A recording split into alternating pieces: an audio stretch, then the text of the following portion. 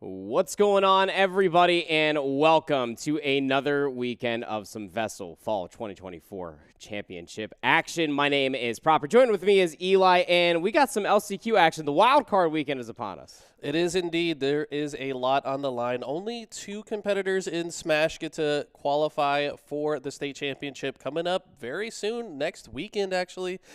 Super excited for that. But, yeah, I can kind of imagine the pressure that a lot of these players are feeling today. There's going to be a lot of pressure throughout the entirety of this Super Saturday wildcard weekend. It's important to mention today over on this stream, Eli and myself, we're going to be bringing you through all the Super Smash Brothers and the Overwatch action. If you go to the VESL Hub for the YouTube channel, you will be able to see that you have both of our streams and the other stream going on simultaneously. So make sure you are watching Rocket League and college football being broadcasted by J-Dog and Chris on the other stream. But without further ado, as Eli had already mentioned, Super Smash Brothers is upon us, and because we've had so many competitors and it is a singles format, we have allocated a lot more space, so we've had a little bit more of a play-in function. That's exactly what we're going to have happening here. We currently have the 16th seed going up against the 17th seed to play in for the actual wildcard tournament.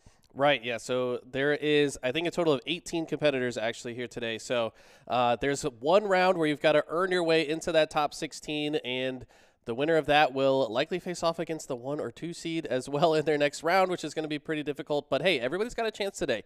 We've seen a lot of upsets throughout, and we can, I think, go ahead and take a look at the bracket to see what potential upsets we might have here. So taking a look here, these are our 2 play-in matches. The one we're watching is going to be that Olympic High School A versus Ardrikel B. On the other side, Piedmont Community Charter and West Mech also fighting their way into this final bracket. But, man, there are some killers waiting throughout the rest of the bracket. Yeah, I'll say. I mean, you already take a look at the top side of the bracket. You got Gaston Early College lurking in the distance. Northside Onsel also has a very good school. And then, of course, the Butler Bulldogs, their A team, very much so would love to be able to get a taste at their championship opportunities. But even down south, a lot more play-in opportunities as you still have some of the top dogs. Again, we only took, the top 2 seeds as far as the conference championships are concerned for Super Smash Brothers Ultimate. So realistically, it's anybody's game, if you will, pun intended, for how the Saturday will pan out. You're exactly right. And interesting to note, this is the first time the conferences have played against each other. Typically, throughout the normal season, they've had to play against the same competitors within their region. Now, all the regions are playing against each other to see who is the best. So it's kind of interesting, right? Who has been scouting the opponents in other regions? Who has been studying and taking a look at the other streams that we've had available? So it's going to be very interesting. We're going to see some matchups we haven't seen at all before. This first match is an inter-CMS matchup, like you said. However, there's going to be a lot of matchups that have never seen each other before. Yeah, I believe we actually have the seasonal leaderboards ready for us as well. So, I mean, as far as CMS is concerned, in between Olympic High School A and Ardrikel B, for conference championship seeds, Ardrikel B were just below Olympic High School. That's why they find themselves here. Olympic High School were the 9th seed, Ardrikel B were the 10th seed, and I think that they played each other before. I might be getting Ardrikel A and B confused. Both of these teams had wonderful turnouts as far as all of the seasonal games are concerned, but whether they face each other or not, whether they've done some scouting, all of it is available to them. So if they kind of skipped over that potential opportunity, that's kind of on them. Yeah, you're exactly right. I mean, they've also had the Buzz videos to study all week as well, or all season, not just all week, which, by the way, I think the last video is coming out this weekend if it didn't come out. So, yeah, all these guys got to be studying. Like we said, state championship is on the horizon. There's a lot of players that have already qualified. Shout out to Crowned, who did make it already through CMS. I'm wearing the Sheik shirt. I got to shout him out. He plays Sheik, by the way. I mean, he wants to be modest, but his Sheik is pretty good. I'm inspired by Crowned, man. He's got the combos on deck. I'm definitely not the level of Sheik that this guy has. And the level of talent in this high school entire season has been incredible. I mean, I've been so impressed by all the players here. Yeah, I mean, you got to shout out Misty Bot as well. Yes, of course. Homeboy was literally at a swim meet and also competed in crazy. His weekly matchup and still won. Whether he was playing Steve or me, Gunner, I don't know. But it worked out wonderfully for him this entire season as we're almost prepared for this first match to get underway. Walk us through the best of 5 format, the way that all the different stages kind of operate, as our first stage will be Pokemon Stadium 2. Yeah, so there is a pick and ban structure. If you guys are familiar with Smash tournaments in general, you should understand how this pick and bans work. But for anybody that is not adept to it. It's essentially 5 starter maps. The higher seed bans 1, the lower seed bans 2, and then the last 2 stages are chosen for the first game. 3 new maps enter the pool for the rest of the games, and I believe it's the lower seed then bans or strikes 2, or no, the winner strikes 2, and then the loser picks from the remaining maps. There you go. There you go. I mean, it was perfect. Like, graceful. Shakespeare couldn't have written. I had to think it through. It's a little bit confusing. It is. It definitely like runs into itself a little bit, but I mean, luckily enough, we do have like match coordinators ready to like work them through all this. I guess like the simplicities and intricacies as far as this best of 5 is concerned. But Pokemon Stadium 2 will be our first stage to get underway, and they always do say the best games are played on Pokemon Stadium 2. I definitely enjoy myself this stage as well. It is very good. It's like a very like feel themselves out kind of type beat as far as the stage is concerned. That's why a lot of people like Small Battlefield as well, but Pokemon Stadium 2, I guess a little bit more gracious when it comes down to the blast zones. Yeah, it kind of feels like it's a more level playing field across all matchups. You know, it's not particularly one-sided for certain characters, so it's a pretty neutral stage, and that's why it's one of the most commonly picked starters. We've seen like in competitive maps where that's the only map they play the whole series. So we'll have to see. I do expect these players to be a little bit more serious when it comes to the pick and bans. There's a lot on the line today. They want to be one of those 2 players advancing. As we have our first match kicking off, looks like it's going to be a Palutena versus Rob. Now, I've watched this Palutena a few times, got to record some of his matches throughout the season, and he's pretty talented, and I don't know much about this Rob player, though. Perhaps they have something to show us. I mean, you might not need to know enough about Rob, period. The character's just really good, flat out. It has a lot of good options, a lot of good super armor technique on a lot of those options, but D already expressing a lot of those good aerial and neutral capabilities with the Palutena. 69% to the 0 already for D off the gate. Yeah, I mean, this is as strong of an opening as you could ask for, as Nick actually falls to their death, and it's a 0 to death. Technically, I think he maybe could have recovered from that, but perhaps the up B not going to activate in time for Rob to come back from the depths. And Rob was one of the best coveries in the game, so it's sometimes surprising to see, but at the same time, you push a button at the wrong time off the stage, and it could spell the end of your stock. Nikias, I mean, like, trying to find a little bit of a clapback, but there's not really a whole lot available. He's just kind of moving a little bit cleaner at this moment in time, and that's tough to say because, I mean, Rob has so many options to kind of bait you into a lot of good options for yourself, but Explosive Flame will just kill right off the top. My word. D came to play today. This is a crazy game 1, and I tell you what, Palutena might be one of the better matchups against Rob. So many long-lasting multi-hit aerials, the neutral air, the up air, and Rob's a big body. So, you know, when you run into a character with as large a hitbox as Rob, I think Palutena is going to have a great time comboing this character. Yeah, a lot of good spacing options too. The Explosive Flame. Also got the neutral B option, just if you're able to, I guess, like pre-fire a lot of these late firing projectiles that Palutena does have to offer. There's the top just to kind of get a little backstab opportunity, but still a whole 2-stock lead is D. Looking for the up air combination. It is dang true. It's a 3-stock for D. So impressive. I mean, I was about to say, you know, this looks like a runaway victory, but Rob can come online at any moment. The thing is, if you're Palutena in this matchup, though, you want to end the game as quickly as possible to not allow those Rob combos to come out. He can kill very early off the side with side B. There's a lot of the back air, one of the strongest in the game, definitely hard to land. But D just doing a phenomenal job, not even allowing any of that stuff to come online. If you're the Rob player here, I wonder if he changes characters. Or if he tries to stick to it. You know, it's a bit of a warm-up game, so maybe he just needs to wake up a little bit. Yeah, I want to go back to a point that you were bringing up, like during that whole second stock escapade that we just witnessed in between these two guys, is that with the multi-hits that Palutena does have at their disposal, we were talking about how, like, Rob can come online at any point in time, has the super armor option. The one thing that does stop that is a multi-hit combination. The Nair, such an effective move, and the spacing involved as well kind of keeps Rob out of that get-off-of-me zone that Palutena can exist in as well. So, I mean, like, D, as we were talking about, came to play. A 3-stock is definitely a statement to say, considering, technically speaking, 17 to 16 seed, not the biggest upset in the world, but both of these guys did go 9-3 through the regular season, so I think it's a statement nonetheless.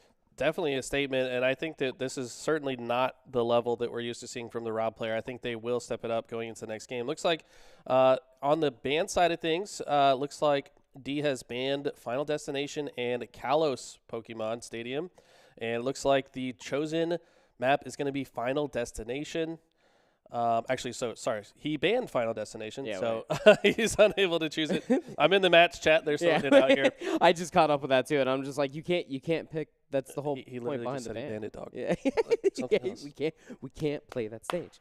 But I mean, it's a smart pick out of D. Get rid of Kalos. Kalos is literally the gargantuan stage. It's the biggest stage out of all of them as far as Blast Zone is concerned, and Rob's quite good at all of that. So.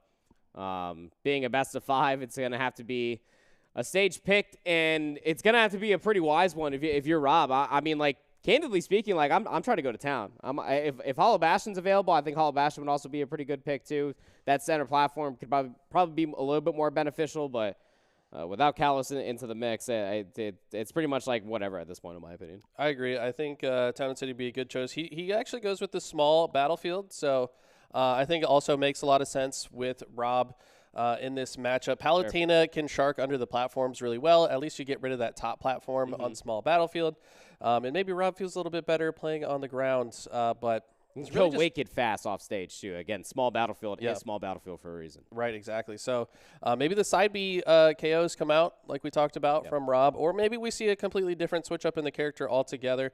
Like I said, not super familiar with this player, so not sure if he has any other champions in his back pocket. Yeah, but I honestly can't remember the last time that I have, if at all, through the CMS season. We had, like, I don't know, well over like 60 competitors at one point through the beginning of the season. We got that all the way down to like 30 at one point as well. Like, there's so many players. So many players. And we cannot thank you guys enough for showing up and showing out.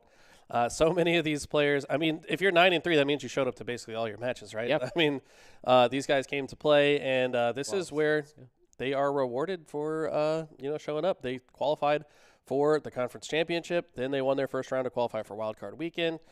And now they have their last chance. So here it is. Right now, it is sorry, which school is up right now winning game 1? Ardrical. Okay, so Ardrical. Oh, no, Olympic High School, sorry. Olympic is up 1-0. And we're still figuring out the arena here, so bear with us as we get into it. But a lot of other really talented players. My prediction was that a player from this region, CMS, would be the winner of Wildcard Weekend. It's just such a strong region in general for Super Smash Brothers. And we see a huge switch up. I love this choice. We've got the Ganondorf coming online. And I tell you what, I mean, this is another easy character to combo, and this is exactly kind of what I expected early, but maybe this Ganondorf is going to start cooking. Ganondorf forces a lot of issues, has so many options, can kill wicked fast. I mean, it's an aggressive choice. Can it pan out? Because the last heavy character that you had at your disposal was not at the case, but a forward smash, what was that, 46% at contact? That'll definitely do. That's got to be one of the most satisfying KO moves in the game. Forward smash comes out slow, but it has a massive hitbox, and you hit it at just the right time against the right character. It's going to KO very early. And we're starting to see why he maybe picked this character. Had a obviously difficult time KOing. Didn't get a single KO in the first game using Rob. Now, less than a minute into this game, and he's already got the first stop. 128%.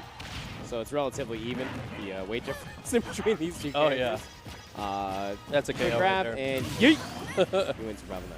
Yeah, back throw going to KO at very high percent, especially at the edge on small battlefield. Now, back to a pretty even situation, although one of these characters has to land significantly less hits than the other to find the stock. Ganondorf going to look for the stomp, but cannot connect. And, yeah, if you're Palutena, you want to get off the side here. Yeah, I would say that much for sure. I haven't seen a whole lot of side B opportunities coming through from Nick thus far, and I will say that's probably one of your greater options. Try to go for some of these tech chases. You can kill pretty often. Explosive Flame taking the jump away originally, but still gets back to the stage. Okay, D lands the back air, though, putting Ganondorf off stage. One of the worst recoveries in the game, but still able to make it back impressively. It looks like directional air dodge is going to start the recovery. I think he was going to be dead regardless, but hey, why not get the spike to just add a little bit of insult to injury. Now early percent combos coming out. Oh, it's just so painful. It's a heavy character. Good parry though, resets the neutral. I mean, if you're Nick, you would love to take the stock pretty early, but D's not even giving the opportunity. You got to try to land first. Okay, dash attack. Up air does not connect. Air dodge falling through. Palutena with a great air dodge. Actually goes intangible for a little bit longer than other characters. Coming in handy so far. Now Ganon off-stage situation. Explosive Flame will connect. Neutral air might just end it. This Ganon is without a jump, and that is going to be it. Olympic taking a 2-0 lead. Yeah, he kind of emphatically, ever since losing that first stock, got caught with one Durya and said, hold on one second. I'm the faster character. Let me set the pace. And that is always going to be the little differential, right? I mean, for layman's terms, Ganondorf, one of the heavier characters, Palutena, relatively around the medium base as far as weight is concerned, so can maneuver around Ganondorf a little bit cleaner. And again, those options come out a little bit sooner. So good options coming through from D just to be able to dictate the pace of that match. Continuation of that will result in just a 2-stock this time. So losing ground, but gaining on it if you are Audrikel. Yeah, I mean, Audrikel in a position now where they just, I don't know, like what, you got to stick to your best character most of the time, but right now the Palutena just feels a little bit too difficult to overcome unless there is another champion in their back pocket. It doesn't feel like this Palutena is going to allow a rushdown character to do much against him. Like, I don't know, they have such good defense. If he's getting attacked, he's very often just throwing out hitboxes to stop the attack from coming through. Can't really play a slow character like Ganondorf because you can't find a way to get in. Can't really play a fast. I don't know. I mean, D's just showing that he's a very strong player. I think the Ganondorf was fine. Yeah. It was just the wind-up and reaction times needs to be a little bit faster. I think that goes without saying. But I think, again, there were other options that weren't being thrown at times to stop the rushdown from happening. Again, Ganondorf can be just fine with being a totem and just waiting for the options to come to you. And until you start camping the ledge and start throwing out explosive flames and other times, then you have to cut that distance. But you can be patient with that, essentially. You do just have to put up your giant shield and just put up a massive wall of defense when you are playing that matchup for more specific reasons. But we do have our third stage being picked, Final Destination, so all platforms taken out of consideration. That's exactly right. So looks like the picks and bans coming out again, and looks like Final and Kalos are banned. Wait. Yeah, so they were banning the same maps. I got ahead of myself. I started reading before I started interpreting, and that's just not supposed to do that. No, that's not a good recipe for success. In a lot of areas So of I've life, heard. you gotta look before you leap, as a great philosopher once said. However, it looks like Nikias is still considering his options now that he understands which maps have been banned. But, I mean, it feels like the walls are closing in on you in this point. It's like, man, I can't go to Final Destination. That's what I want to go for.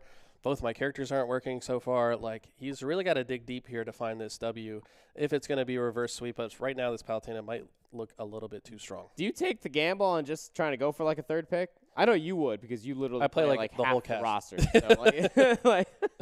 So, Yeah, I mean, it looks like the Ganon's going to stick. I like this. And G, actually, bringing out the Peach. So, I mean, I guess. Another lady going to join the battlefield here. Small battlefield again. And let's see. This feels like an easier matchup for Ganon, I think, than the Palutena. But I haven't seen D's Peach just yet. No.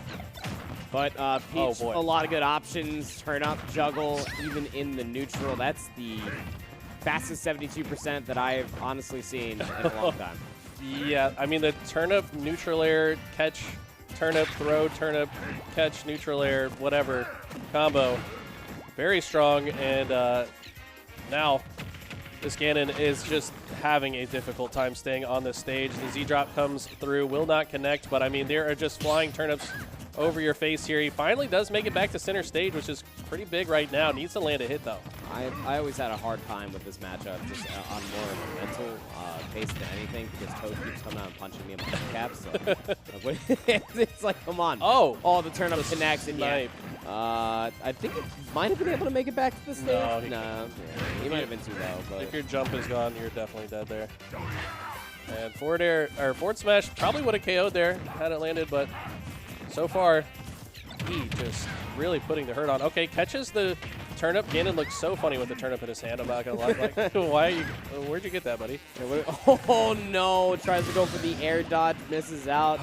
And the one thing that you'll hear us talk about continuously is a question we started asking ourselves a lot yesterday. How did these two end up fighting each other? Like, how did that up smash just happen? And why is Ganondorf fighting Princess Peach? Yeah, it's like maybe Ganon couldn't find Zelda, so he's just picking the next best princess option. Picking off the Mario Brothers. Tired of this. Like, all right, I couldn't defeat Link. Maybe I'll mess with Mario's girl. I don't know. But these plumbers, though. It's so fun to think about. In Smash, how these two started fighting. The back air, though. Oh, Mr. Saturn. Oh. Okay, doesn't do that much knockback. I think it does a lot of damage, though. I think it's the shield damage more than anything with the Mr. Saturn. It'll break immediately on contact, but 117, 60% on the second, trying to hold for the wizard kick, and just a golf club to the booty cheeks. I mean, that's not what you want to see. I know it's what you like to see, though, with the because it's a golf club.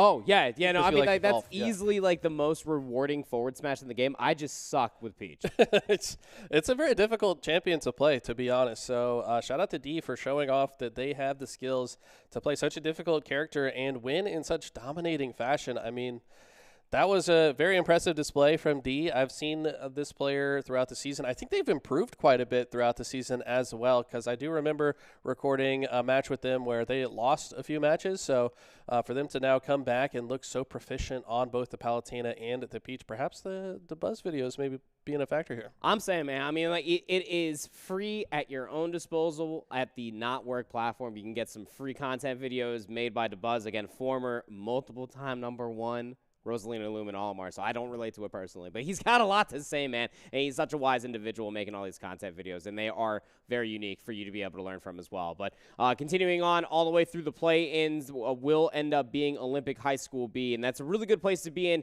Again, considering the odds that you have just playing your way through so many competitors as far as this Saturday is concerned for a single chance to try to make your way in towards states where Crown is just in there eyeballing that trophy system. I'm not gonna keep. I'm gonna keep talking about him, honestly. The guy's nuts, but you're gonna have a little bit of taste about that for your next matchup. So D's gonna need all these back tricks and more as he will move on to play Butler High School. We do end up having our next matchup as for Gaston Early College versus Lee County High School B. But we're gonna throw things to a very short break. Get these players inside the arena. Make sure we got the first stage all set up. All the kid and caboodles ready for you, and we will be back on the other side of this break with that matchup. You do not want to go anywhere. We will be back with more wildcard action.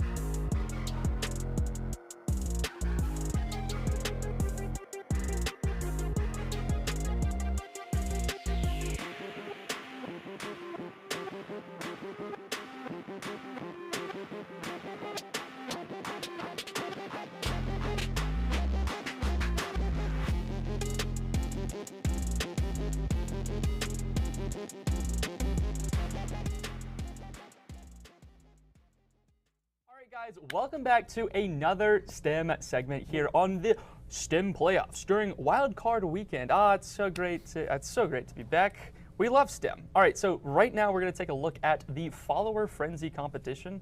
That is the competition where everybody posted content on their preferred platforms of choice on whatever social platform, and they tried to gain the most amount of followers. In fact, they are still currently trying to gain the most amount of followers. What we're going to do today is we're going to review all of the content that they posted on their socials and see what they were putting out there in order to get some followers. But real quick, we're going to talk about what's going to happen at states for Follower Frenzy. So all of these students who are posting content, we're going to take in two different metrics into consideration when we judge who wins at states for Follower Frenzy. That is going to be a combination of their follower growth percentage and the quality of the content that they posted on their social platforms.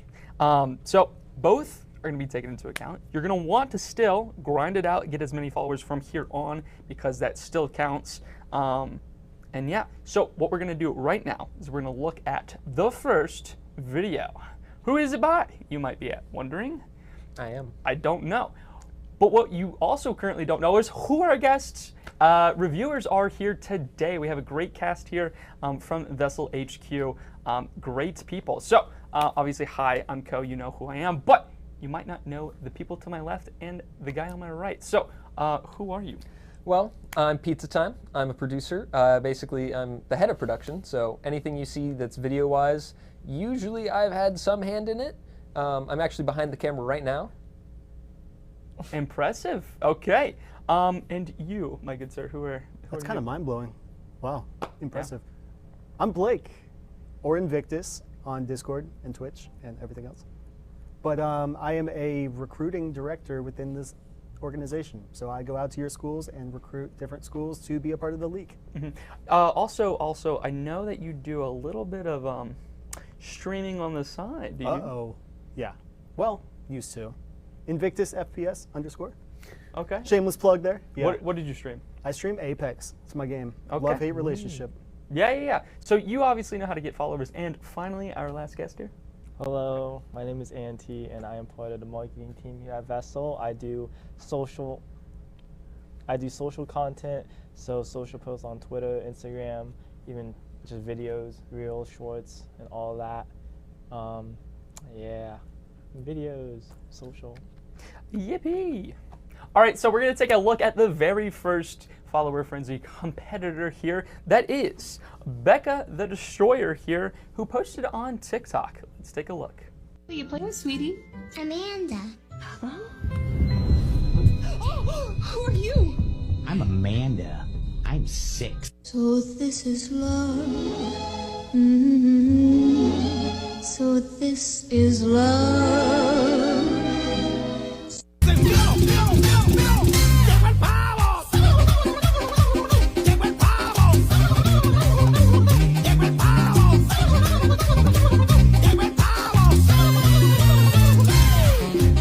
All right, so we just saw some epic videos here from Becca the Destroyer, all about dogs and cats. Honestly, I think that's a big brain play here is, video games,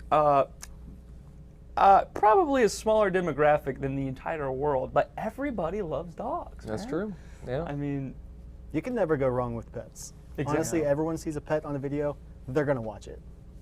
More than likely follow. I've been watching some cats. oh yeah, and for dogs. sure. Oh yeah. It's like human nature, so you're really prying on, a great market, and you just can't stop, Once you get them hooked, people are like, oh, I love dogs. And also, animals, I feel like you can watch them, act stupid, act cool, funny, cute. It's like a variety. Yeah, it's an infinite resource basically. You get any sort of content you can make out of any animal. You could basically be like, you could get the silliest picture of your dog and that's going to go viral. Or you could get the cutest picture of your dog and that's going to go viral. You have so many options with pets, and it's just a great resource. Agreed. Are we going to touch on the brain rot video? Yes. Very interested in that one. I'm trying to figure out where that one was going. But I'm not sure what my brain thinks of that one yet, but It's rotting. Happy Thanksgiving. It was funny. Happy Thanksgiving. Yeah. Oh, I didn't even think about it being related to That Thanksgiving. you what? know, it did have a big turkey in Yeah, it, and you- yet I also did not. My brain did not. See, it's not just me. Okay. No, but that's great. Making timely posts, capitalizing on the holidays. Dang, I can respect okay. it. Yeah. That's the point right there. Following the trends. This is probably why they are one of the top performing students in this pathway. Ooh. Very good job, Becca the Destroyer. Okay, now we're going to look at Director over there from Olympic. They made an Instagram account. Let's see how that is doing.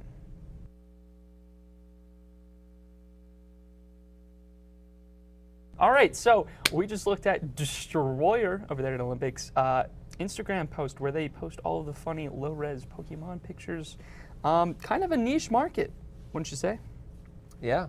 I mean, one thing with niche markets is it is tough to build a following. You know, you'll look at gimmick accounts and you'll see like they'll post the same picture. There's ones where it's like posting the same picture daily. And I see those all over. And like it's one of the ones where it's a time investment if you actually want something out of it. Doesn't mean you're not going to get something out of it, but it means you need to put in the work and put in the time and put in the effort. You could do scheduled posts, so you post 3 weeks in advance. You could do, you know, you could have it as like a morning regiment where you wake up, you post a thing, and then you're set. But it does take time and it does take effort to actually get a following. But doesn't mean you won't. It just is a lot harder to build. Yeah, it's not to say that the quality of the content is bad, because it's not. It's in fact quite enjoyable. It's just, you know, the number of people out there who are going to consume this content. Well, it's also it's hard to reach because you can't just find it. You can't stumble across it. So maybe like even if you do like short reels maybe and like do like like put like a meme or like a text into a reel. I don't know. Just or hashtags, share it. I don't know. Is this Very hard. a channel that you would follow? Personally, if I stumble across it, potentially, yeah, because I think it's cute. Okay, yeah. 'Cause Okay. I like yeah. Pokemon. So it's just the discoverability. Yeah, that's I the feel like it's problem. hard to discover. You can't. Where am I going to stumble across it? I don't know. Yeah, and it is tough to build purely based on images. I know that the algorithms and stuff like that really like Reels and YouTube Shorts and stuff like that on whatever platform you're using.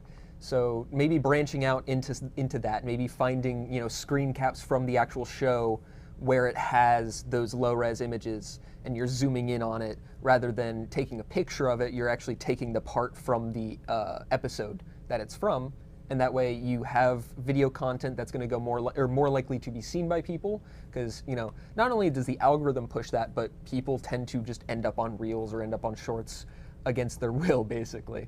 But it is just a better place to start, or a better place to reach out and try and branch towards. Okay, tree. Also, just like just like I mentioned in the last person that we were looking at their content, give credit to the topic itself. You know, like we talked about pets and how everybody's going to look at a pet video, right? So this, like, who doesn't love Pokemon? Even if you're a casual Pokemon fan, honestly, like myself, I didn't grow up on very much Pokemon, but now I love it. I see a Pokemon post, I'm going to look into it, like, oh, let's see what they got. More specifically, my fiance will follow every single low-res Pokemon page, so I may have to forward this page to her because anything Pokemon she's going to follow. There so you go. just credit to the decision on what kind of content to post there. Yeah. Yeah. You just gained a new follower, Director over there at Olympic. All right, so we're going to take a look at the next one, which is Josh, a.k.a. Riots, here with their TikTok account. Let's take a look.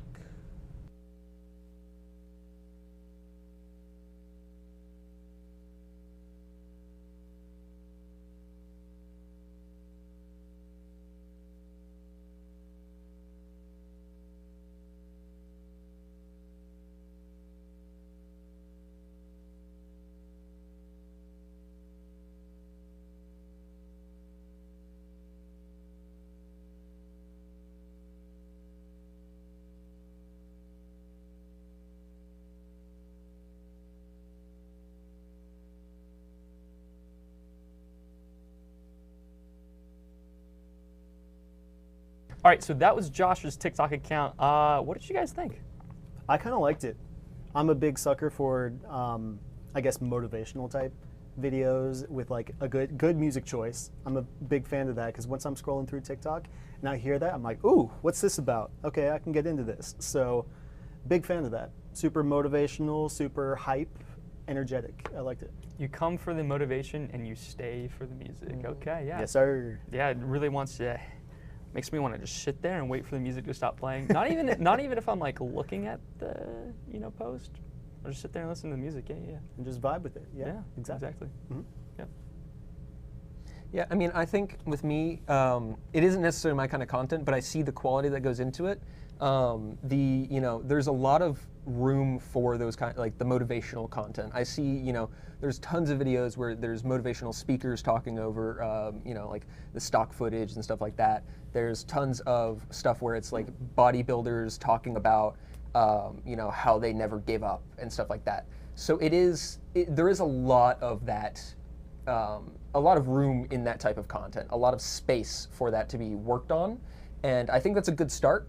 But I just would like to see a little bit more. It's the first video was just kind of like, hey, here's some motivation, but it was just that.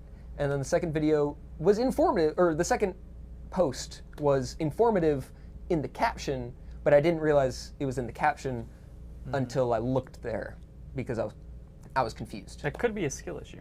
I know. Uh-oh. But some posts don't even put it in the caption. That's true, and Some that posts does frustrate makes me. you think, and then go to the comments and stuff. That could be like a different way to like engage the That's true. the comments. Be like, what is the 40% rule? Right. And then someone doesn't explain it at all. So. And if you comment on a post, are you then more likely to follow the page because you Like it have boosts previous the- interactions? Well, you see it more maybe. Yeah. It So does, like, yeah. what salesmen will do is like they'll throw before they ever start selling you this stuff, they'll toss you up a bunch of questions where super basic, super easy, but you'll start saying yes so that you get comfortable with saying the word yes to them, so that you're more likely to say yes to them when they ask about a sale later on. So that could be actually a big brain tactic. Is like you're like, what's the 20% rule? I have to go to the description to find out. You go to the description. If that's an interaction, maybe you are more likely to follow after that. So maybe that's just a big brain strategy that they're employing here, and we didn't know about it until now. Well, Auntie knew.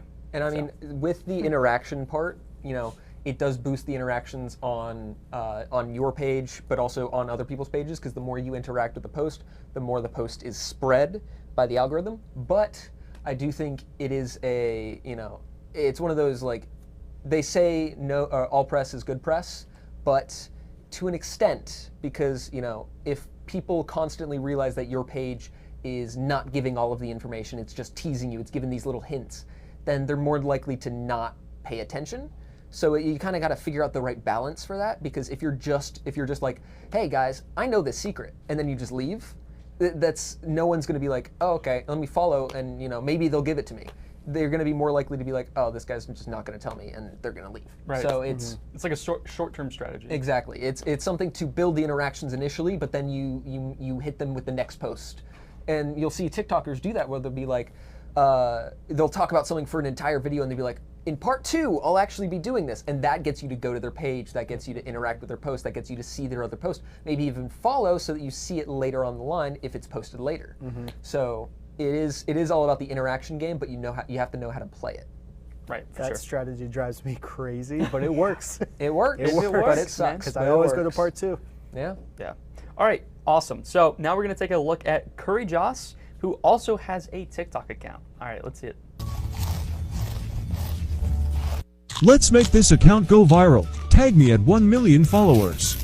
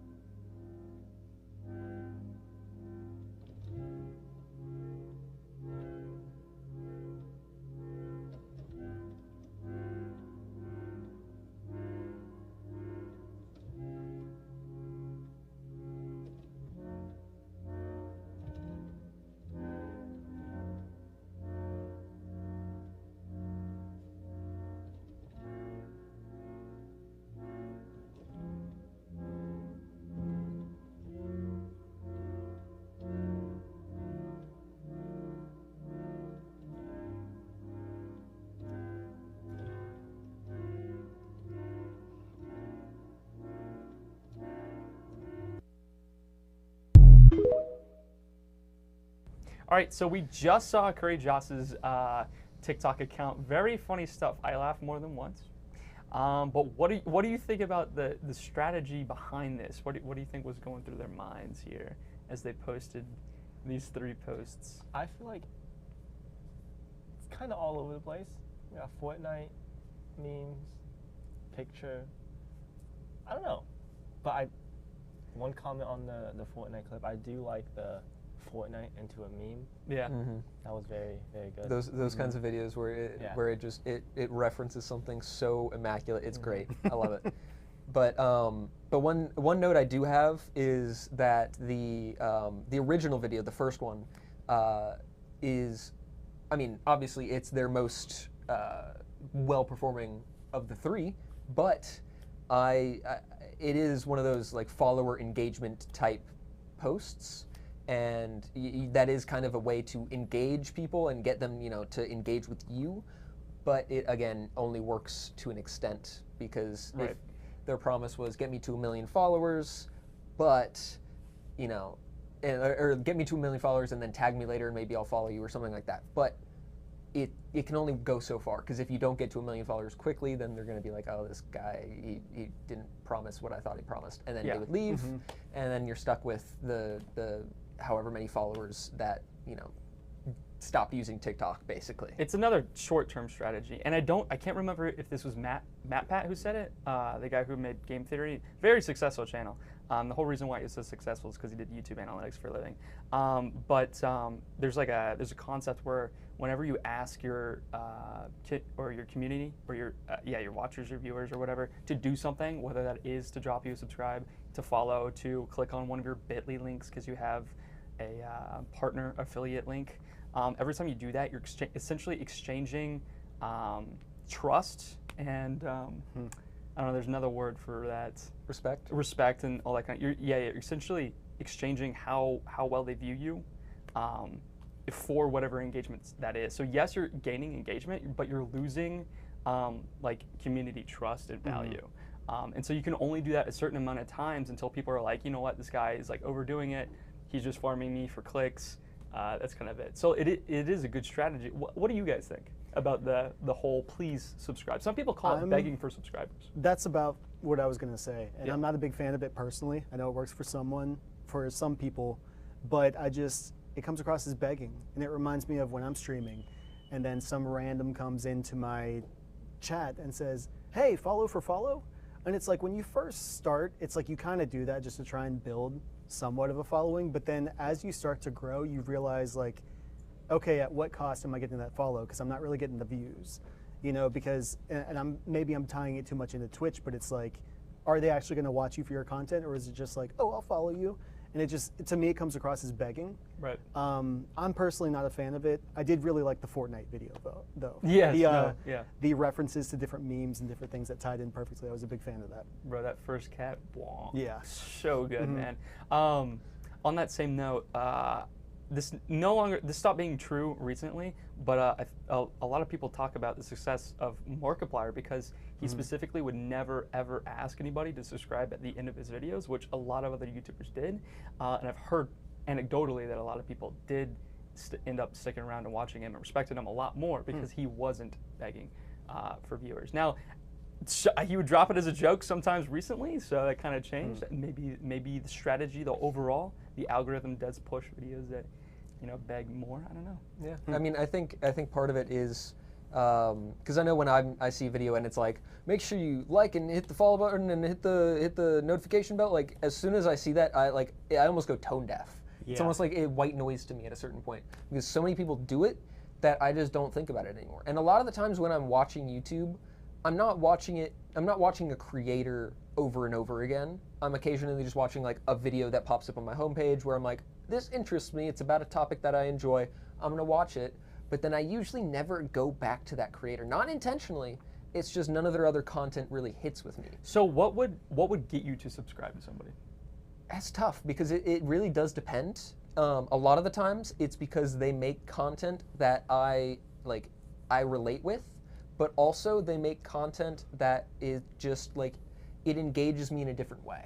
It doesn't necessarily have to make me like I'm not sitting there watching an 8-hour video essay on the history of like incandescent lights or something like that. Like I'm not sitting there watching a whole YouTube essay, but it is something where I'm able to stay engaged for a long enough period of time where I don't feel like I'm watching a short form video, because I hate the like the almost like the feeling of brain rot. I hate that feeling.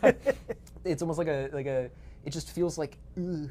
Right. So videos that make me feel like I'm actually engaged is what makes me subscribe. Okay. Yeah. All right. So next we're gonna take a look at Butterdog's YouTube channel. All right. Let's see it. When someone says it's just a cat, but that cat is your entire world.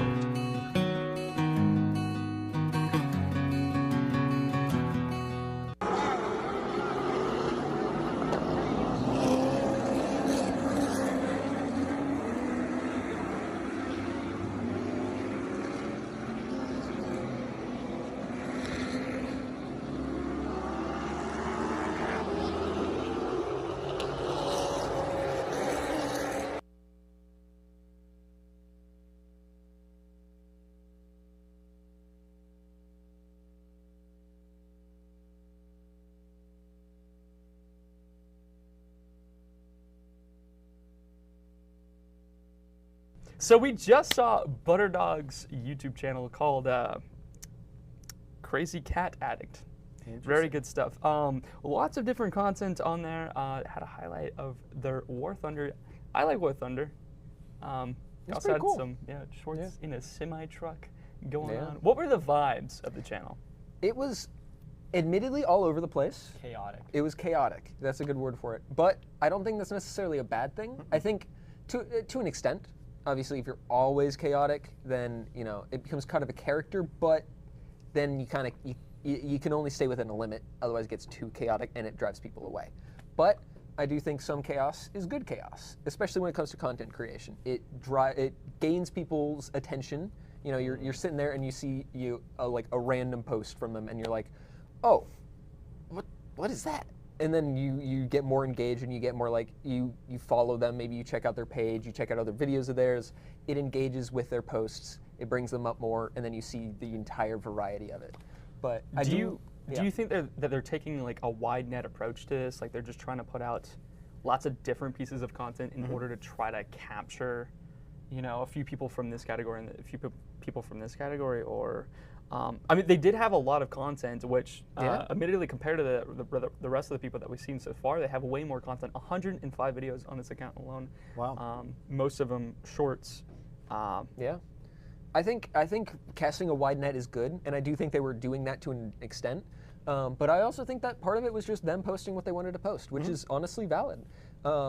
Admittedly, when it comes to content creation and building a following, it's not necessarily the best strategy to just post what you want to post, but it doesn't mean you shouldn't do that, because content creation shouldn't just be, I mean, obviously the challenge is follower frenzy, so keep that in mind, but if you want to become a content creator, making what you want to make is the most important thing.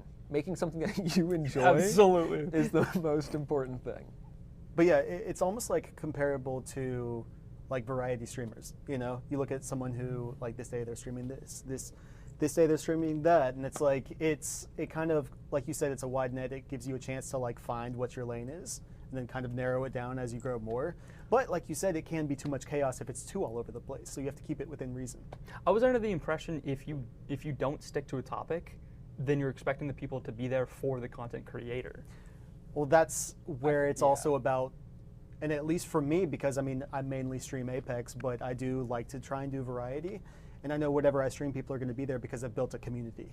It's not about what I'm playing, it's around me. Right. And that's not to sound conceited, but it's like, you build like for more lack of a better term, like a family. People want to be there for you, as opposed to just whatever content you're doing. Like, oh, I'm not going to watch this because it's about that game.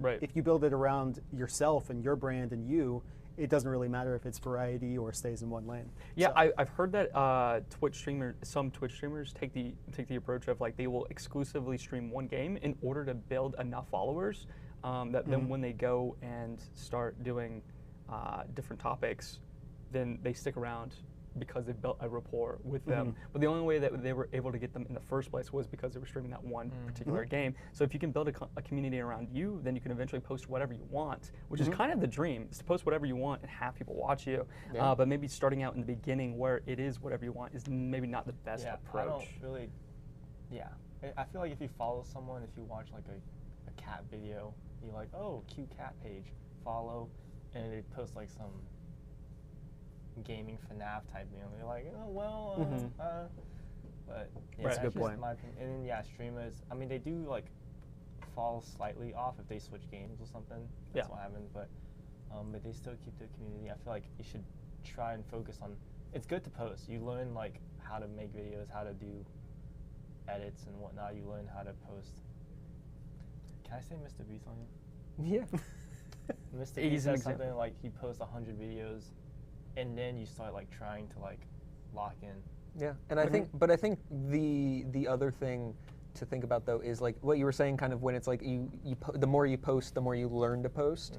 The more you post, the more of a net you spread to find your niche, because you might not know what your niche is. You might not like. It's same with like a career. Like you might not know what career you want, but the more you expand and check out your branches, the more likely you are to find what you like. So the more you post, and just the more widespread you post, the more you realize, oh, I like posting about War Thunder, or I like posting about SpongeBob memes, or I like posting about whatever. So the more you do that, the more you're likely to find your niche, which then helps you build an audience around that niche, which then you can kind of almost like go back out and start posting whatever you like. That's very well put. Yeah, I think that explains it well. Smart, man. Okay, so now we're going to take a look at NCVA Saturn's YouTube channel. Let's see it.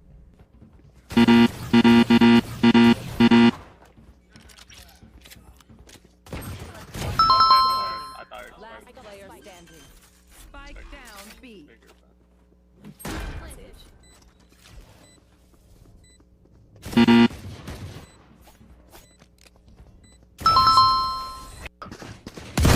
Spike down. Well, that door's not closed. You were a mistake.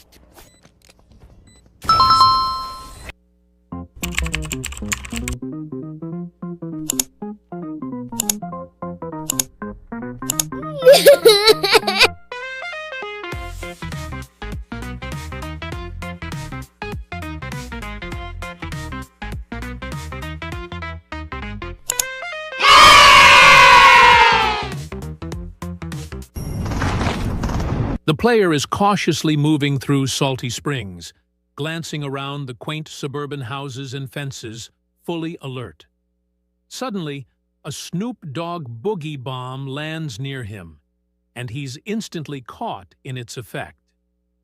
Drop It Like It's Hot plays, forcing him into a smooth, involuntary dance, complete with classic Snoop Dogg moves. Not even Salty Springs can keep you safe from that beat.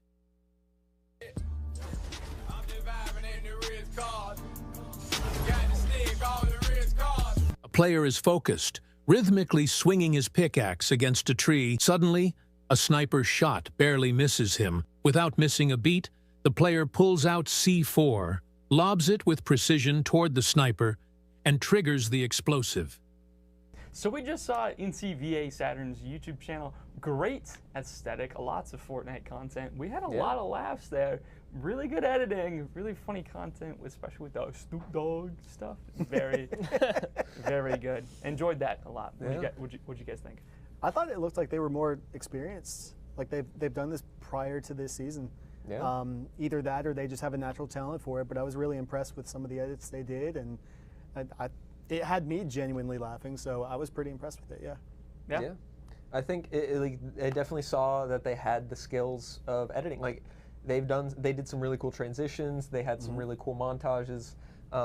It was done very well. I do think they have a very good eye for editing. And I saw that they were also in the game dev competition, which, you'll see that in another video if you haven't already.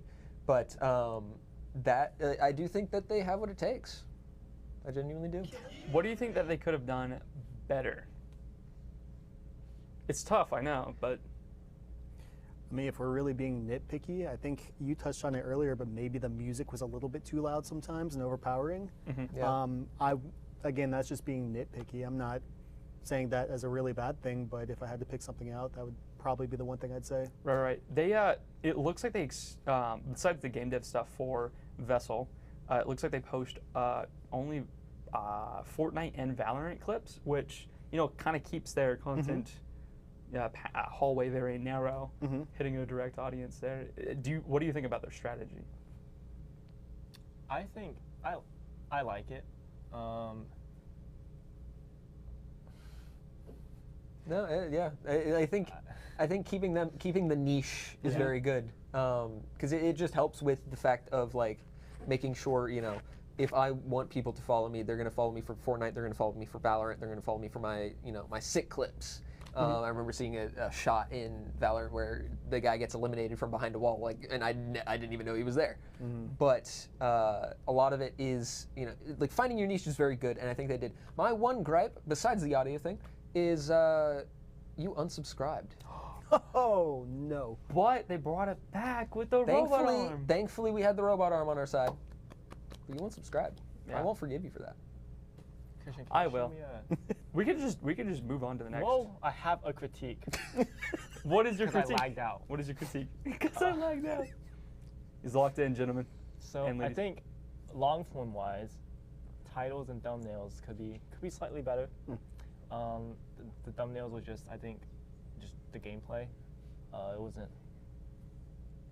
I don't like saying it, but like vibrant enough, not like emphasizing something. I don't feel like clicking it. It's just like, I mean, some channels do gameplay stuff, but I don't know. I personally don't like just straight gameplay stuff. And the titles, I think it was just like default, like just sound. Right. I do think the weakest point about their channel is the thumbnails, and that is a shame because like I feel like the content deserves to be clicked on more, and I thoroughly enjoy the content. Although yeah, you're right. Like I personally would have never clicked on this based off of the thumbnail because I'm like, oh, if the thumbnail's this bad, then obviously the video is this bad. I know I'm explaining what a thumbnail does to you right now, but no, it's simple, but it's even the shorts thumbnails. Yeah, you're right. You're right. Yeah. I don't know. No, that is a valid point. I think it's SEO, and that's something that you should just keep in mind. Obviously, your content is great, but that is the piece that it needs is fixing your thumbnails and then getting some good worded titles in there, some hooks, some stuff that gets you engaged and more likely to click on that video. Absolutely. So maybe get like Photoshop or something. Yeah, Photoshop. Talk to Jason, aka Gemini here. I'm sure he can help you dissect diabolical thumbnails for your channel. All right, so last but probably maybe not least is the Kachow Kid. We're gonna take a look at their YouTube channel here. All right, let's see it. Well, what's up, guys? Welcome back to another episode of Esports. Today, I thought I'd do something a little different because, if you look at my solo statistics, they're pretty bad. Only 2 wins in 17 games, which is the lowest percentage out of all of these statistics. And so, the only way to get better at something is to just play it over and over and over again.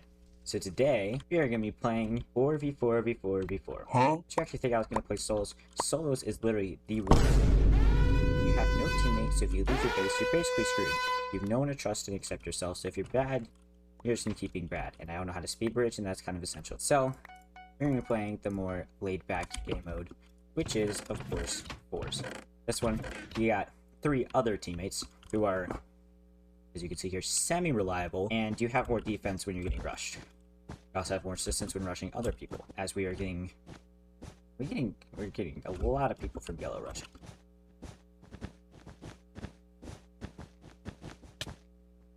Ow.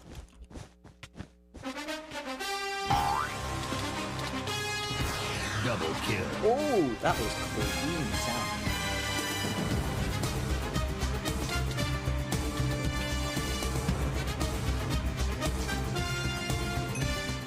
Yellow team getting bodied right now.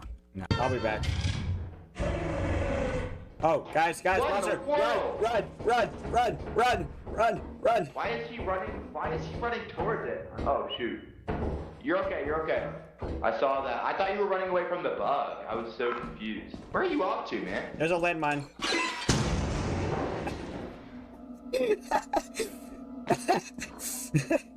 Oh, that was amazing.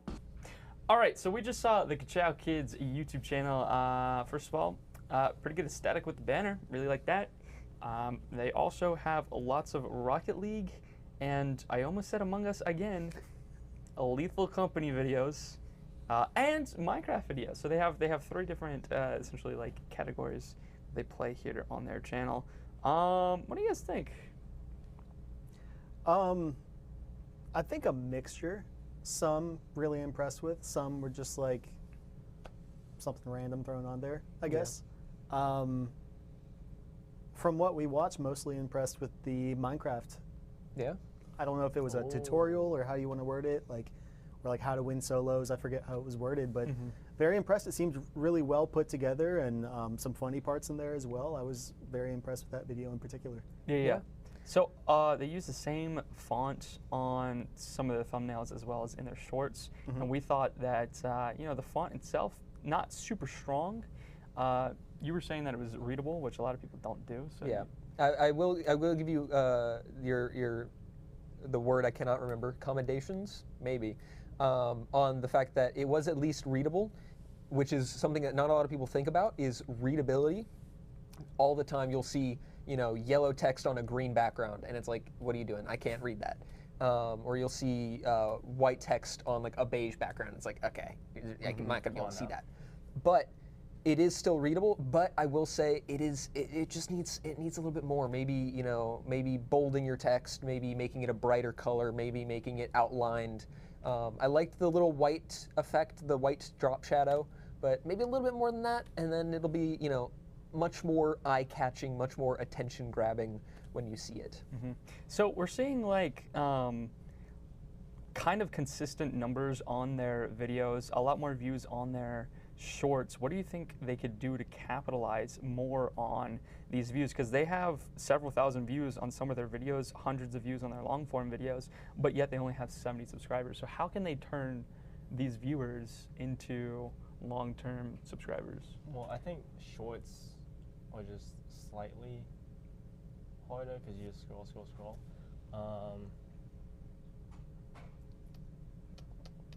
But I feel like I didn't really. There was that Lethal Company one that they used to do a lot of meme edits with like shakes and whatnot, but I feel like they could have added a little bit more to that one we saw. Right. Maybe like there's a monster, you can shake. Yeah. Just putting a little extra effort in, and then maybe. I know we just talked about this. Maybe adding like at the end a little subscribe button. I think that realistically does work. Just a call to action. I think statistically it brings it up slightly. I could be wrong. Yeah. Okay. I think on a similar vein, something that I know a lot of YouTubers do, but I think more people should capitalize on, is making a long form video and then cutting clips of that into short form video to then post on YouTube Shorts so that people can see that. That's what engages them. And then you leave it with a cliffhanger, you leave it with a bit of a hook, and that way people are like, oh, I'm gonna check out the rest of this video to see it, and then that gets them on the long form videos. And then long form videos, like Auntie was saying, short form videos you just kind of scroll by, you don't really think about the creator. But long form videos is what actually gets you engaged with the creator, what makes you think about watching them more, what makes you think about subscribing to them. So making content like, I liked the Lethal Company. Lethal Company is always a fun video to watch. So getting Lethal Company, maybe making that into a 15-minute video, and then taking some highlights of that, putting in reels, but then leaving maybe a cliffhanger like, did that guy make it? Don't know until you watch the video. So stuff like that, like you said, adding a subscribe, a hook, that all that sort of stuff. In the shorts. Yes. Okay. Instead of just like. Yeah. Short form videos are always going to get better views than long form videos just because of how the system works and how people work. But if you want people to stay, get them on your long form videos. A connection. Exactly. Cool.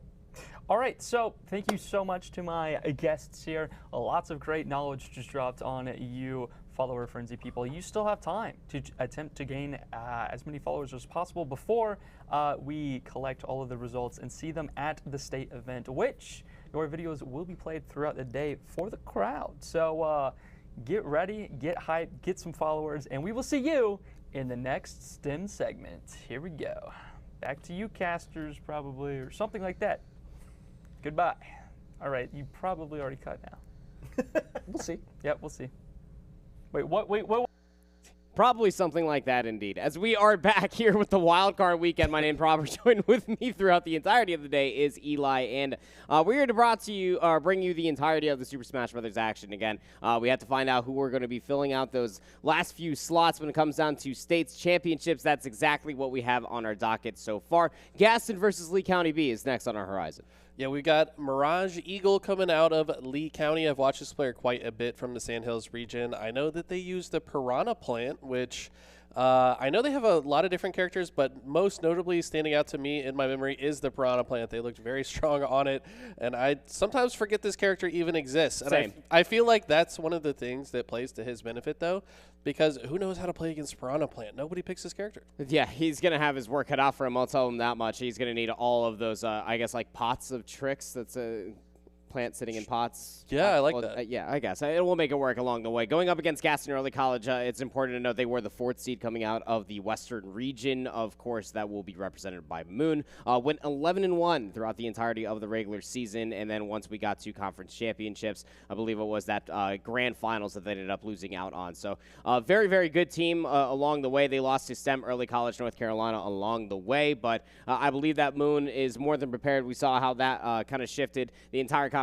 for the Olympic versus Audrey Kell play-in match as the bracket continues underway. It is important to mention single elimination. So, like, you don't have a lot of room for error. You do have your counter picks available to you as far as wildcard weekend is concerned, but you essentially have to come out of the gate swinging. Yeah, I mean, you had to be prepared for today because, like you said, it's kind of one shot, one opportunity. And if you lose, you're out. You got to start thinking about next season or the next time Smash is offered in VESL. So, right now, I'm excited to see how these players face off. Who got on early? Who warmed up? Who got their coffee? Who got their breakfast? You know, somebody's going to come out on top here. Looks like we got the players in the lobby, but they're still going through the picks and bans here. So going through the stage strike selection, it looks like the stage will be small battlefield as we are underway. And we got Lucina versus Mega Man. Okay, so not the Piranha plant that I expected personally, but the Mega Man's quite nice as well. Mega Man is very difficult to pull off, but if you can somehow keep the spacing at your disposal, then it's a very fun character to play, and that's a very long range to be playing against Lucina, which, as far as Fire Emblem characters are concerned, all consistency across the blade, no tibbers, no real sweet spots, but a very fun character and floaty at that. Very interesting that the Mega Man starts off with about 4 dash attacks. It is a good dash attack and can open up some situations for you. It looks like the Blast Bomb going to be utilized there. Does no damage, though, as it's shielded, and it gets sent a little bit too far off stage. So Moon showing why they're one of the top seeds today. Yep. I'm going to showcase that again. Lucina is a very rewarding character. You have a lot of good spacing at your disposal. And a lot of free options to be able to get the kill early, especially on small battlefield towards the end of the ledge. Forward smash can kill rather quickly as the down tilt will set up an offstage situation. No jump at Mirage Eagle's disposal. A 2-stock lead now for Moon. Wow, Moon really putting on a clinic. I feel like Lucina, one of those characters that's just so fundamentally sound. If you are the better player, you can kind of use your fundamentals to your advantage with a character like Lucina.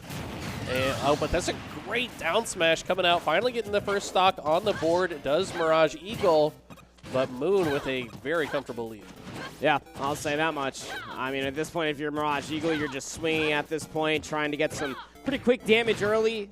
Sticky Bomb, a very good option for that, but the up smash misses just low. Moon getting some tactical squats in their favor, but back to the center of the stage is Mirage Eagle.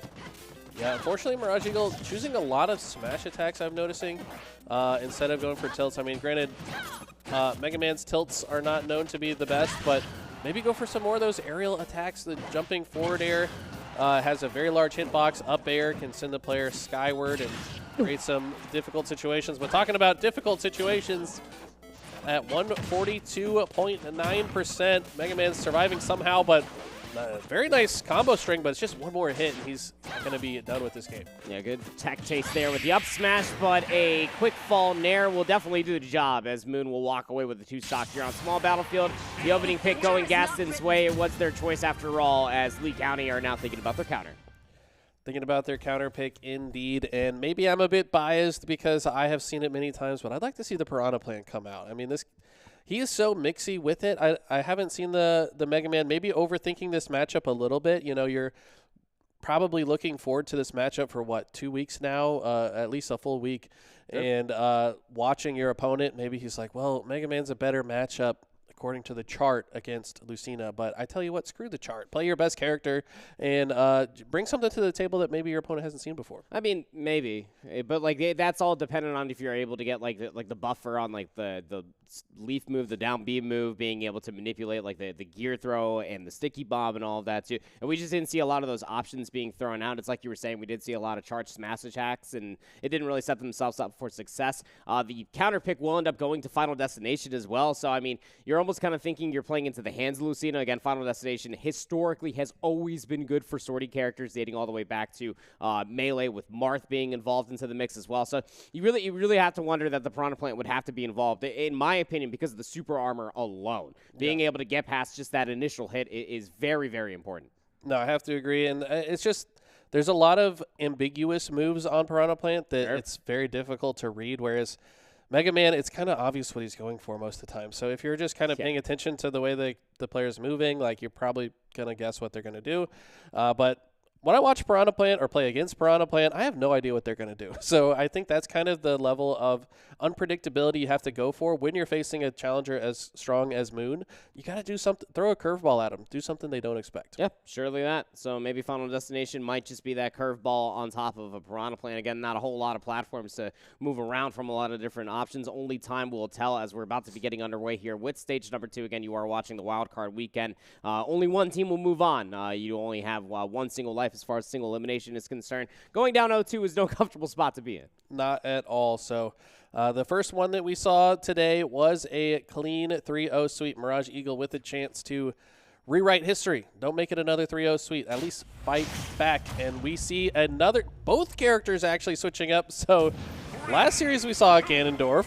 This time we're seeing another Ganondorf and Mirage Eagle on the nest. So this is another character that I saw from Mirage Eagle that is pretty strong.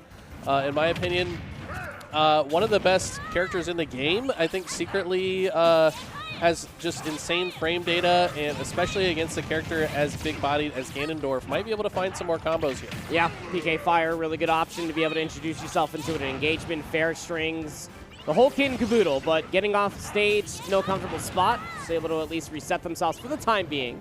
But the problem with Ness is literally its weight. And Ness, very light character, does get back to the stage at the very least, but in that last hit territory. Last hit territory, back air, back throw, one of the best in the game. However, getting kicked in the face will end the stock. I mean, how did these two get into a fight? I mean, Galen's picking fights with princesses and literally children. Like, come on, man. Ganon just rolls up on Newport City, and this poor boy rolls up with this baseball bat and a yo-yo that finally takes that first stock up from Moon. And Mirage Eagle starting to cook a little bit now. Down throw, good DI, but this forward smash will get good damage. Good spacing, doesn't want to challenge Ganon off stage, don't blame him. Baseball bat gonna break the kneecap of Ganondorf momentarily, but still alive.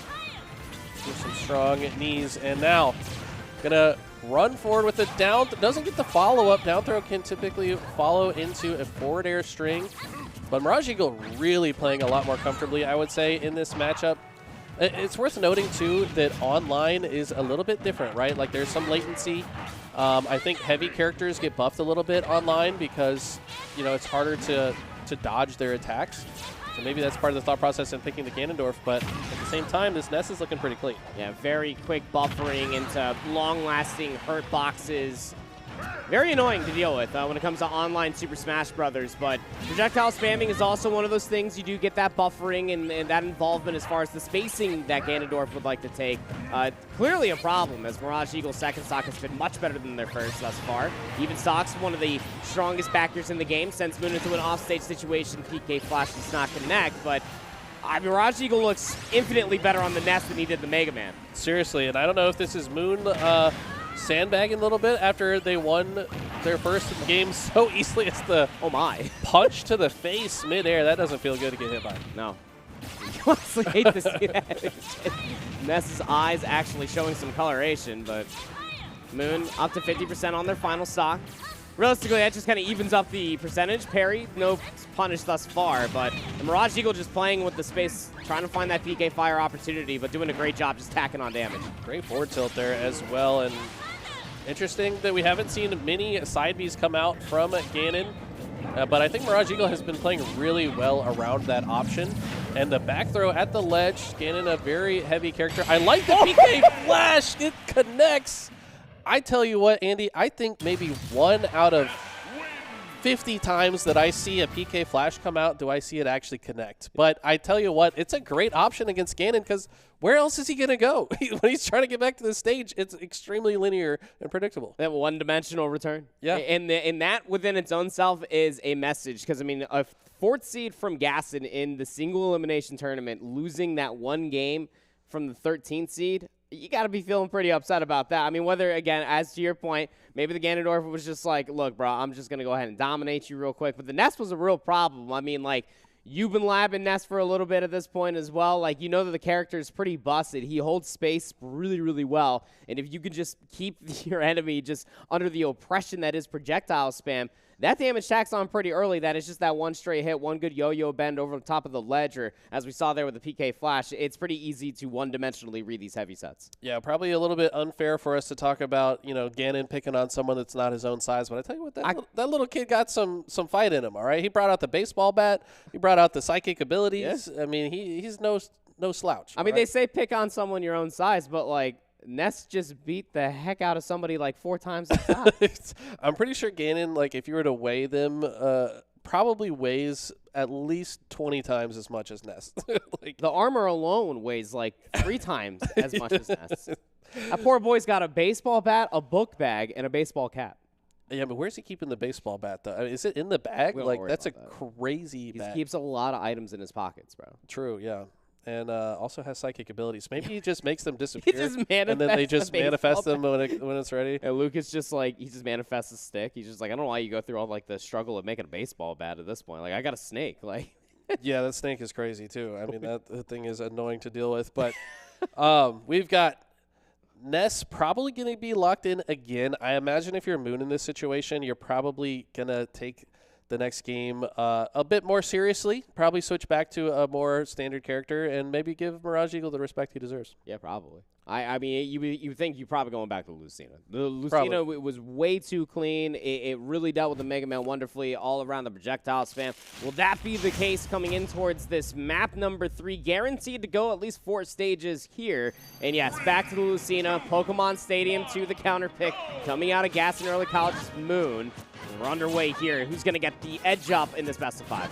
Yeah, and I like the early game. Here's to a good fight coming out from Mirage Eagle. Good sportsmanship. Seen throughout the league. Love to see that.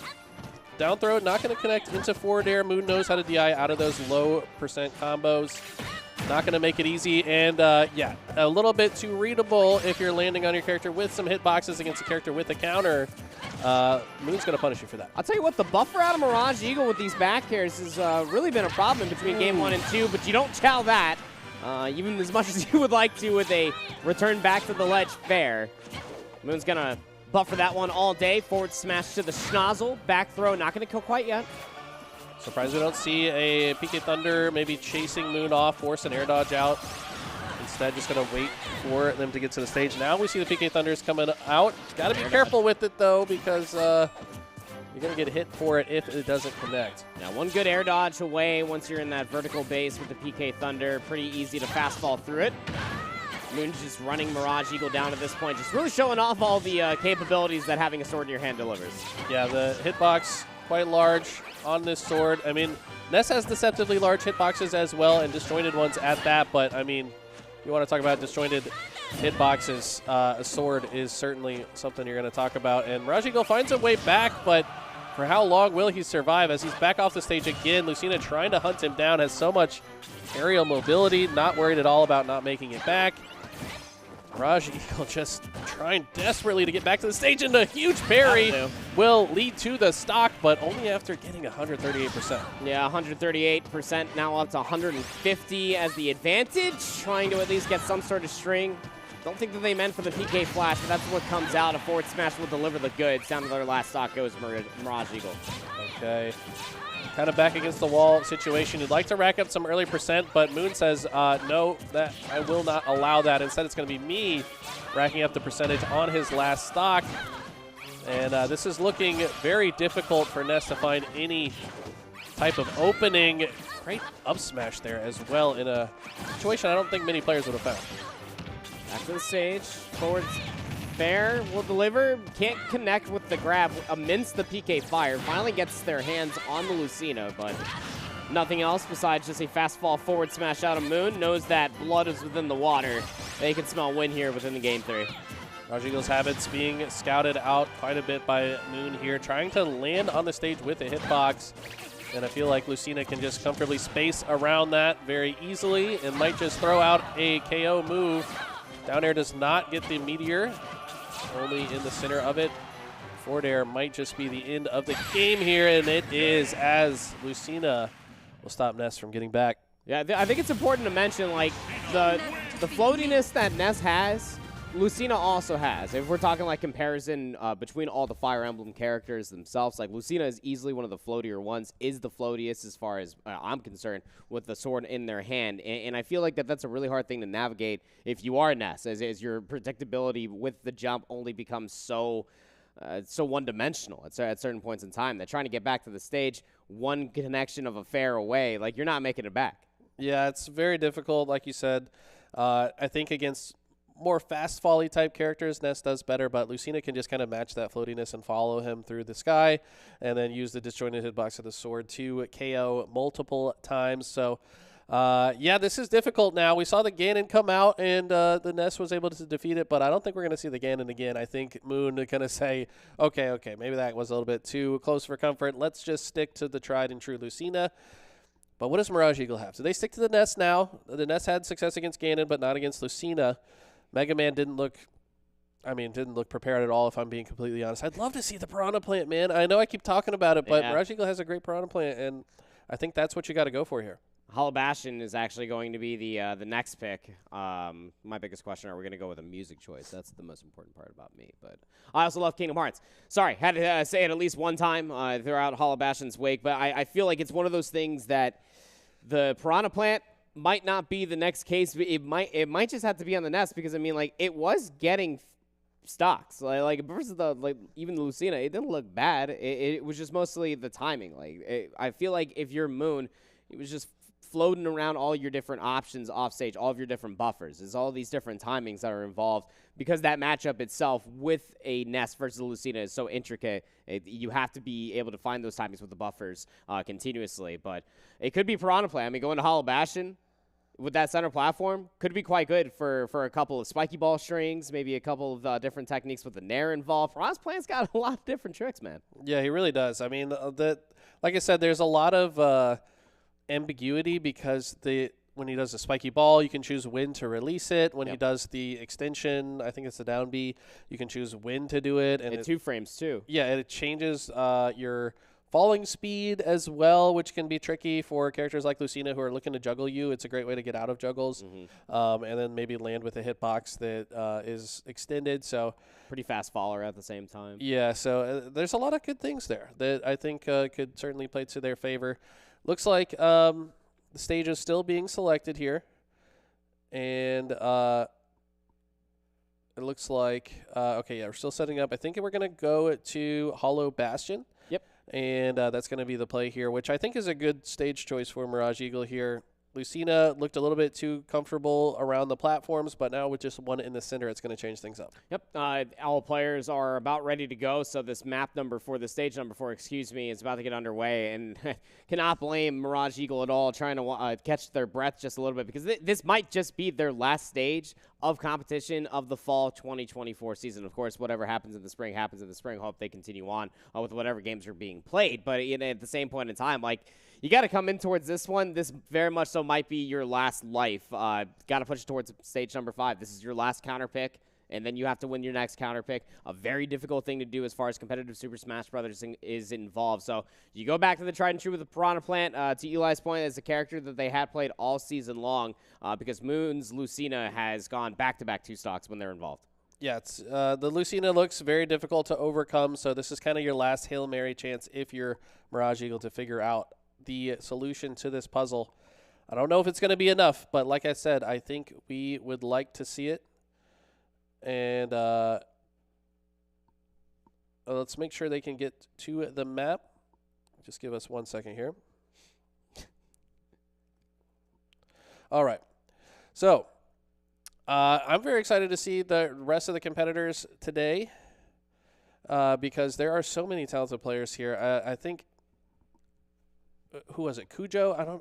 I wonder if Cujo is competing today. I think he might have had another thing that kept him from playing. The Cloud player from Sandhills. Yeah. That actually took Mistybot to Game 5, which was the only 2 games that he lost all season were in the semifinals during that conference championship. So it's going to be really interesting to see how these different players match up across the different regions as well throughout the rest of the day. There are a lot of talented individuals and a lot of like tenured schools, like a lot of A and B teams that are involved. Both Butler High School A and B from the CMS region, both involved in all of this. Palisades B, of course, trying to follow it within the shadows. I mean, it would be a really cool thing to actually see both Palisades schools involved. I'm sure that Palisades B feels the same exact way because we know that Crown is looking pretty nice out there as far as the 6 are concerned. But even have a few more updates involved as far as the bracket. You guys can follow along, and there should probably be a command inside the chat is concerned. We'll give you a formal update. We're just waiting for the stage to just get underway. Challenger Early College did 3-0 Northwest Guilford High. That was a 3 versus 14 setup. And Butler High School B 3-0'd Westover High School A, 3-0 a 6 versus 11. So then we'll have a 3 versus 6 Challenger Early College versus Butler. So a little bit of a cross-region matchup as we get underway. Mirage Eagle Pac-Man with the oven mitts. I actually love this. Okay, I forgot about this one in the tank, and how could I? We actually seen multiple clips come out from Mirage Eagles Pac-Man. This is, I think, their best chance to get themselves back in this series. This character's so weird and wonky to play against, very similar to the reasons why I favorite the Piranha Plant. It's just a strange character to play against and to adjust to, and Mirage Eagle's quite good at it. You don't see a Pac-Man all too often. That's right. That has a lot of cool options, including the bell. You'll see like the entire pocketed options. Also have the Galaga grab. Just a lot of interesting techniques. Always got to be worried about the fire hydrant. Multi-lingering hitboxes. Brings Moon up to 122%. And I'm sure that Moon is probably like, I've never seen this float a yellow circle guy before. But he's giving me the mixes. Yeah, I mean, so far, I mean, the way Mirage Eagle is just playing around the situation. And look at this for the first time since the Ganondorf. We have Mirage Eagle with the lead. And Moon's having a tougher time, but just as I say that, lands a forward smash to KO and even things up. You just got to return back to the bread and butters. At the end of the day, every neutral will be the same. You just got to try to string a couple of good pairs together, read your percentages if you're Moon, return back to what just works as a sortie character. As you're seeing a straight, at least up air, brings Mirage Eagle up to 27%. Good little roll comes through. Fire Hydrant already out, so that option's out of play. Offstage situation, should be able to get back to stage. The forward smash just does not connect.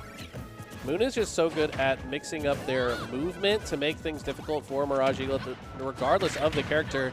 But look at this, great damage coming out from the hit with the Fire Hydrant. Tries to go for grab, but that's going to be a little bit too slow against the fast moves of Lucina. Landing with down air, I like that. Can sometimes combo. Probably going for a few too many grabs here. I think trying to fish that out a little bit too hard.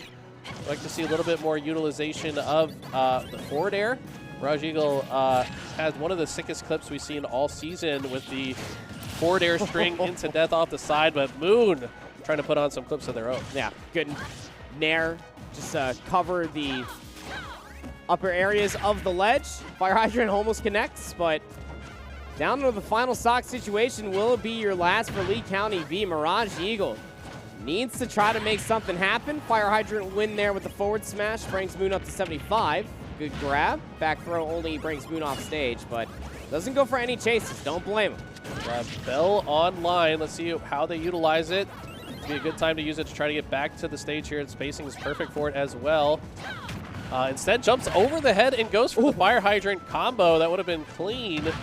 But a lot of these grabs have just not been it. Forward smash does connect. Fire hydrant gets sent as well, but Moon too smart to get hit by that. Mirage Eagle, I think, might have the key in the pocket as well, though, because they are flashing here. Yeah, again, every single time it's grab, doesn't connect. Key comes through, just sends Moon back. Back to the stage is Mirage Eagle. He's taking a lot of stray hits here, Eli, and gotta be careful because now he's back off stage again. Full rage for Moon. One good hit will do it, but brings Moon down to their final stock. Okay, these grabs, so many missed grabs this game. Gotta go for different options here. Gets up with the attack, but isn't punished for it. Dash attack's gonna miss as well, and Moon is just looking for this KO now. 106%. One good fair off stage will do it. Back to the stage. How about a Nair just to cover the same way the second stock got taken? Moon gets tested, but still wins it 3-1 in the end. And well, Lee County definitely gave it a fight all the way towards the end. Lee County B, this will be the unfortunate end to their fall season. They put on a show for us all season long, though. Shout out to Mirage Eagle and repping Lee County. Very strong competitor, and shout out to Ann as well, their mentor, who I know put a lot of practice in with Mirage Eagle throughout the season, and I think he put on a good fight. Moon, one of the best players in the entire VESL season, so for them to put on a show, take a game off of them, take them to last stock in that last game as well, utilizing 3 different characters throughout the set. Mirage Eagle certainly a player to look out for. It's just the classic main character syndrome, right? I mean, you got the Mega Man, the Ness, and the Pac-Man, just all classic, just main characters. Definitely respect coming through, because again, it's a matchup not many people would be familiar with going up against both a Mega Man and a Pac-Man. So we'll definitely see more of that in the lab. The Nest definitely did a lot of the work, but the Pac-Man definitely kept the Moon on their toes. So we'll continue on with that one. Will Gaston, early college. They'll go on to play the winner of Durham School of the Arts and Piedmont Community Charter. Durham School of the Arts has been looking really good all season long. They are the 5th seed coming in towards this. Piedmont Community Charter will be the 12th seed, but don't want to cut anybody else short. As we get another update, Butler High School were able to 3-0 Olympic High School A, another CMS rivalry. We saw Olympic High School being able to win the opening matchup 3-0, but could not get past the number 1 seed in this single elimination bracket. Yeah, and I'm glad to hear Durham School of the Arts. That is Cujo that I talked about. That's the Cloud player, 5th seed coming in. Definitely a player to watch throughout the rest of the day. So lots of excellent matches coming for you guys here. I think we're going to go to a quick break, though, before we get into the rest of the action. So don't go anywhere. We'll be right back.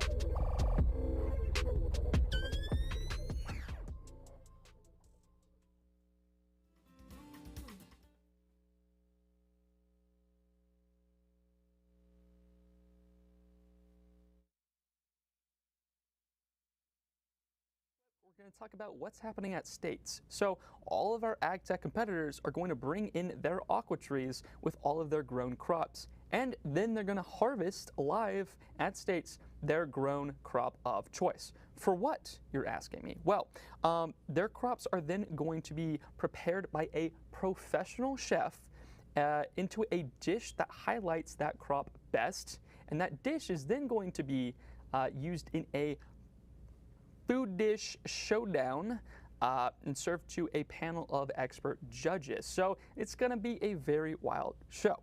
Let's take a look at how our ag tech competitors are doing right now here during playoffs. These competitors in the beginning were presented with 4 crop options. They had to pick which crop out of green beans, garbanzo beans, mung beans, and lentils, and they had to present why their choice of crop is most advantageous to grow before they could even receive their hydroponic units. After that, students received their aqua trees and an interview before they began to set up their tree. It's a pretty straightforward device. It makes use of continuous water flow to supply plants the nutrients they need, rather than soil, which has many benefits. They essentially had to learn a whole new process of farming since hydroponics are so much different than traditional farming. But these are our brightest STEM participants, so it was a breeze for them. Of course, the next step after setting up their aqua trees is to plant the crop of their choice. This step was pretty frictionless for our students, except for the one midnight message I received from a concerned student who had, and I quote, foamy beets, as you can see here. That was the highlight of my night. And now we come to the present day where all of our competitors have had success growing their first round of crops. They're performing maintenance on their units as well as cleaning them and preparing them for the next round of farming. They're all well on their way to preparing the excellent crops for the state competition.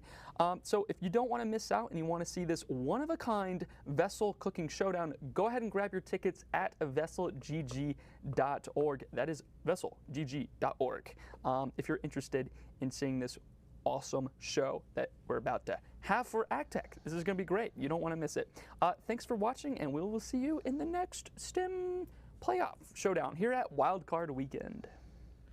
What's going on, everybody, and welcome back to the Wildcard Weekend. My name is Prophet. Joined with me is Eli, and we will be continuing on with Super Smash Bros. Ultimate. Overwatch is on the horizon. Don't you worry your heads. But continuing on with Super Smash Bros., we do have another round 2 matchup. This will end up being Butler High School going up against Westover.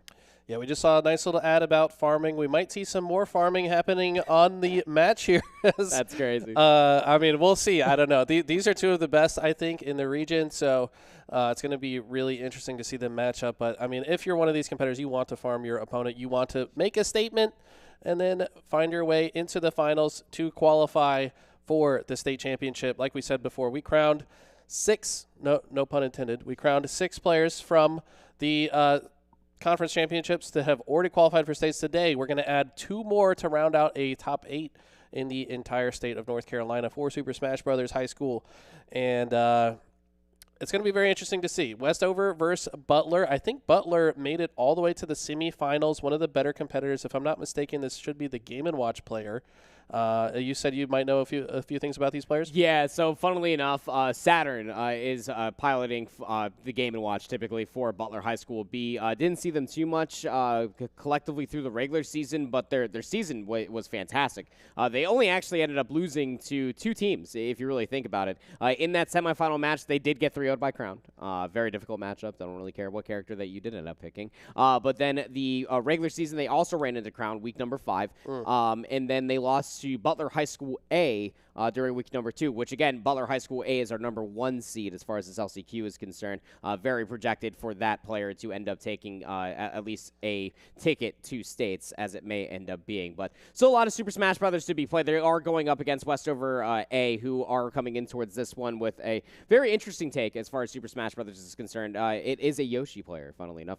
Typically will be the player that they are, or the character that they have been committing to more often than not, have been been seeing a lot of their matches being recorded off through another match coordinator's screen as the season was going along. So map 1 will end up being a Pokemon Stadium 2, which leads me to believe that we are coming in here with mains. No funny business. Yoshi could be a very interesting pick as far as the Game & Watch is concerned. Yeah, and I know this is going to be a fun one for you to watch as you are a Yoshi connoisseur. Loves throwing those eggs at me every time we play in the office. I've been hit in the face by too many Yoshi eggs. And also the forward air, one of the most fun KO moves in the game, very similar to Mario's. You know, obviously Mario and Yoshi go together hand in hand, but this will be interesting. I think Game & Watch, historically one of the most broken champions in Smash Ultimate. Up B, I think the move that needs to be changed more than almost any move in the game, the hitbox is so far on the left and right. It comes out, it feels like frame -1. It's so fast. Yes. It's crazy how good it is. So if you're this Yoshi player, you cannot land on the shield of Mr. Game & Watch. I feel like you're going to get punished. You cannot. And I was about to say, I think the most difficult part as far as this matchup is concerned is landing, period. Up air is very difficult to land. Flutter jump, a very important maneuver for Yoshi to be able to quite literally dictate when to use that very important move to get around a lot of the projectiles that Mr. Game & Watch will be throwing your way. Again, frames simply don't seem like they exist all too often as far as the Game & Watch is concerned. Very difficult character to be able to read what move they're even throwing out from time to time, what covers what space. So you basically just have to try to throw yourself into whatever is your most favorable position because Pokemon Stadium 2, again, as far as those platforms are concerned, very good for Yoshi to find a lot of good up tilt, up air combinations. We do have an update as far as the bracket is concerned. We can throw that bad boy up to keep everybody updated. I was trying to do it verbally as we continue on with our Super Saturday here for Wildcard. Butler A, as I was talking about, their A school was able to take down Olympic A. We saw them earlier on today. They won the play-in versus Audrey Kell B. Gaston Early College, we just saw, took care of Lee County in their B team. Cedar Ridge will continue on with a win over West Mecklenburg, their A school, and then Challenger Early College, their B team, with a win over Northwest Guilford A, will continue on. Very impressive stuff here. This is getting more and more intense as the bracket progresses here, and I wanted to talk back about the matchup a little bit. Like, yes, Game & Watch has a lot of options, but when thinking about it, I think Yoshi is a pretty good matchup here for the Yoshi player because the flutter jump kind of gets rid of a lot of the things that Mr. Game & Watch are going for. You know, he likes to jump and then neutral air combo at lower percents, but I feel like Yoshi could just kind of jump out of that pretty cleanly as long as they are spamming that jump button at the right time. Yeah, again, you do have to flutter jump out of the move, and then you have to almost fast fall promptly to catch him with the back air and drag down. Up air. There is a certain finesse system behind it, but yes, the option is available for Yoshi to promptly punish the end lag when you are almost in a limbo free fall for a Game & Watch player. So waiting for at least one more player to join the lobby, so do excuse our TED Talk here as we continue to nerd out about Super Smash Brothers. Again, the bracket continues to roar on. I believe we're taking the top 2, if I'm not mistaken, to states. Yeah, only 2 players will advance today, 2 states to join the other 6 competitors. So a lot on the line here. You don't have any room for error. There's no losers bracket. This is it. They've been playing and fighting for their chance to be here all season long. Had to win at least one round in the conference championship to even qualify to be able to play today. So everyone that's playing today certainly deserves to be here. They had to win a heck of a lot of matches just to be here today. And we're seeing some high-level competition already. Yeah, I couldn't agree more. Again, we're being able to see some of those cross-conference matchups, something that we've been speculating and talking about, you and I, on the recap shows, and amongst all the different conference streams and broadcasts that we have throughout the entirety of the weekend. And speaking of broadcasts, again, it's important to note, if you do have a computer at your disposal, open up 2 tabs. If you have a phone, tough cookies, I guess, like switch between the 2. There are 2 streams that are happening. Again, over on this broadcast, we are covering everything to do with Super Smash Brothers Ultimate and then Overwatch 2 once that single elimination tournament does get underway. But quite literally next door, I can hear him from time to time. J-Dog and Party Foul, Chris, are taking us through college football and Rocket League. You don't want to miss that because Rocket League and college football, definitely a lot of competitive matchups. I mean, I remember seeing like the first 2 that they had, their play-ins were crazy close. Yeah, 35-33? Yeah. I mean, that was a lot of good defense being played in college football this week. Yeah, a lot of interceptions. Defense, the name of the game when it comes to college football, absolutely. So if you guys want to watch some of that, if that is more your cup of tea, we have that stream active right now. Make sure you guys have both streams up. Like you said, tab them both up. So what we're going to do, we're still waiting on one of the players to connect to the lobby. So instead of listening to us yap endlessly here, we're actually going to run it to a quick break. And then once we got that match ready for you, we'll come right back.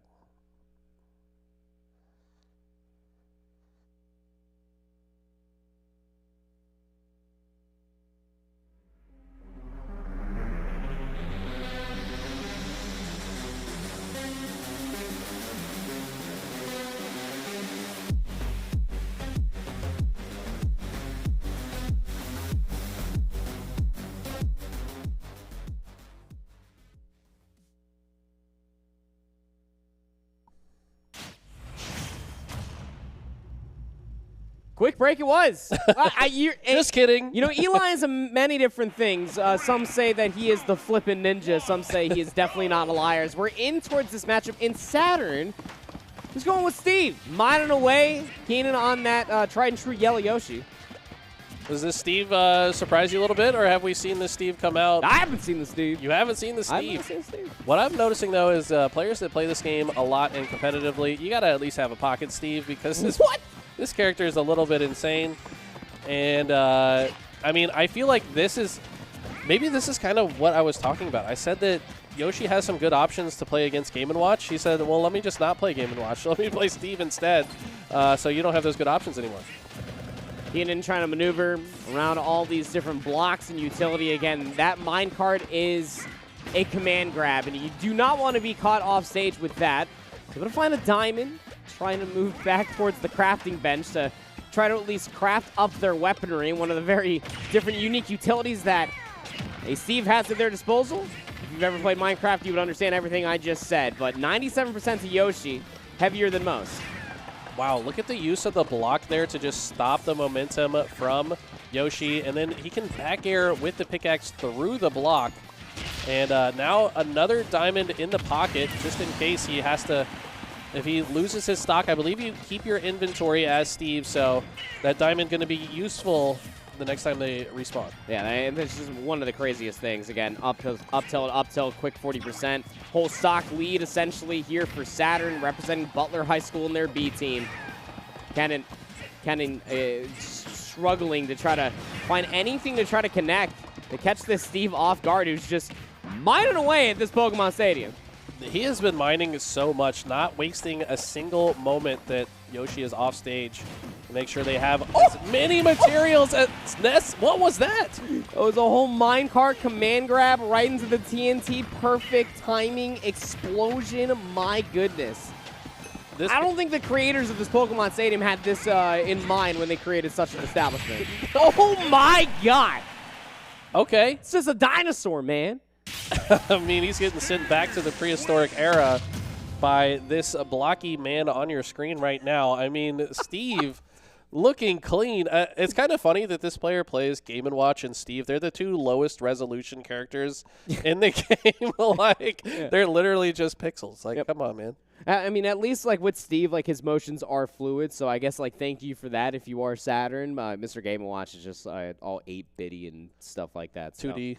Yeah, way too 2D. So stage 2 will end up going over towards Westover High School. It will be their pick, so I imagine we'll probably run it back, probably very similar bands. I mean, if you want to get rid of Pokemon Stadium 2, I guess you could, but again, as far as Steve is concerned, platforms, sign them up.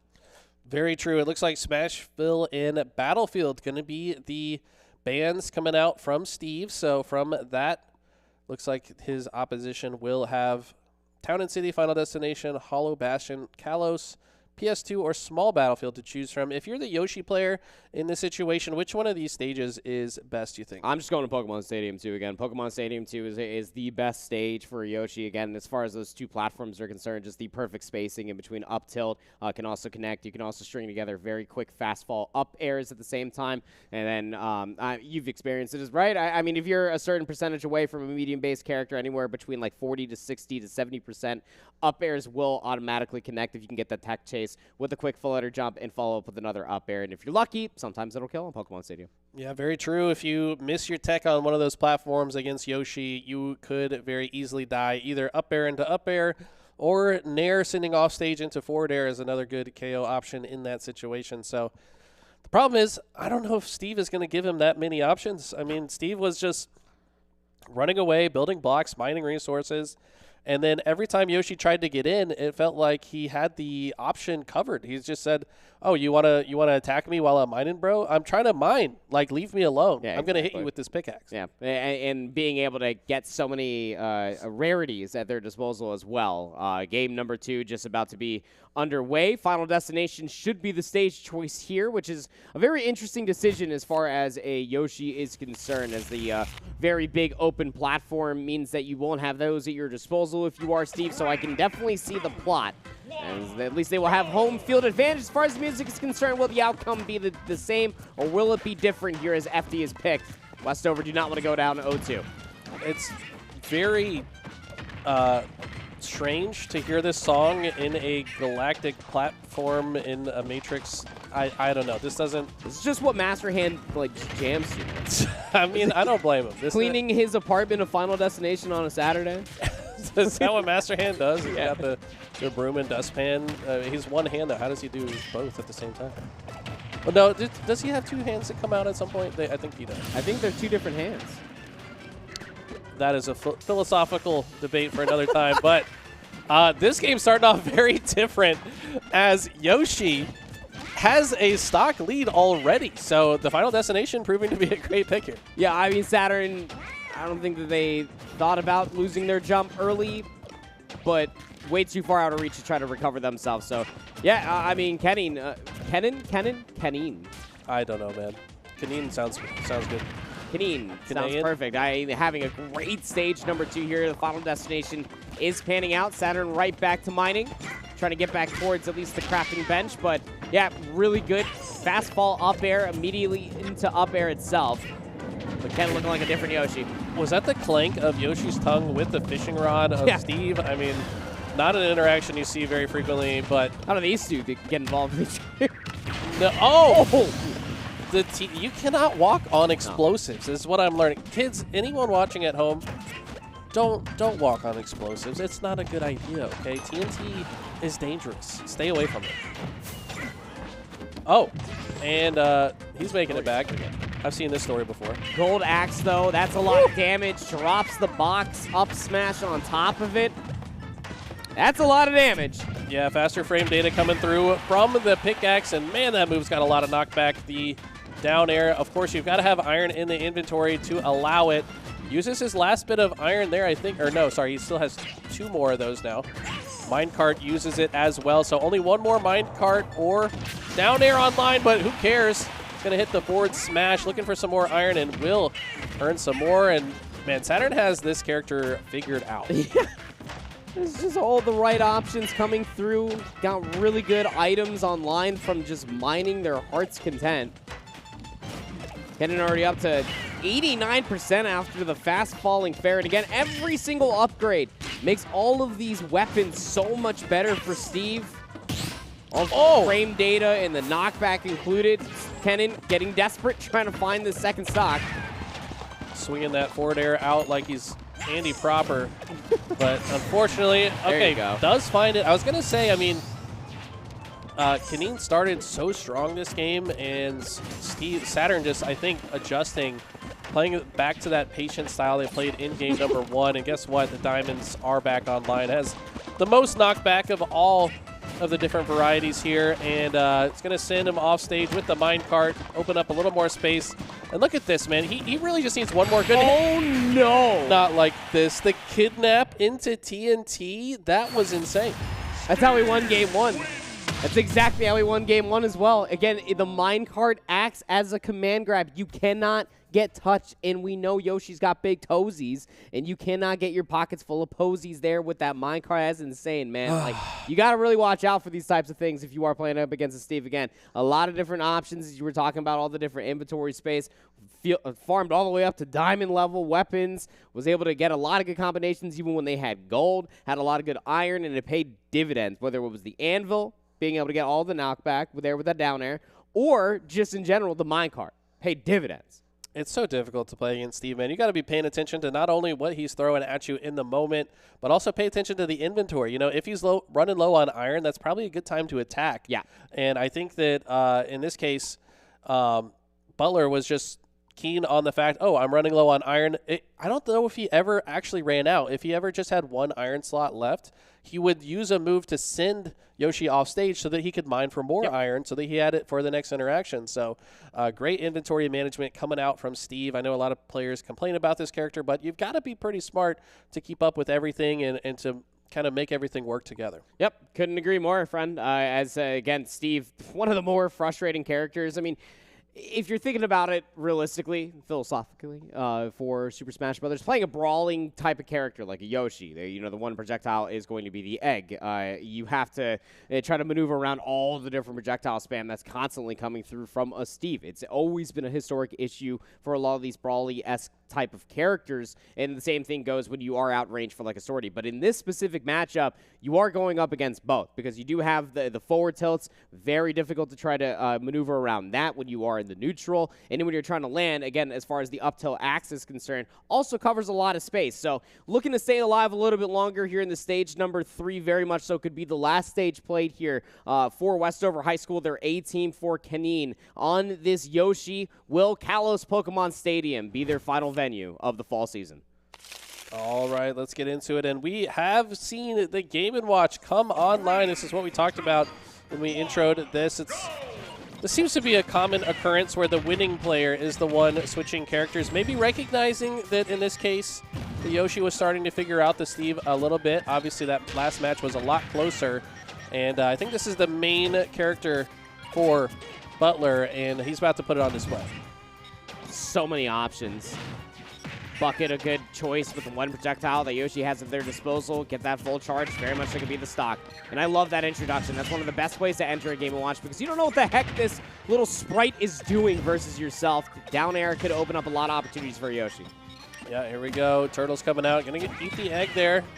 And there it is, the up B into up air, the bread and butter of Game & Watch. And I tell you what, this down smash into forward smash combo, I think I saw him get almost every single KO last weekend in the conference championship using that exact setup. I think we're going to see more of the same today. Again, it's never a question of what you can do in the neutral. It's how the heck are you supposed to land versus a Game & Watch. Up Bs to nairs, up airs continuously. It's going to tack on a lot of damage for a lot of buttons being pressed, but it's so much space being maintained as Saturn has more than a whole stock lead. As both players kind of reset for a moment. That's going to bode well for Kina, but look at another down smash into the ground. This time it misses the forward smash follow-up, so good job by Kaneen to mash out of that and get to safety, but man, this just looks so oppressive to deal with. Yeah, it looks rather annoying, doesn't it? Trying to charge, I think that was an up smash, doesn't connect. Saturn just lands there with a back air. Forward air connects as well. Saturn trying to get this down to a last stock situation for the Yoshi. Offstage situation, and yeah, up B, up air, up smash. Oh my gosh, Saturn is moving. That was so clean. Actually dragged him back into himself with the falling neutral air into the up smash, which also has super armor, by the way. So even if the Yoshi threw out a nair or another fast move, would have still died there because that up smash does not care if you get hit. And whoa, no way with the 9. Bang! Sends him packing. No shot did he actually just do that. That is so smart, actually, because if he goes for the forward smash, he wasn't at high enough %, so he just rolls the dice on the side B, which, by the way, has an 11% chance to roll a 9 in that spot, and he just rolls it first try. And that's a statement way to close a 3-0. This is his first side B. He threw the entire I think game. It was. Yeah, and he saves it all the way until a final stock banger in the ground. He was dead either way. You're up 2 stocks. I mean, like, why not at that point? It was egregious to most, but it pays off for some. And for that time around, it will be Saturn's game to take. We thought that the Steve was the real deal, and the Game & Watch comes in and just sends that Yoshi packing all the way back to the Mushroom Kingdom. So a 3-0 here for Butler B as they will continue on. They're going to be going up against the number 3 seed of Challenger Early College after 3-0ing Northwest Guilford High as the single elimination bracket here for the wild card of Super Smash Bros. Ultimate across the entirety state of North Carolina for the VESL Fall 2024 League is going on wonderfully. It really is. And I tell you what, after watching that, I would be shocked if this player does not make it through today. He's probably my number one pick. Was he the number one seed coming in, the Butler player? No, Butler A. Oh, the other Butler player. Okay, so. And that's what's crazy is that, like, you have the opportunity throughout the entirety of this. I think, like, the projected matchup here, like, depending on Palisades B versus Cedar Ridge, or realistically, Palisades B still gets to face Reedsville High School A. So realistically, depending on that, I'm expecting for either Palisades or Butler to actually get multi-school representation as far as states are concerned. Yeah, that would be insane. I'm also biased for being CMS. If they're on opposite sides of the bracket, is it possible for both of them to make it through here? Because yeah, they are on complete opposite sides of the bracket. It seems very plausible that they could be the two to make it out. But there's plenty of other extremely talented players left for them to get through for that reality to occur. We've got plenty of awesome Smash and Overwatch action on this stream coming at you guys today, so don't go anywhere. We're going to a quick break, but when we come back, we'll have some more Smash.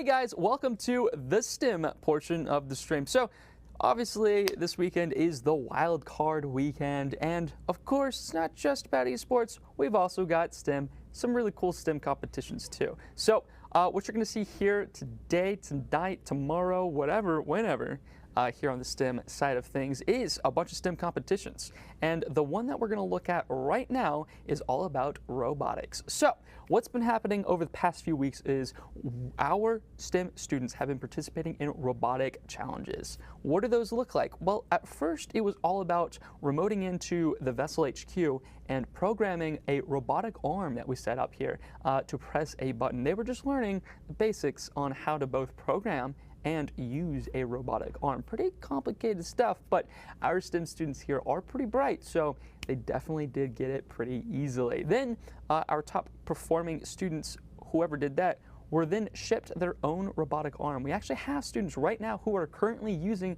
their own robotic arm. They learned on that, and then as we saw in the previous weeks, they started using that robotic arm to perform whatever task they wanted. Pretty cool stuff. We saw some really cool stuff. They cleaned up trash. They had it press buttons. We also saw somebody literally subscribe to the VESL channel using that robotic arm. So pretty cool stuff with this robotic arm, man.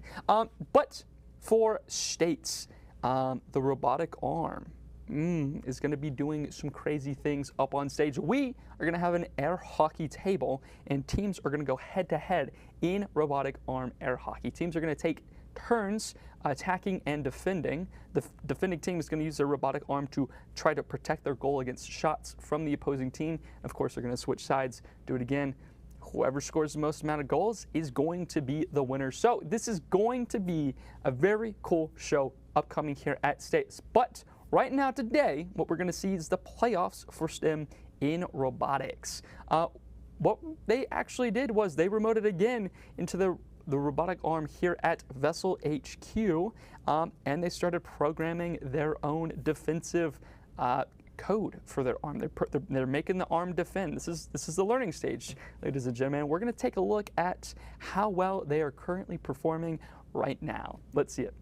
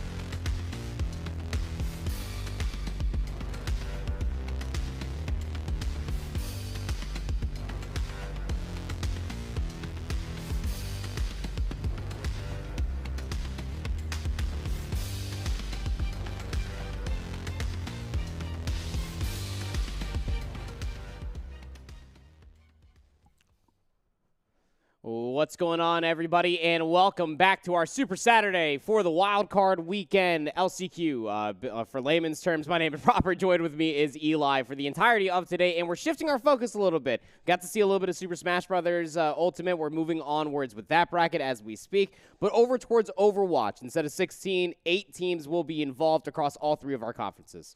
Yes, 4 teams only will be making it to states as well. So. Correct. Only one of the teams today will finally make it through. We've got Westover and Kearns A. Now, Westover was the second-place team in Sandhills, and I think Kearns, probably the second-place team or third-place team in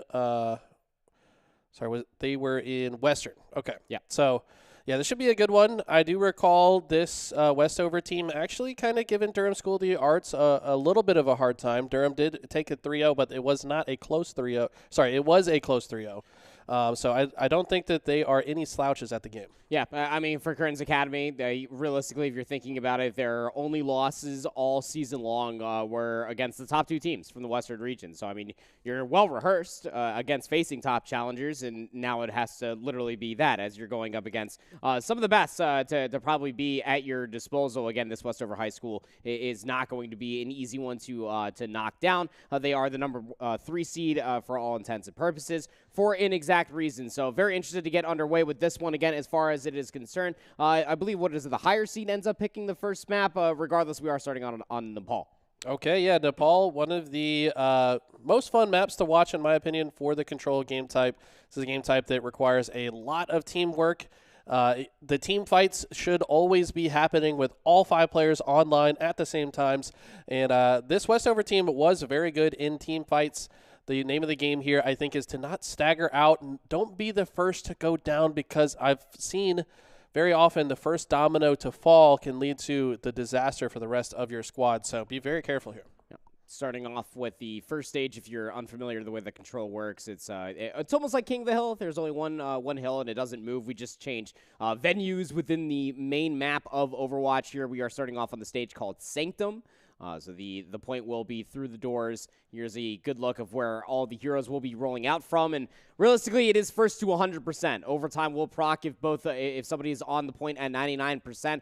Things can get chaotic pretty quickly. There is a giant pit of death as well surrounding this point. So your picks do need to be rather conscious of that. And while having a little bit of mobility involved wouldn't be too bad, as we're getting to see some early picks here. Frost thinking about the Doomfist, a very good pick. At least individually can set up yourself for success, especially if Xbox is rolling out on the Genji, but you do have a more standardized, a more meta composition being involved on the right-hand side.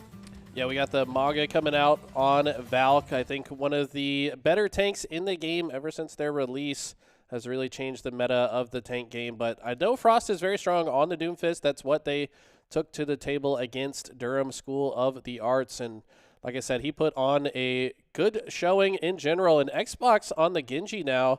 This is interesting. I remember seeing this player on the Cassidy previously, so let's see what they have in store for us with the Genji. Already isolating Scotty Games. That's a lot of healing out of the way. The Resurrection will be involved to get the Reaper back in towards the fight. And just trying to find something. At least Kearns Academy for the time being, but so far they have come up absolutely short. The isolation, good rotation coming through for Westover as they have yet to drop a single soul in this opening fight. Xbox having a trouble versus the Juno on the opposite side, but it's just cleanup duty as the first point has been captured. Yeah, great disengage there from Xbox. Has a teammate there, no reason to full chow there and lose your life in the process. So already love to see the early teamwork here.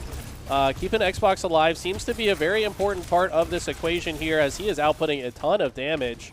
Going to switch quickly over to Scotty Games and see what they have in store for us, and they're already putting on some work.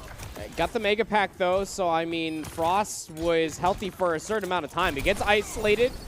No supports in the vicinity. Now you can shift your focus if you are Kearns Academy over towards the point. Xbox still gets involved, takes down Shio. Here comes the Resurrection, gets Frost back in towards the fight. Now you got numbers if you are Westover High School. Do you pop this blade if you are Xbox? There's no support ultimate to try to stop you from doing so on the opposite side. It might not even be required because you lost your DPS your co-runner. Maybe you're trying to turn this fight into your Xbox. Draws the blade out. Wait a second. You also have Kalani right nearby to get involved. The damage boost is right there in Frost and Xbox. They essentially just 2v4 to keep the point ticking. That was so impressive. The teamwork, the coordination. I will say it was impressive for Shio to escape with their life there as well. Had 2 HP, I think, at the time that they disengaged. So very impressive stuff from these guys already. Looks like Kalani has the ult up and will not use it. Unfortunately, gets taken down, and 76% already for Westover. They're looking good to take this first one. This is kind of the last chance, and they lost 2 early on the side of Kearns. I don't know if they can do this. Down by 2. They still have the tree involved for Voodoo Dog, should they want to use that. It's your hard-hitting ultimate, at least for this defense, but you got to start thinking about rotating over towards the point if you are Kearns. You had numbers, but more than enough time for the support to get back in towards the mix. Here comes Kalani, starting things off with the Valkyrie. Tree also involved in towards the point, but Voodoo Dog died along the way. But still so much support around this massive tree, and some ultimates being used on the opposite side. Zombie Boy maybe a day late and $1 short, if you ask me, as far as this duplicate is concerned, because there's no numbers here for Kearns. Just have to clean up the last few players. Blade also called by Zombie Boy, but the duplicate just runs out of time. Can anybody get there in time for Kearns? Maybe just try to stall out overtime for a little while longer, because that's all they got in the first stage. 100% to 0 for Westover. Wow. Impressive round starting off from Westover. Like I said, this team went undefeated throughout the regular season, only losing in the grand finals to Durham School of the Arts. So, yes, they come in as the 3rd seed, but in my opinion, could be the team to beat here this weekend, as they're already starting off with a statement round 1. Yeah, they sure are. I mean, that's the name of the game of, like, these single elimination, like, quick tournaments. Like come through, like, round 1, get through it very quickly, show as rehearsed as you possibly are, because, I mean, like, if you're Westover, again, the only team you lost to was the one that took the conference championship, so, like, you know you're supposed to be a state's team. You just missed out by that much. Kearns Academy standing in their way currently, and they dispose of them quickly in that first stage. Yeah, I mean, the characters are not changing much. We do see Doge on the side of Kearns going over to the Reaper now. A little bit of a switch up there, but they really have to just kind of work a little bit better together. Seems like the positioning in general has been stronger from Westover. Their disengage has been perfectly timed. Scotty Games taking so much damage and just kind of in the middle of everything, and that seems to be the difference so far. Westover not going to drop early, and it's Kearns losing 4 off the rip. Yeah, I mean, I can see the idea. Right? If you are a Doge for the Reaper, like your burst damage would be available for Reaper with the Hellfire shotguns, but Kearns are playing much more deathball, and Westover are just playing much more free flow, especially with Frost on that Doomfist. The displacement involved with the Doomfist alone is setting up just the Reaper for Westover to find these very easy rotations and flank Kearns. Sets up a wonderful pinch. Yeah, honestly, it just feels like Kearns kind of rushing things a little bit, like pressing the issue. They need to be a little bit more patient. Play safely around your space and cover, find a pick, and then move forward. They're trying to force it right now before getting a single KO. Instead, it's them losing their first player on the offensive, and that is not how you want to start this push. Voodoo Dog taking a lot of damage themselves and getting somehow behind enemy lines is ultimately taken out by Zombie Boy. Zombie Boy does go down shortly after, but all the while, it is a successful push finally from Kearns. They will take control of the point. That was a great burst blast coming through from Shio. It was the right click from the Juno player of Kearns that found that first pick, Eli, and taking down the Mercy again. You cannot revive yourself. Really kind of split Westover hand in hand. The dog on the spot for the Warrior has been quite integral. Kalani's got the Valkyrie online. Might just be the opening for Westover to push towards this point. Yeah, I mean, Kearns looking way better in that previous team fight, but this one, Westover, look at this, pushing in from multiple sides simultaneously, making it very difficult for Kearns to know which target to focus. Target prioritization very strong on the side of Westover, though. Frost coming out with the ultimate from Doomfist, and he's causing a mayhem. Yeah, big old meteor strike coming through. Frost gets re-involved. Kalani's just been flying around like a beautiful butterfly and stinging like a bee. Are all Westover, as the only ultimates involved were Frost Meteor Strike, Kalani again, the Valkyrie involved on the opposite side. Kearns thought that they could stay alive there just with the Meteor assistance out of Shio, but nothing else will be popped. You do have the cage ready for this upcoming fight. 60% already up for Westover A. So they're looking to take this in a 2-0 fashion. Gonna be watching out for Doge on this Reaper as well. It's about to have the Death Boss, and Voodoo Dog needs to stay alive in this fight because the Coalescence gotta be the difference. I mean, honestly, this is looking so good for Westover. Not only are they already in control of the point, but they've got so many ults to play around. Have not had the need to pull them out just yet. Xbox trying to take some space around the outside, try to stop the members of Currents from approaching. And here it is, ultimate coming in from Zombie Boy, and look at this man go. Death Blossom is going to seal 3. Insane stuff. Yeah, I mean, massive play coming through from Zombie Boy. You get that duplicate involved, double Death Blossom on 2 different sides of the point. Currents Academy, they get the flip. It took 3 ultimates, but Xbox, he's been alive this entire time. The Tactical Visor for all the damage catches Currents lacking. No supports in the fight. 92% for Westover. No ultimates to stop them from pushing, but they got numbers. Wow, and look at that. Maga just charging straight in, feeling the pressure of the time going up, but when he goes down, your tank is down. You have no one to take the damage for you, and it only feels like a matter of time before the rest of Currents fall here. They will take Crazy Beowulf with them, but Frost proving to be too difficult to take care of, and he is going to punch them in the mouth until they earn this point. As overtime will run out here in just a moment, and wow. I tell you what, Currents fought back very well in that second point, but it was ultimately Westover who just had the better team fight advantages. There was one player always being missed. Xbox. It was always Xbox. Yeah. He was lurking in their Mega Pack in their lower right area when they were trying to introduce themselves into that fight. He pops Tactical Visor, runs away, resets his cooldowns, gets the Mega Pack, runs back through their archway, and just has a flank. And by the time that they were trying to focus on the cleanup forward, Xbox has the freest flank. He was doing it on the Genji, and he was like, wait, hold on a second.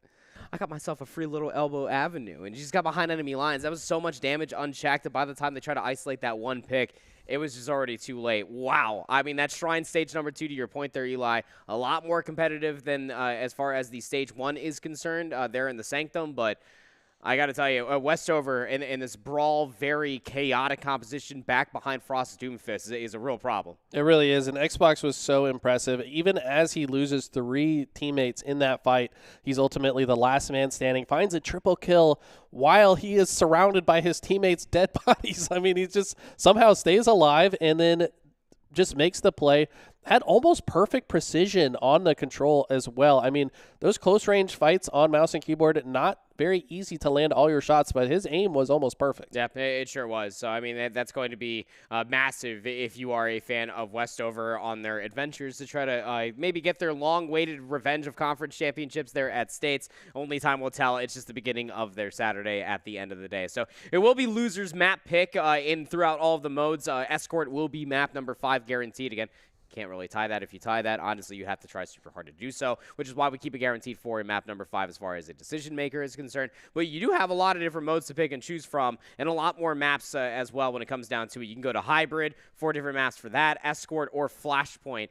So realistically, if you're thinking maybe from the standpoint of a counter pick, going up against Westover, you don't want to get dove as much. You want to keep things more linear. I'd probably go more towards either hybrid or maybe even push. Just keep things once more one-dimensionally, get the objective in play as well, and make sure that at least you get your brawl composition online. As long as you're watching the flank and nobody gets involved behind enemy lines, it might shut down Westover to think about a couple of their different hero selection.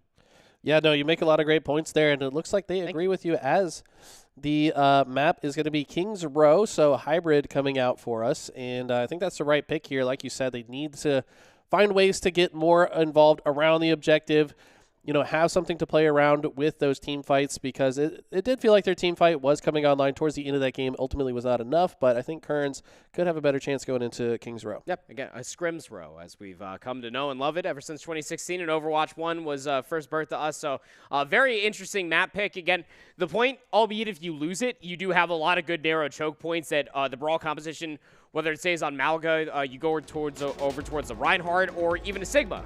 Sigma would also be great, as we already see Scotty Games kind of hovering over towards that hero selection as we get ready to assemble the heroes for this map number 2. Again, best of 5 as far as wildcard is concerned. Currents find themselves down 1-0 from this Westover school that just is searching for the revenge from conference championships. Yeah, I mean, they went into Conference Championship looking confident as well. I saw some teabags coming out from Frost. I mean, this guy definitely wants to make a statement here and get the revenge, like you said, going into those state championships. But got to get through Kearns first. And we mentioned that Kearns was looking pretty good towards the end of that Crazy Beowulf. Got to make a decision on their character before they move forward. Looks like they will stay on the Reaper for now. And we're seeing a very similar structure here. Xbox, though, on the Junkrat. So very interesting switch up there. He's just a jack of all trades, isn't he? Yeah, he's any DPS character. He knows what to do. Got the Genji stage 1, got the Soldier 76 stage 2, and now on the opening defense, a J Silly. I'm here for that, honestly. Like, Junkrat's very, very good on King's Row. You got all these different walls that you could just get all of your predicted spam through. It's very, very good character to have. The Bear Trap also monumental to stop what is going to be Volk on this Malga to try to get in towards your face. Not a massive compositional change from what we saw on that opening map for Kearns. Just Doge is also on the J Silly. Yeah, and that's the Ramatra, if I'm not mistaken, for Frost here. So this is going to be very interesting to see how they fare. Like we said, we saw the Doomfist last map, but I do think you're right. A lot of these character switch-ups are based on the map, maybe a bit more choke points for Xbox to take advantage of with those projectiles. Volk wants to get into the mix and takes down Beowulf. That's a big pick. Yeah, I mean, Crazy Beowulf thought that maybe I can get a free pick. Try to go for the assassination. It just turns that into a pick of their own. Volk's going insane. It's backed by so much support. Shio is just focus firing everything that is backed by Volk. And that support tank combination has led to the initial capture of this point by Kearns. What, the last golden shot? Sure. Okay, they're looking way more comfortable on this game mode as they have taken complete control on the early game here. And, I mean, if you're Westover, you've got to have an answer here. They've forced to go back to the respawn screen, reset just a little bit. Shio going to climb the wall here, get into the window. Oh, good ping in the isolation. I mean, Xbox, he got that ultimate so quickly. But they stopped any sort of damage as soon as the cart gets over towards the car wash. Westover have a really good setup up top here. Zombie Boy under a lot of pressure from that presence of Westover up top. So we can see the space for now. A lot of fights are breaking out in the apartments, but good fire there. Buddha Dog nowhere to go. Yeah, I mean, very impressive prediction there. You know, just keep shooting through the window. Someone's going to walk into it now. Just chase down Beowulf, and wow, Kearns have taken control. They are already progressing this beyond the 50-meter mark. And they still have 4.5 minutes to go. Zombie Boy's going insane. Yeah, Zombie Boy is just one by one assassinating these guys. And that's just a lot of staggering heroes if you're thinking about it. So here comes the yoink. This is from Buddha Dog. Grabs Xbox from maybe immediate death. Your one luck from all those skirmishes, if you are Westover, is that the cart just is getting around the third turn here of Street. So you can reposture yourself. Do you have Kalani here with the Valkyrie to try to bolster this retake? Here we go, Kalani just taking to the sky here. Buddha Dog with some great damage coming out. Tree comes out as well. And this team fight is getting intense. Finally, Doge gets taken down, as does Buddha Dog. Yeah, mirroring Ripped Tires just pass each other like two ships in the night, but the numbers and the brawl advantage all exist from Kearns. There is one lingering factor that they're missing, one giant meta support ultimate, and that is the Meteor Assistance. The overhealing that you get from that Eli, plus all the damage boosts as well, it's just so much that the healing was just missing. So Buddha Dog's now over towards the Moira to try to combat it against that.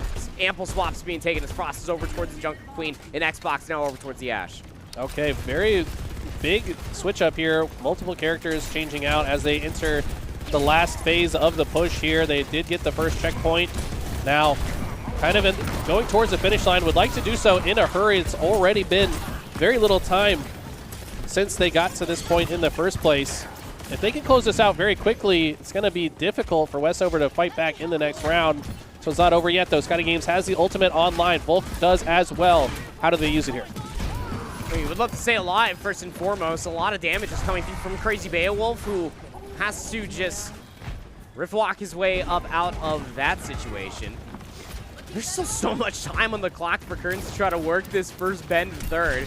They Gotta be worried about Xbox. He's up top. Nobody didn't really deal with him. Zombie Boy was thinking about it, but just gets head eyes. The damage comes through. And now the cage fight ensues. Volk under a lot of pressure. Crazy Beowulf says, I'm trapped in here with you. Nah, you're trapped in here with me. Takes down the cage and the cage maker as well. A great team fight finally won by Westover. Definitely felt like a call an ambulance, but not for me moment as he completely turns that situation around with a massive ultimate. And okay, it took them a while to come online, but it looks like Westover finally getting back to their old ways as they have won this team fight. They've stopped the payload from being pushed for the moment, but the damage has kind of been done. I mean, look how far this payload has already gone through. It looks like if Currents can just get one more strong team fight, they could potentially push it the rest of the way. I really love this pick from Xbox, man. Like the Ashe is also the out for Kalani, who's about to have a Valkyrie online. Xbox has Bob also readily available. It's just a really good composition of change, and it forces Volk's hand. He's now over towards the Winston just to try to dive the Ashe. And by the time that they even think about how do we try to retake this site, so much damage has already come through, and Westover have won the team fight before it even started. Wow. I mean, look at this. The positioning, like you said, from the Ashe is really making life difficult for Kearns. What are you going to do if this guy's not missing any shots at that range from such a difficult angle to fight back against as well? Buddha taking the front line here on the Mora. He's going to be able to put some damage down. Will disengage. Valk goes down as well. Now make it Shio, and Westover have taken over in these fights. Oh no, Scotty Gaines was thinking maybe I can back this Riptire with my ultimate. It's just not the case at all. Bob was just chilling on the point. That backed alongside of the Junker Queen ultimate. Everybody was negated. Any sort of healing in towards the back line. Currents get ripped to smithereens. And Westover have done a great job as far as this first bet on third is concerned, Eli. I mean, like, they've already exhausted 2 minutes of clock. Shio's got at least the Meteor assistance. Volk's still searching for the dive, and Crazy Beowulf keeping him at bay. So this has been such an impressive bounce back for Westover. I mean, Current started off so hot in this round, winning 2 or 3 team fights in a row, but now it's the other way around. Westover, the ones on fire, winning team fight after team fight. Payload has made a lot of progress, but it's been stuck in this hallway ever since. And now, Crazy Beowulf trying to get their HP back as they go low here. Didn't have many resources to work with, but there goes a player off the map. You do not want to swim in lava. That is not a good place to be. Very tough situation to be. Volk's still alive up top, by the way. So Zombie Boy finally comes off the respawn. Primal Rage allows Volk to reset with this team. And hold on a second. Kern's got numbers. And they're trying to push this Cradle Wolf. He's got the Death Blossom. He wants to rip it. Might not need it. Waiting at least for some amplification to come through. Indulge. He just sprays them with the primary fire. And Current cement the numbers just down to Xbox to make a heroic play. And he should be dead to rights. Yeah, I mean, he's forced to just completely back up. And Kearns might just make this all the way. One last team fight to get through. Westover has a lot of ultimates to work with, though. Kalani's comes out. No fly zone, Kalani. Backed by Buddha Dog. Double support ultimates here. Crazy Beowulf. We'd love to see them save theirs because this is not the last team fight of this round. And that'll be the case. Good discipline being involved here. Westover still going to have 3 ultimates. Where Current's going to have to rely on this Riptire. Very close to double support ultimates as well. So we're sub 30 seconds. Okay. You called it there. I thought it was the last team fight, but these players know better than I. And very smart to be holding on to these ultimates to just give themselves the best chance to stop this from getting all the way through. Shio trying to heal up the team and boost him. And Ashe landing some clean shots. Xbox is on fire. 3 quick kills. Overtime might not even be a consideration. Volk, no Primal Rage to keep himself in the fight. And that'll be it. Overtime will proc, but nobody from Kearns nearby. A 4-minute hold on last. And that'll be where the golden checkbox of victory will lie for Westover to take a 2-0 lead. 59.01 meters. Westover probably not happy with how much distance they allowed. However, they stopped it from getting to that final checkpoint, which is the most important piece of the puzzle. Now, if they just make it there, and not even quite all the way, just a little bit further, they will come out with the win here. So great on them to stop that point from getting through. Yeah. They got steamrolled. Like that opening team fight, like yeah. They really put everything in towards that initial fight, and that turned into such a dominating push all the way through streets, team fight after team fight. Zombie Boy was doing so much for his team to get so much space. But the moment we got to third, the moment there was a ceiling on the map, and Xbox got set up top with that Ash pick, no fly zone at all, was plucking them out of the sky. We'll go back over towards the Junkrat here for the initial offense, and I do like this pick. Curran's not really switching up much of anything. Doge gonna say on that Junkrat. We already talked about how good of a pick is for both sides. But my biggest concern for Westover as far as his offense is concerned will be the support line. I mean, the Tree of Life is really good. I'm not here to deny that from Lifeweaver. Has a very good pick and can also be very mobile, can also pull back Frost once he does overextend, so you can get the focus healing. But there's no real defensive ultimate like, oh no, we need some immediate assistance, like the rally from Scotty Games on the Brigitte and then also Shio with that orbital assistance. Yeah, I have to agree with you. Xbox already landing some good damage here with the Junkrat from the choke point. Loves to have this option available. Gets an early KO as well. Frost goes down. Now, taken to the skies is Zombie Boy. And let's see what they have here. That's what I'm saying, is that the moment that Frost overextends, he dives too far. Like, Voodoo Dog, Kalani, they can only do so much to try to keep their tank alive. So, big pick comes through Doge, though. Caught in between the crossfire. Xbox will find the coupling of the damage nades as well. Frost for the secondary, no support, no burst damage. Shield also low. Should be easy to try to push this point now through our Westover. Wow, love that turn there, just re-engaging onto Valk. That was very impressive. Not afraid at all. Frost is actually going to land 2, and this might be exactly what Westover needs to get this ball rolling on their offensive effort. Yep. Should be an immediate capture here. Xbox will get picked. I can't imagine too much comes of this. I mean, Crazy Beowulf is thinking about maybe the push. Xbox gets revived anyway, and point needs to be finished here, boys. Yeah, I think maybe forgetting about the objective a little too much. They do get a couple more KOs, but you think this could have already been moved. I mean, it could also be 5-head, right? Like, if they capture the point now as the last-second contest comes through, they will be spawning further, but all players spawning back up for Kearns. Are they going to flip this? I mean, Westover are nowhere to be found. The Rift Fire is also going to be called from Xbox to try to find the picking towards the back. It's still alive somewhere. It's trying to chase down this dang Reaper. And not going to be able to find it, though, as the numbers are now swaying in Kern's favor. Hold on a second. It was the colossal mistake of them not stacking the point. As now Kern's a fully reset at the initial choke. Kerns have came to play in this game, too, and it just feels like that first round of Control is but a distant memory. Kerns looking like a different team ever since. They fought back in that second point and have only ascended and got better as this series has progressed. We do see Frost trying to make something happen. Voodoo Dog taking the front line here as well, but man, look at the defensive power out of Kerns right now. Orbital Vector being the response for Kalani's Valkyrie. I definitely love to see it. The Tree of Life doesn't really find anything either, and Voodoo Dog is dead. Zombie Boy, gonna duplicate the Doom Fist. A duplicated Meteor Strike would be a lot of good damage to have for yourself, but it's being focused down in towards the back line. Zombie Boy still causing distress. Voodoo Dog's able to revive their co-duo of a support, and Crazy Beowulf's got a Death Blossom available. Might need it just to win this team fight fully, because Kerns are still hanging around. I mean, he's doing so much damage, and I agree with you.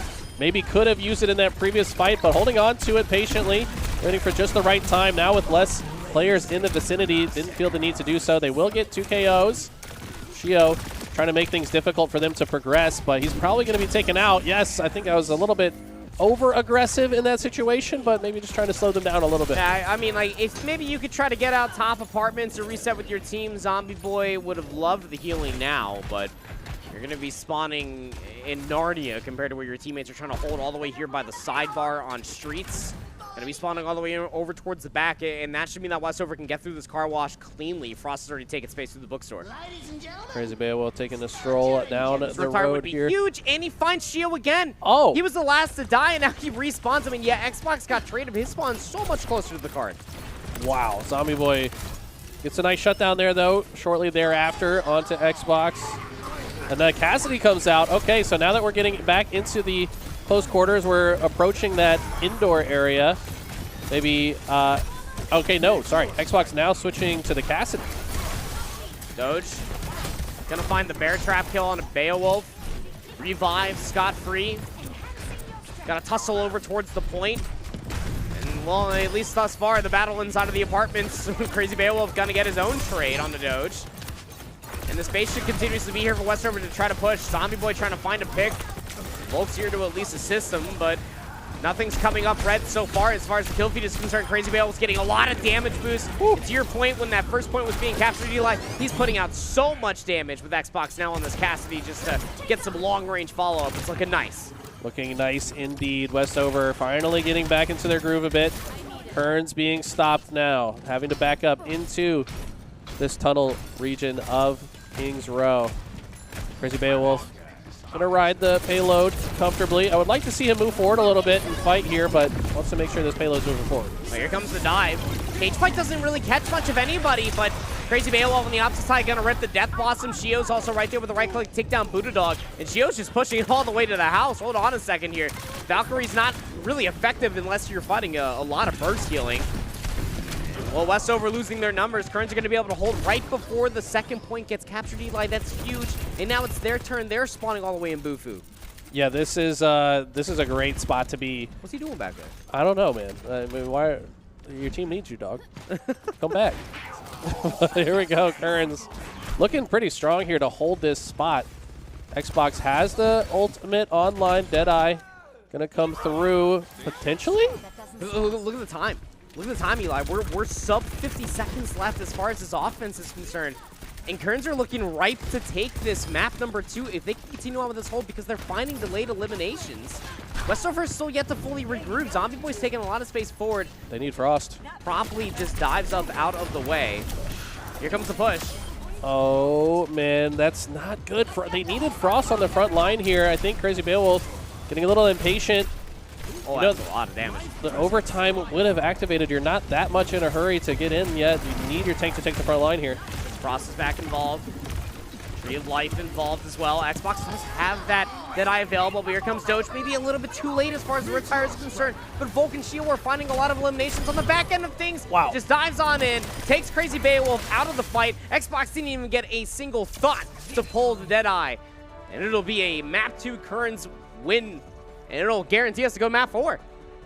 Very impressive stuff coming out from Kearns. Like we said, Westover did not drop a map throughout the regular season. The only team that was able to take a single game off of them and it ended up being the whole series was Durham. But now Kearns being added to that list of teams to take a game off of Westover.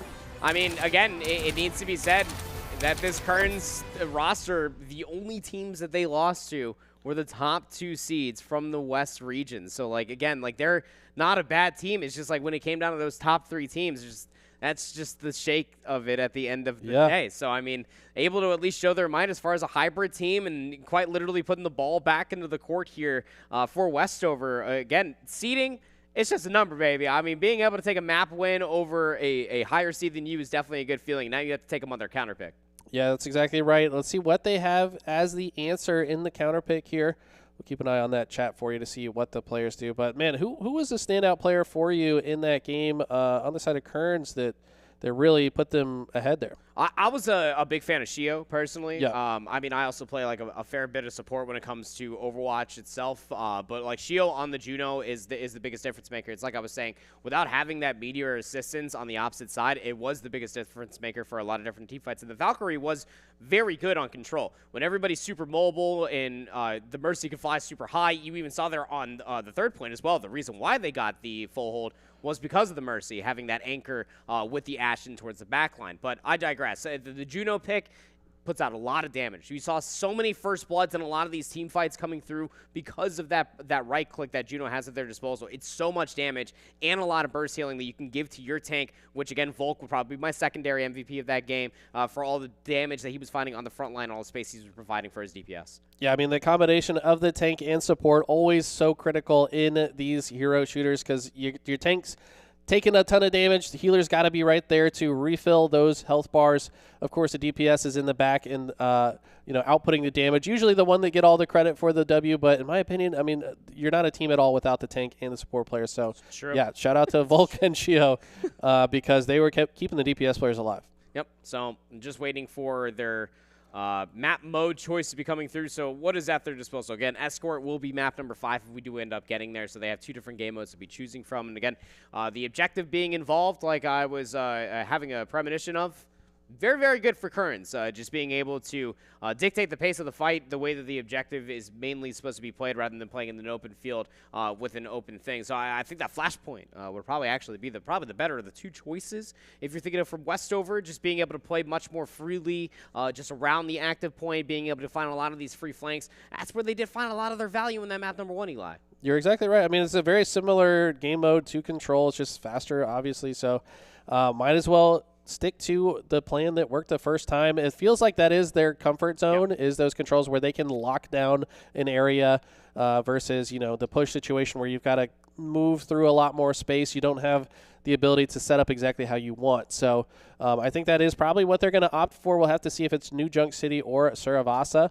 Is there either of the 2 maps that you think they should lean towards in this case? I don't think it really matters. I just think it's more of the mode. I mean, both of the 2 maps are, I wouldn't say like are 1-to-1, but they're relatively similar. Like where every single Flashpoint does have its variety. You have a lot of different options for a lot of good hit scan play. You have a lot of good options for a lot of good brawl play, which again, for Frost on that Doomfist seems to be their comfort pick.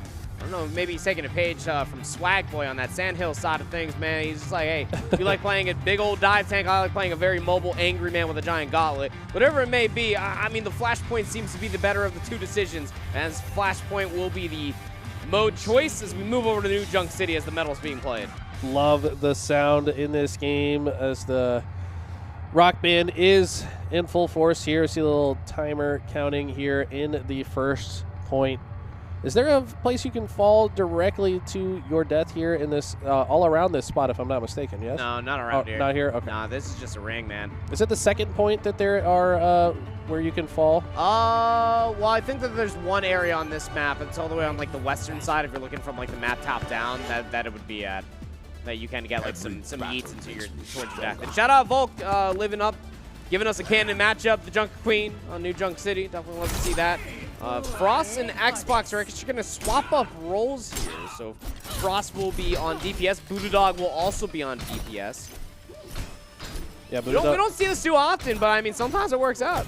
Yeah, I'm very curious about it. I want to say we might have seen this happen in the Conference Championship as well with this roster. Frost, I think in certain maps, prefers to switch off the tank. So it's, I think, based on the mode combination, who plays the tank player.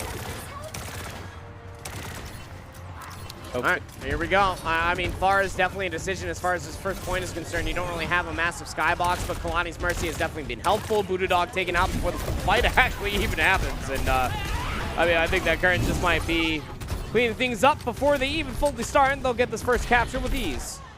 Yeah, looks like the capture ultimately goes to Kearns. Xbox trying to land a KO and does already with the Doomfist. So when a DPS player is now playing tank, you can expect them to be quite aggressive.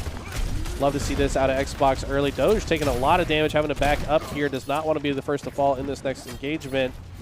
But wow, Kearns coming out strong in this first flashpoint. Well, don't forget, I mean, Doomfist back in Overwatch 1, he was a DPS. Moved him over towards tank just as much more of a balance change than it was anything. So okay, definitely much more of a DPS character if you ask me, the way that his hit does maneuver, but 52% counting on up for Kearns, who are just playing around the point, waiting for the fight to come to them. And that's just really good anti-dive. Again, you have a Brigitte, so the moment that the dive comes through, just focus that one target. They find both of the divers out of Westover, and the other 3 just have to go back towards their spawn packing. Just 25% required for Kearns. Okay.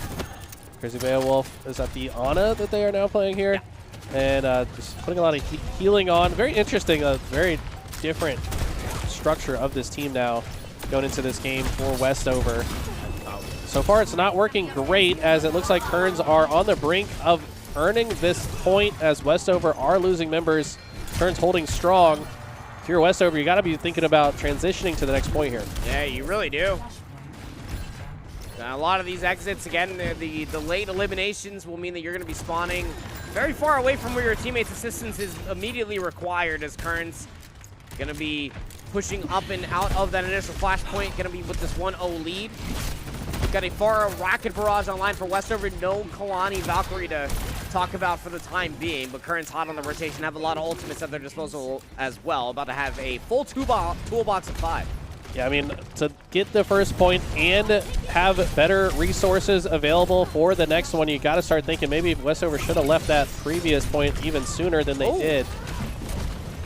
Deflect kill, immediate rocket barrage follow-up. Doge will find one pick on the Crazy Beowulf, so won't have the nano boost from Budadog, who would really love to have it with that Genji blade. We see that we've been seeing that combination for quite some time.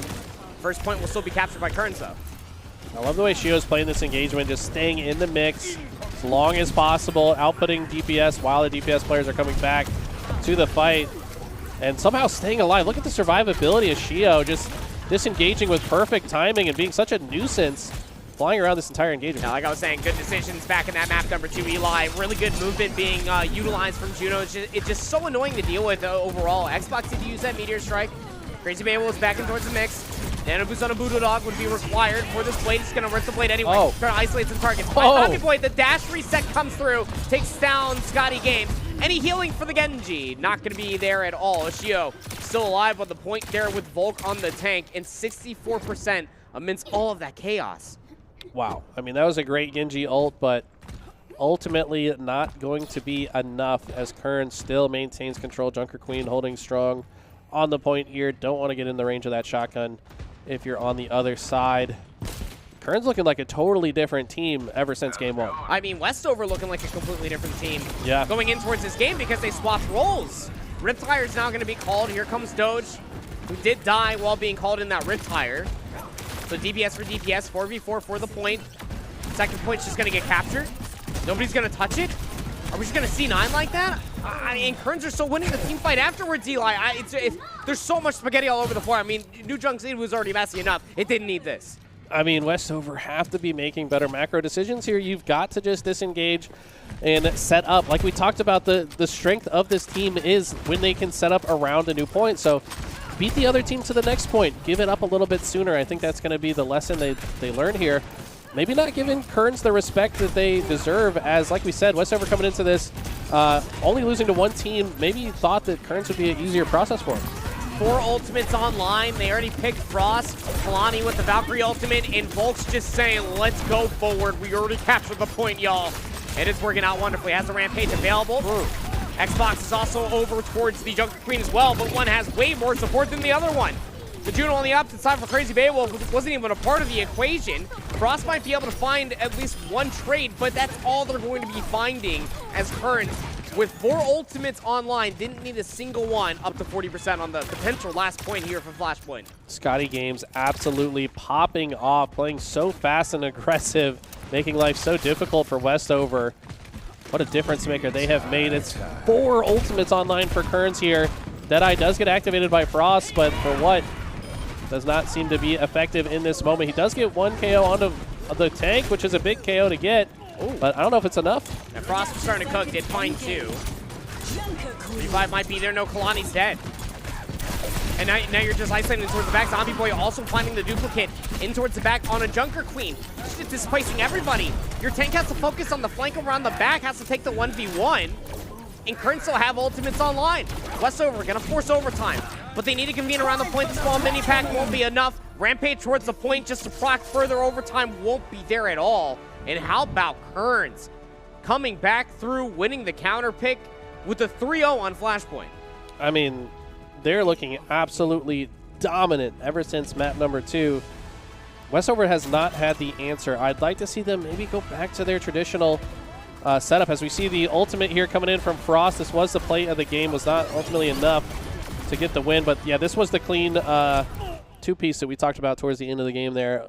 But man, does he switch back to the tank role? Do they switch back to what they had in game 1? Because game 1, they look to be a lot more organized here. I don't know why they swapped up what they were throwing us at that map number 1 in Nepal. Because, I mean, like, if you're really thinking about it, like, the reasons why I was saying Flashpoint was going to be so good for them is because they could live in the chaos. Like, yeah. Frost didn't look bad on the Doomfist at all. So I just am generally perplexed over the decision of, hey, let's not only pick the mode and the map, but now we also have to be swapping our characters as well. It just doesn't add up for me. I mean, like, and again, you can be a jack of all trades at the end of the day. You can play and soar and excel at multiple heroes and multiple different hats, if you will, when it comes down to Overwatch 2. But in a situation like this, in a single elimination tournament, I would have loved to see you putting their best role forward, and that had to have been initially what we got out of them. Yeah, I got to think that you know, the tank and support players are often the most important players on the map, so your best tank should be playing as tank. Maybe Frost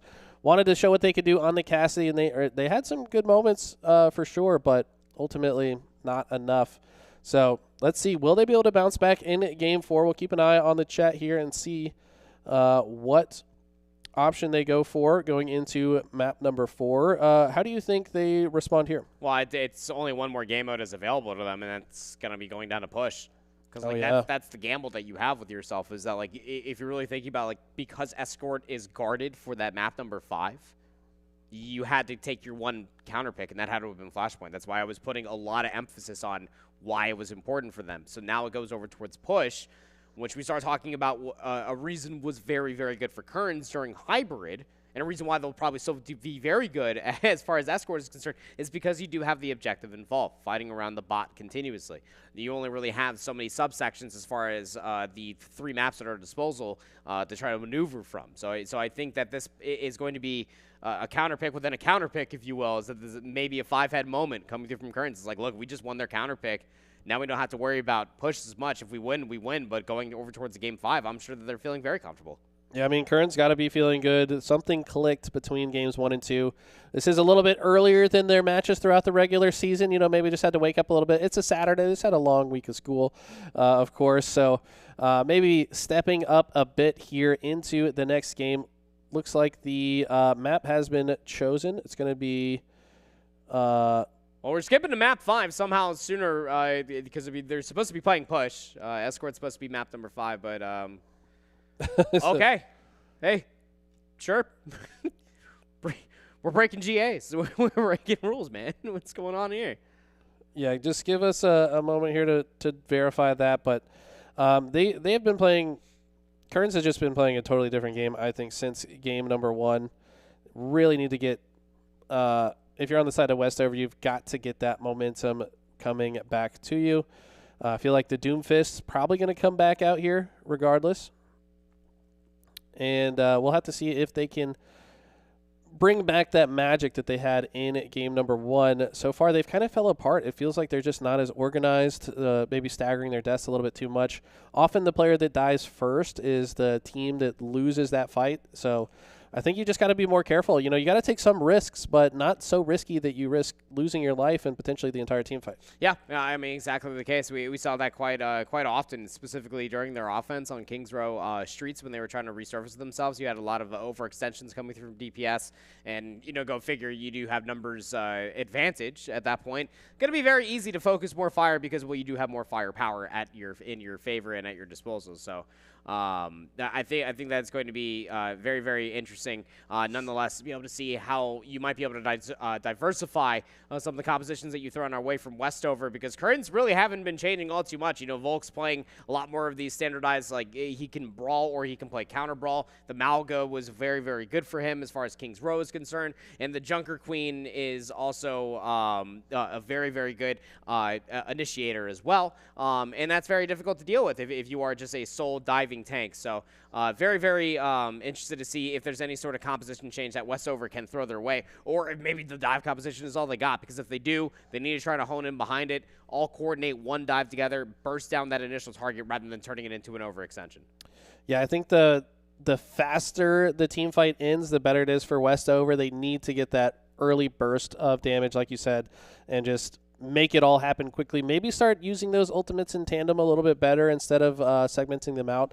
I think there could have been some more leverage there as far as the coordination between one another for those ultimates. So we'll have to see. I think they have figured out that they need to play push here. So let's see which one they choose. Yep, I mean you have 3 different maps to pick and choose from. You got Calicio, Esperanza, New Queen Street. I was not expecting me to actually roll my R right there. That's wow. Producer also very impressed. Not as impressed as I am. If I could hallmark a moment and hang it on my refrigerator, I think that'd be one of them. Impressing Mark. Yeah, I mean, we all here at the office, that's all we think about every day. How do we impress Mark? But none of us have achieved it yet. Maybe one of these days. The rolling R, I think, is the first shining moment of it. But anyways, we're going to see which map is chosen for push. Let's take a look at our bracket, though, for a moment. Yeah. As we've got, wow, Palisades got a forfeit win in round 1. But forfeit wins? Oh. The thing is, weren't they not expected to win that anyways? Were they the 1 seed here? Yeah.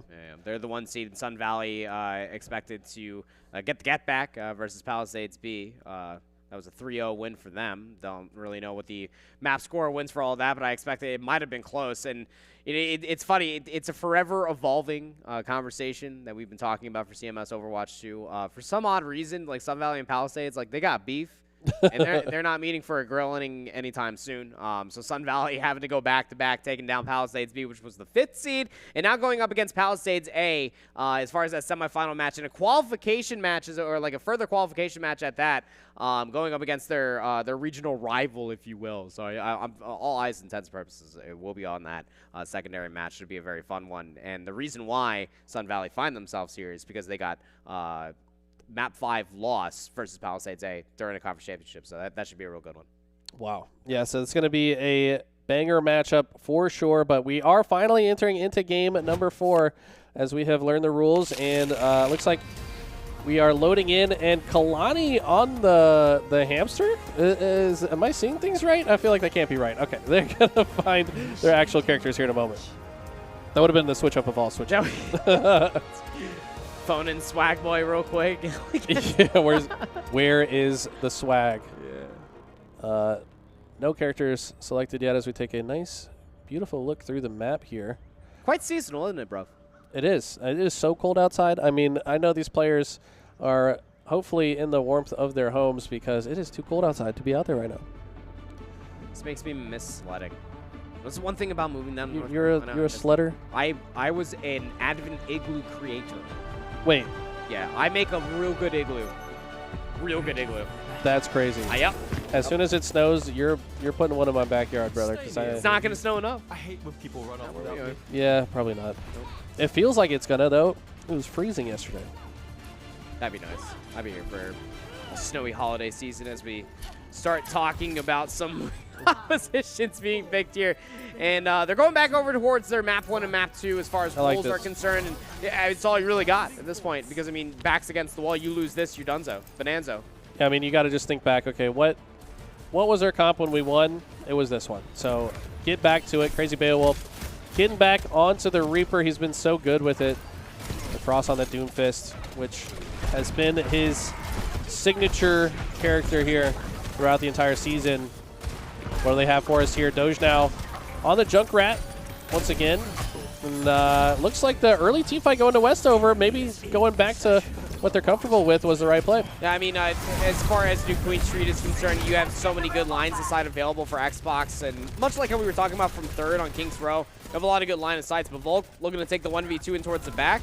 Lonnie just pocketing Xbox for as long as possible. And now Volk would really love to reset with his team, but is overextended maybe just a little bit too far.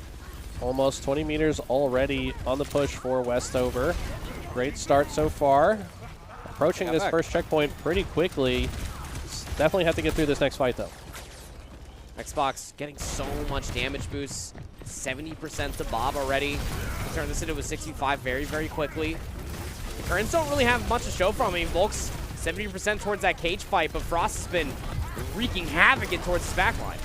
And Volk trying to make something happen, but ultimately overextends and goes down early. The rest of Currents have to be feeling like they need to disengage. Doge takes one down with him on the way out, but, I mean, he's got to disengage. He goes down. Now they're staggered, and Westover really in control of this game so far. They do reach the second checkpoint here momentarily. There it is, and this is looking like a totally different team. Yeah, it really is. Currents Academy, it really just have found, I mean, just a new type of a gusto. I mean, they're playing just so focused. Their macro is so good. They're hitting consistent shots, and they're just playing really, really well around Volk. I mean, Shio's keeping everybody alive. About to have that Meteor assistance. Westover do have ultimate advantage in their favor, but Westover coming in with this map number 4 with a certain quota to meet for themselves. They've been winning team fight after team fight. This finally looks like that number's finally there for Kearns. Shio looking to at least keep that in their favor. Bob will also be invested for Xbox. Ultimate's being pulled left, right, and center. It's looking like a Michael Bay film out here as 2 are caged up. 2 will be obliterated. Kearns finally winning a team fight. That was beautifully executed. Frost still here, though. Last player alive and somehow finds a KO in the process. But now probably wants to disengage, wait for the rest of the teammates to come off spawn. I like this decision. What do they have now? It looks like the push has gone all the way back to neutral territory here. Robot sprinting through this street. And Kearns need to protect him for the moment.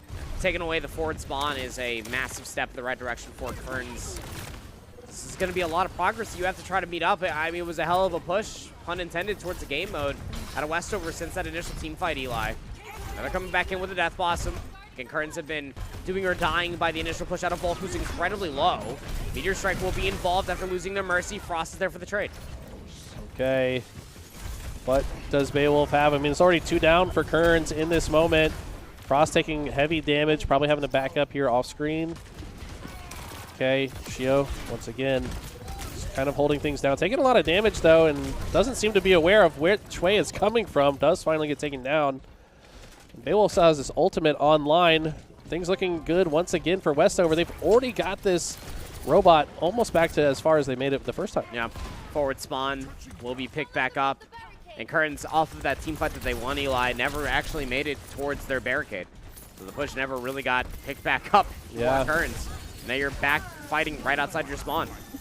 It's the problem with losing so many team fights in a row early. That means you've got to win multiple in a row to start making some forward progress on this push. Yeah, so now, I mean, look how far.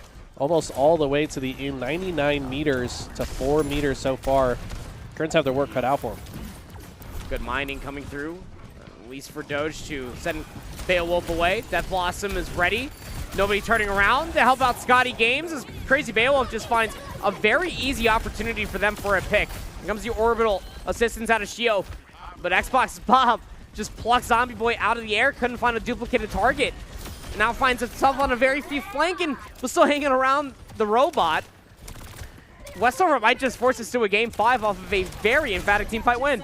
I mean, Xbox is playing insane right now on this Ashe pick. It seems to be a major difference maker. We saw it, moments of brilliance from it in game 2. And this is the first time we've seen it in a while. Why did we swap roles? Yeah, look at Frost. Getting a double kill in the kill feed. Now he's back on the familiar Doomfist.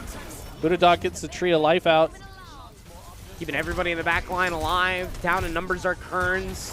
Down in ultimates are Kearns. Volk incredibly low, 5% shy of getting the Primal Rage to reset HP bars, and Westover are marching towards the final checkbox required to send this to a game number 5. Kearns Academy can't even get out of their spawn. Crazy Beowulf still hanging on to the Death Blossom. It might not even rip a single ultimate. Wow. It wasn't even required. Westover with an emphatic win here on map number 4, bring us to a game number 5.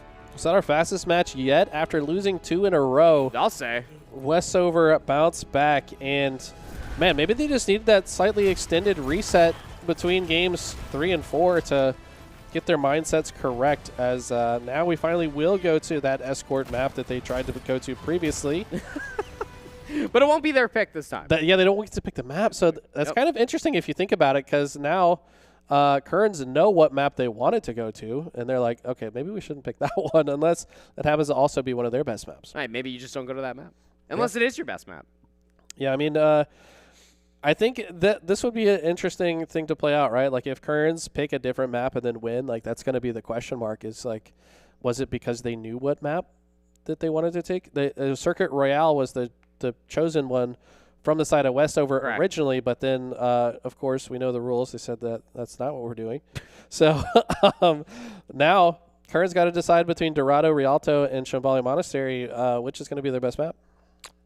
If I'm being honest, I'd probably go Rialto. I think that Rialto would probably be like the most accessible as far as like mitigating Xbox, because it's like you were talking about, like that Ashe was a real problem. Yeah. Real problem. Because it also, again, going back to the conversation I was having during the third point there on King's Row, is you allow the out for Kalani. Just playing so far away from the point, the effective range of that DMR with Ashe's primary fire is so good. Damage boosted by Ashe, sometimes you could actually pluck a medium to higher HP squishy target in towards the backline. So it is a very effective pick, in my opinion. And I think that maps like Circuit Royale and Shambhala Monastery could definitely play towards those favors for all 3 points being involved.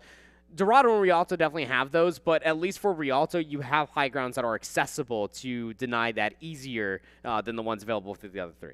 Yeah, that makes a lot of sense. I think that this is sometimes a momentum game, though, right? Like it was originally Westover winning at map number 1. They kind of fizzled even in the second half of map number 1. They ultimately held strong and won it, but then it was just like a huge wave of momentum for Kearns. But now the tides have changed, and it's Westover that have the momentum here. So, yes, it is Kearns' pick, but I feel like if Westover just continue to play the way that we saw them play in map number 4, they could potentially run away with this one. It looks like it's going to be Dorado, the map that's chosen here. I really don't like this pick. I'll be honest with you, because I mean, you remember the same problems that we talked about in Kings Row 3rd with Xbox on playing on Ashe is the same exact problems they're going to find during all the streets phase. You have so many different opportunities, whether you're talking about like being top of the church, top of the bank, hell, even just the top of the pillars area right before you actually capture the second point. There's just so much high ground available, and if you lose that fight during 3rd as well, then you have a very tough high ground that you have to get through during that 3rd point as well, that even before you think about that dive, you have to get past the front line, which is probably going to be leaving Frost up for a lot of punch-opportunities, I guess we could probably call it. Still probably continue to play Doomfist. So it might be their best map pick. I would love to, put my words right where the sun don't shine. So I mean, I'd be here for this man, but like I just don't think that the Dorado is probably the smarter pick out of the 4 available. Can you imagine if this was a big brain 400 IQ play on the side of Westover? They knew it was supposed they knew it was supposed to go to push, and then they pick the map that they want to play the least. They're like, yeah, let's go to Circuit Royale Escort, knowing that it's their worst map. You can imagine the reverse psychology. I don't know if that's actually happening, but it's that would actually be some 5-head gigabrain maneuver, galaxy brain. I don't know if that's happening right now. Probably not. But a Game 5 is happening nonetheless. Again, this is our first Overwatch coverage. Again, we over here, as far as this broadcast is concerned, we will be covering everything to do with Overwatch and Super Smash Brothers for this wild card weekend. Over on the opposite stream, you go towards the VESL hub as far as the main page is concerned. You also see the side stream that we also have, the other stream. I don't know why I call it side stream. It sounds so mean, but it's another stream that's happening. It's going to be covering college football as well as Rocket League. Those games have been exciting since we have been starting things off way early in the morning. So game number 5 about to be underway here as far as Westover versus Kearns is intended for. Number 3 seed versus number 6 seed. I don't think we actually thought that this was going to be happening. I'll be honest with you. Yeah, I mean, you're right. They are the side stream because we're cooler than them. But I'm just kidding. They're in a chic shirt. They don't have a chic shirt. That's right. That's right. No, they are great over there. Make sure you guys are not missing that side stream. But you're exactly right. Looks like we are readying up. The R's are in the chat to say ready. And if there's anybody I'm looking at in this game number 5, it's Xbox, because it started with Xbox. This last game felt like he made a huge difference maker. Like you said, this map plays to his map pool or his champion pool very well. So will he bring this team to success on the other side? I'm looking at Valk or Volk. Not sure. I think it's probably Volk. I'm looking for them to not go down early into team fights. It felt like when they were on the Maga, were typically maybe dying a little bit early in fights, and that ended up being a difficult situation for the rest of their team. But if they can stay alive and maintain that front line, that could be the difference maker for them. Do you think Xbox is playing on Xbox? That's a good question. I don't know. Do you think he plays Halo?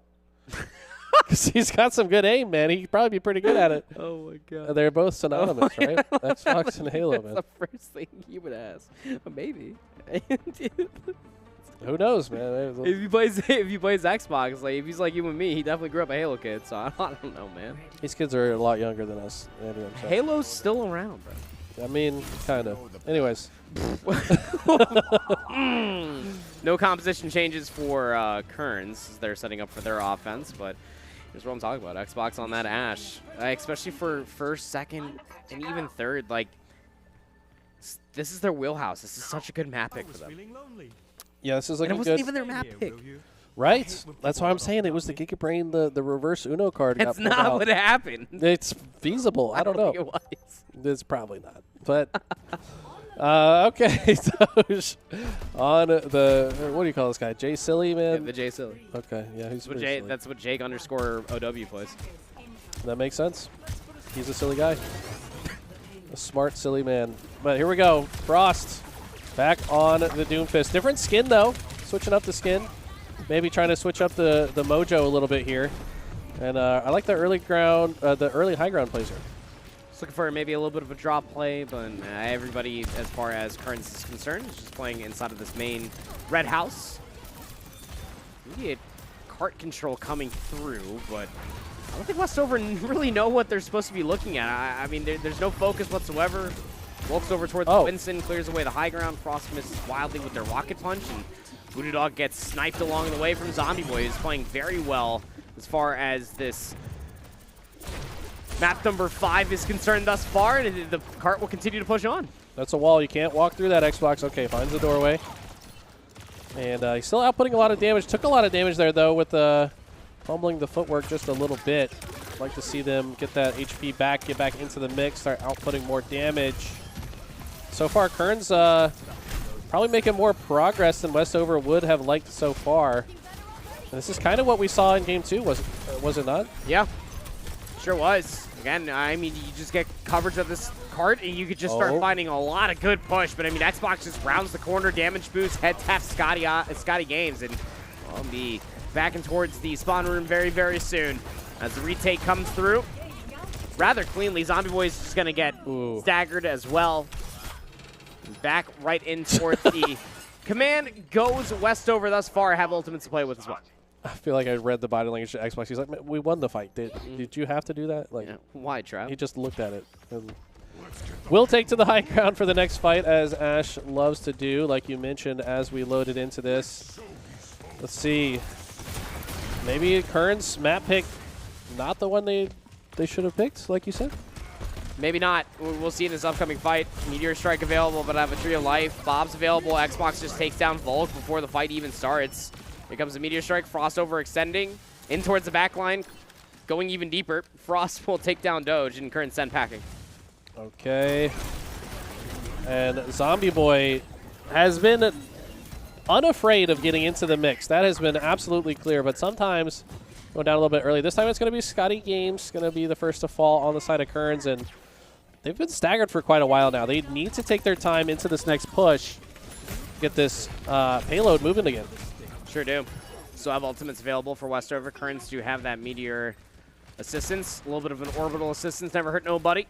Zombie Boy looking for a duplicate, and here comes Bob to open things up. Orbital assistance will be the response. Voodoo Dog has to use their Tree of Life. Both support ultimates online for Westover. Will they use them both in this fight? Xbox has already found the first pick via their Bob Shios, at least there for the trade. So Kalani, no Meteor Strike available. Death Blossom was used out of Zombie Boy from the duplicate, and it'll do more than enough damage. Wow. Spin to win, potentially. But Westover still have numbers hanging around the joint, but it's just cleanup duty for Kearns, as it took them a little while longer than expected, but they will still get more time on the board. That was massive here for the side of Kearns. Looked like the first time they felt truly coordinated in this match. Next fight's already in action, though. Frost trying to make the difference here. Needs to get to the front line. Will be taking some damage here. But Kearns about to get it through this next little choke point here shortly. Reptire to start. Doge looking for something in towards the back line. A little bit too easy to read through the elbow there. Crazy Beowulf still has the Reptire online. Expect to see that maybe coupled along with Kalani there with the Death Blossom. Volk looking for the counter dive. Trying to stop this Doomfist. Dead in his tracks. He's about to have another Meteor Strike online. Crazy Beowulf is fishing. Wants to hit the Q button and wants to hit it now just to be able to find some good key kills. Scotty Games trying to keep it more than spectated and helps out Volk at a moment's notice. Stops that Reaper dead in its tracks, but here comes Kalani there with the Valkyrie ultimate. Frost off the Meteor Strike, displaces Scotty Games and takes their life as well. Even Volk with the Winston ultimate, Primal Rage, really doesn't find anything besides the full HP bar as Kearns waiting for their numbers again. Wow, look at the accuracy coming out from Xbox. Multiple headshots there just to do a little bit more crit damage. Chio always in the mix here as well. I overextended. Where are you going, Volk? I got no tank. Crazy Beowulf has a very free ultimate should he want it. Indulge is just trying to take space before it's even provided for himself. Luckily enough, receives the heals before death, but it's still a lot of time exhausted. I mean, like you said, Volk overextension there was going to make a big difference in this situation. When you lose your tank early, sometimes you just have to give up on the fight altogether. So the rest of the composition quite squishy here. Crazy Beowulf pushing through, has the ultimate online. Rift Walk gets right up into their face and is now going to retreat into the indoors. Very small HP left. And this is a pretty even fight so far.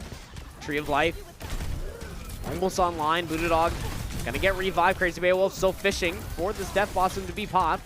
Kerns did invest their orbital assistance off of the Bob from one Bob again, but it's still 1-for-1 goes to kill feed. Zombie Boy's been over towards the Genji for about 60% with a ultimate charge, but yeah, Volk needs to get involved in towards his backline. Baits out a couple more members to try to bolster up the backline of the defense so that way Dolch can rip the Riptire. Takes down Frost. That's a big kill to have for himself, but Kalani still has the Valkyrie.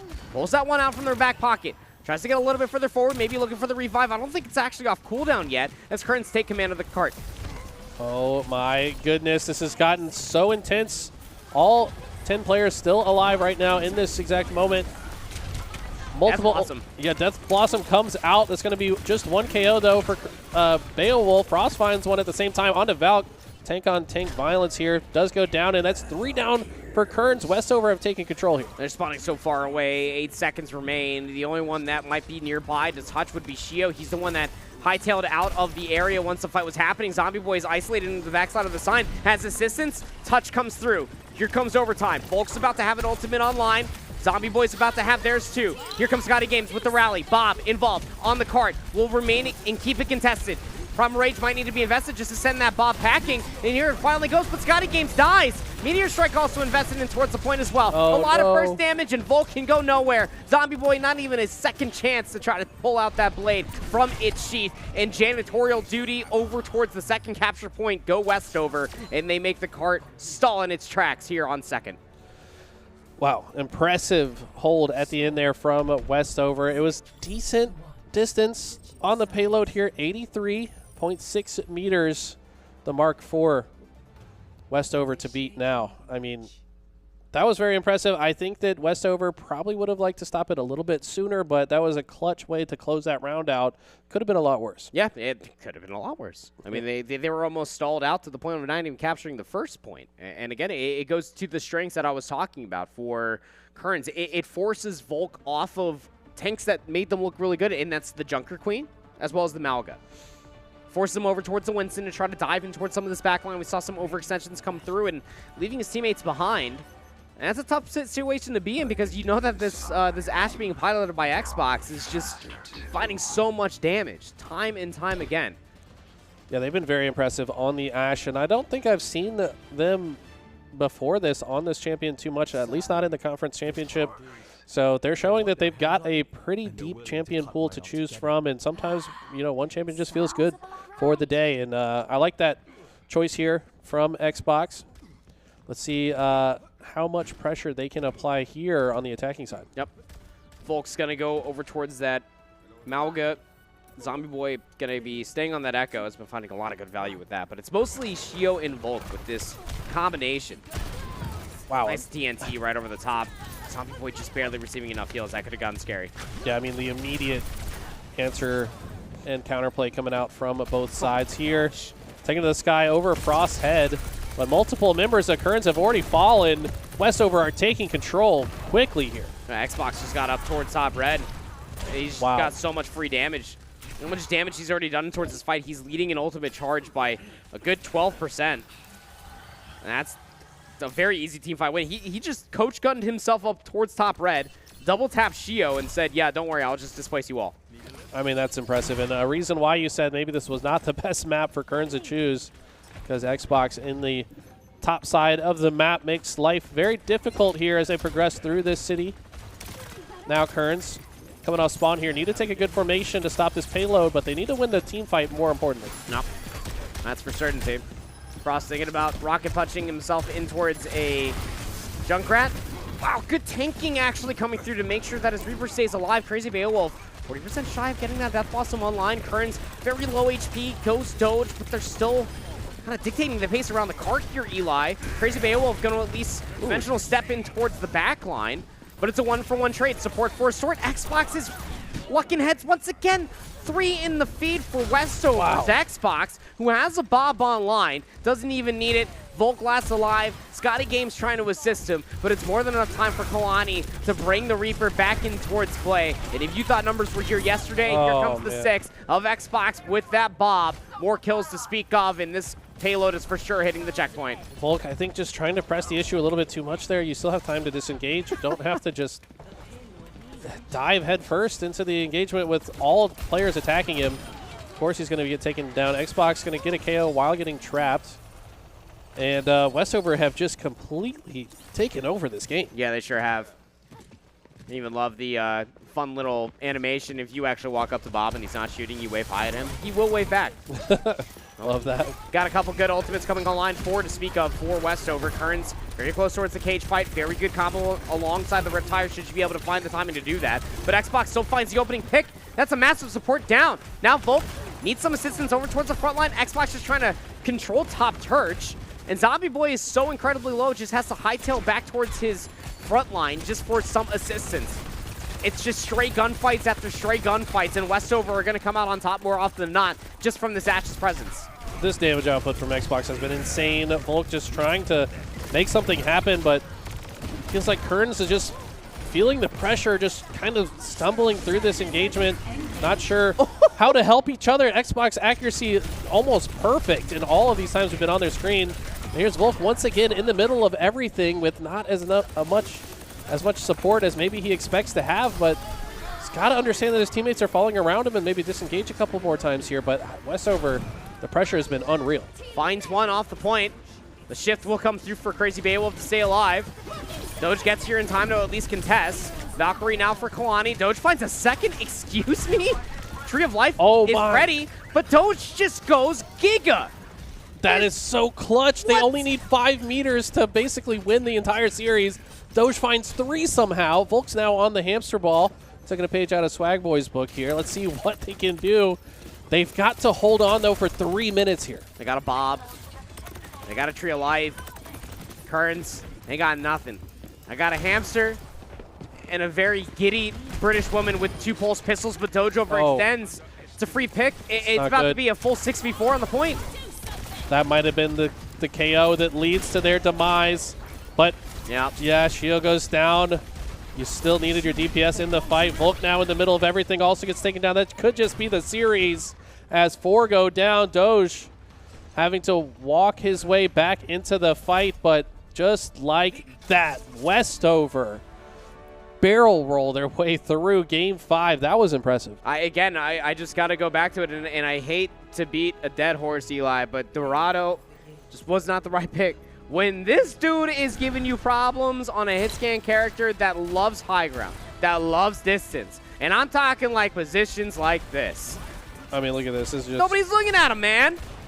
This is literally fish in a barrel for Xbox, just raining down so much damage throughout that entire series, but especially when it mattered most. I mean, shout out to Westover, too. They were down 2-1 at one point in this series, but very clutch comebacks. Looked very dominant in both games 4 and 5. So whatever the switch-up was there between games 3 and 4 was the difference maker here. And impressive stuff. They are showing that Sandhills might be one of the strongest regions here for Overwatch. Surely the case. I mean, Kearns Academy really making a fine argument for the western side of things, but that's unfortunately where their VESL 2024 fall season will stop.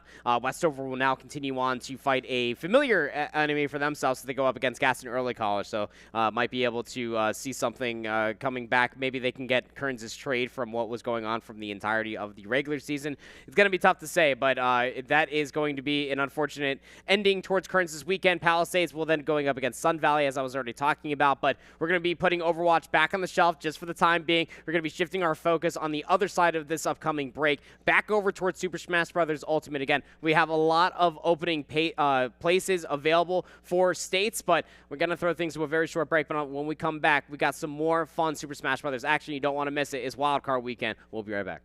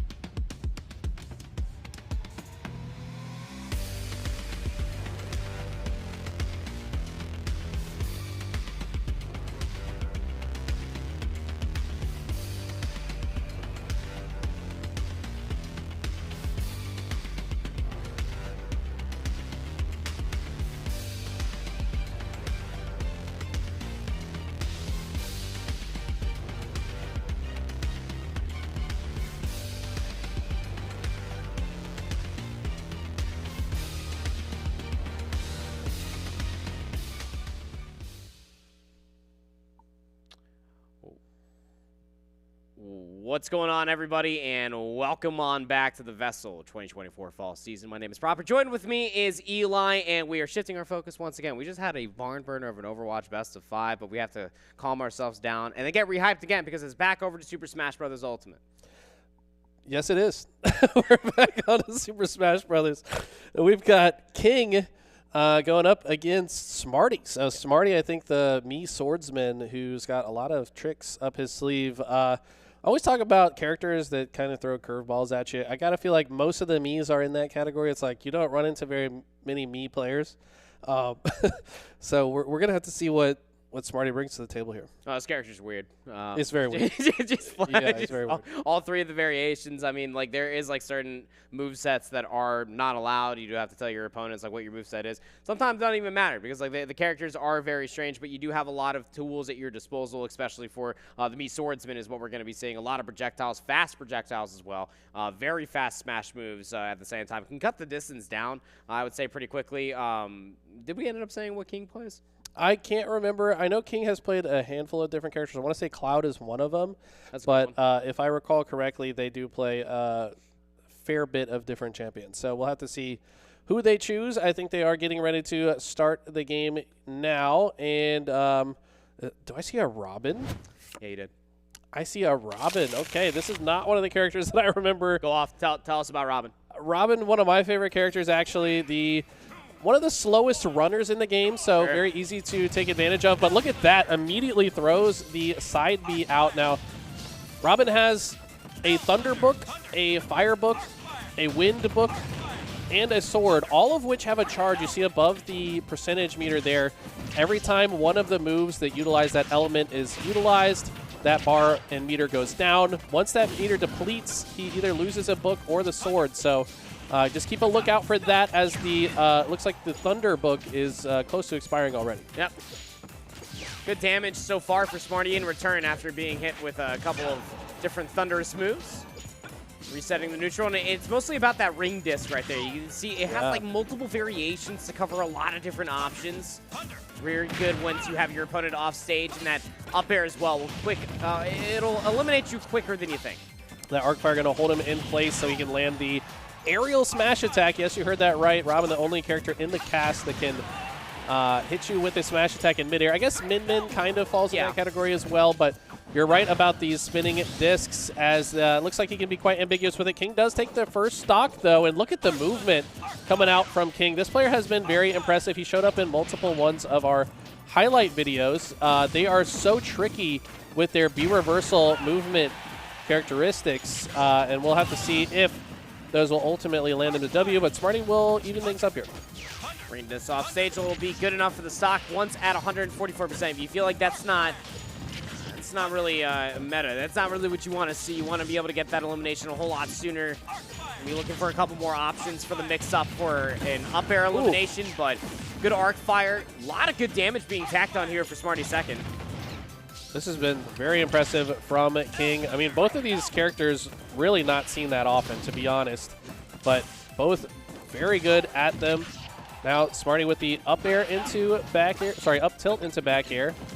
Throws the chakram at a 45-degree angle as well. I feel like I'm learning new things about Sword Fighter as I'm watching this, and it's so tricky to play around. Yeah, just a lot of good options, and then you always forget that this one character that's eating so many projectiles still has Sword the arc fire into fast fall fair. Yeah, that'll be good. I think I was even in there, but because it's the strong version of it, is enough to KO there. Yeesh. There's this. Yeah, that was the fair into the neutral air, both the strong versions, and that's a quick 26% for Smarty. It just sounds so aggressive once it hits. Yeah. Thunder to cover the space. Just finding quick little chip damage. Dash attack will only send King off stage for the time being. It's back to the stage relatively easy. Even tacking on damage with the Arc Thunder throws the sword for extra measure. Yeah, King's neutrals just look really clean right now. It really is, and you see that sword is almost back online already. There it is. Got to keep an eye on that meter. And he's been using this arc fire from the platform. I'm going to have to start using that on my Robin game because it looks very effective. A good angle. Yeah, covers all the way across. It doesn't really end. And my traps him with the arc fire run up smash. King maybe surprising Andy a little bit. He said, I don't know much about this King guy, but the Smarty guy is one of the best players. So King starting off with a very emphatic statement there. Okay, so let's start listing out our spades here, as we call a spade, right? Cedar Ridge coming in towards the single elimination tournament. They are the #2 seed at the end of the day. The only time when they ended up losing any stages whatsoever, any series whatsoever, was in conference championships, the grand finals. They lost to Westover High School 0-3. So like that very much so could be the ceiling, perhaps, but it could also be the measuring stick for Cedar Ridge to try to get towards that point, because that Robin, again, like that neutral and everything, very difficult to be able to pull off all of that buffering that you saw from the aerial maneuvers to get away with a 2-stock like that. Yeah, so if you guys aren't familiar with Smash, you have a side B move, right? So if you hit a direction and a B, it does a certain attack. But there's what's called a B reverse, where you press B and then within a few frames you push the opposite direction that you're facing, and it will then turn you around and carry your momentum. It'll kind of a wave bounce into the other way. And the way that King, he'll jump one time, B reverse to one side, jump again, and then B reverse a second time. So he's changing directions in the air 3 or 4 times before he lands. And he's doing also with intention to avoid his opponent's attacks.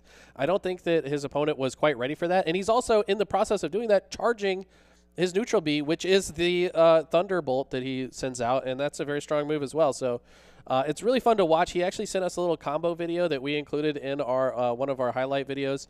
And he's just styling on people with the B reverse tech. So very fun to watch, and so far it doesn't seem like Smarty's ready for it, despite him being a great player himself. Yeah, no, I agree with that. So Smarty's map pick will end up being Kalos Pokemon Stadium. So quite literally the biggest stage as far as Blast Zones are concerned. You do have those very two edge different platforms, which honestly speaking, with the way that we saw the arc fires being utilized on the platforms of Battlefield, could probably also be abused to certain middle recoveries there on Kalos Pokemon Stadium. If you're feeling it at that certain point, I'm sure that King probably has a certain other backs up their tricks. But the bans, I don't know if it's like feel extra targeted, but like getting rid of Final Destination, meaning like no platforms whatsoever, that gets taken out of the equation entirely, which I would probably say would be your better bet. And Pokemon Stadium too, don't really know the reason behind that one, because Small Battlefield is still available, but it is what it is. Yeah, I mean, it is interesting to ban the PS2. Maybe did some research and saw Smarty win on PS2 a lot, so it's like, you know what, let's just not go there. I mean, seems like a fair way to think about it if you ask me. But King, I mean, can he I feel like in game 1 is your best chance to surprise your opponent. But now, going into map 2, Smarty, he's smart. That's why he made his name Smarty. Oh. And he's probably going to be able to adapt. He's going to be like, okay, this guy just likes to arc fire me at the ledge. I got to change the way I get off the ledge. But what's he going to do, though? Because I feel like if you put the arc fire in the right spot, it covers a lot of options. Well, I'll tell you what, man. You might be onto something here. We'll have to see if the adaptations come through. If you really think about it, like, Smash really is just like platform 3D chess kind of type, or 2D. Sorry, but it's one of those. It's one of those. There things is a Z axis. There is a Z. Okay, fair enough. But like you do have like some of like this modicum of being able to react accordingly, and like that's all a part of like the ebb and flow that is making this a very intricate fighting game, and why it is very unique at the same point in time, because every character would have options to deal with other options, whether that's more buffering coming through, more projectiles, faster options once projectiles connect. Mii Swordsman has all of these characteristics available, as no character swaps will be coming through at all. Wait, no? That's a different me, my friend. That's a me. Oh. That's a big difference, if you ask me. Interesting, right? This guy says, I just want all my characters to be customized. I respect that. He loves playing as himself. It's like playing in college football and you're playing career mode, you know? I guess so. And similar tactics, though. I mean, I feel like he used projectiles a lot as the swordsman as well, which seems kind of counterintuitive, but different style of projectiles, maybe trying to be the one that surprises King. And King going to use that B reverse tech, but he's doing it so much it's maybe getting a little bit predictable. Sometimes you got to go for the no mix-up here, and he's out of that book. That book has expired. No more fire until this one comes back. Got to find some more moves in the process. And playing with that drop bomb on, that's a move that I haven't really seen too often out of one other Mii gunner. You know exactly what I'm talking about. That's Misty Bot, of course, from the Sandhills region. And it's just another projectile, very quick to come back out, but once you're stuck in towards the mix, King will tack on the damage. My word, that up air did a lot. That was a double. Okay, before the KO, let's talk about the double arc fire into up smash just to maximize the damage, and then cleans up the stock with the up smash as well. King putting on a clinic And my mistake. I was thinking about a different player when I was talking about a Cloud player. I'm pretty sure this guy only plays Robin. He's a beast on Robin. That much is for sure.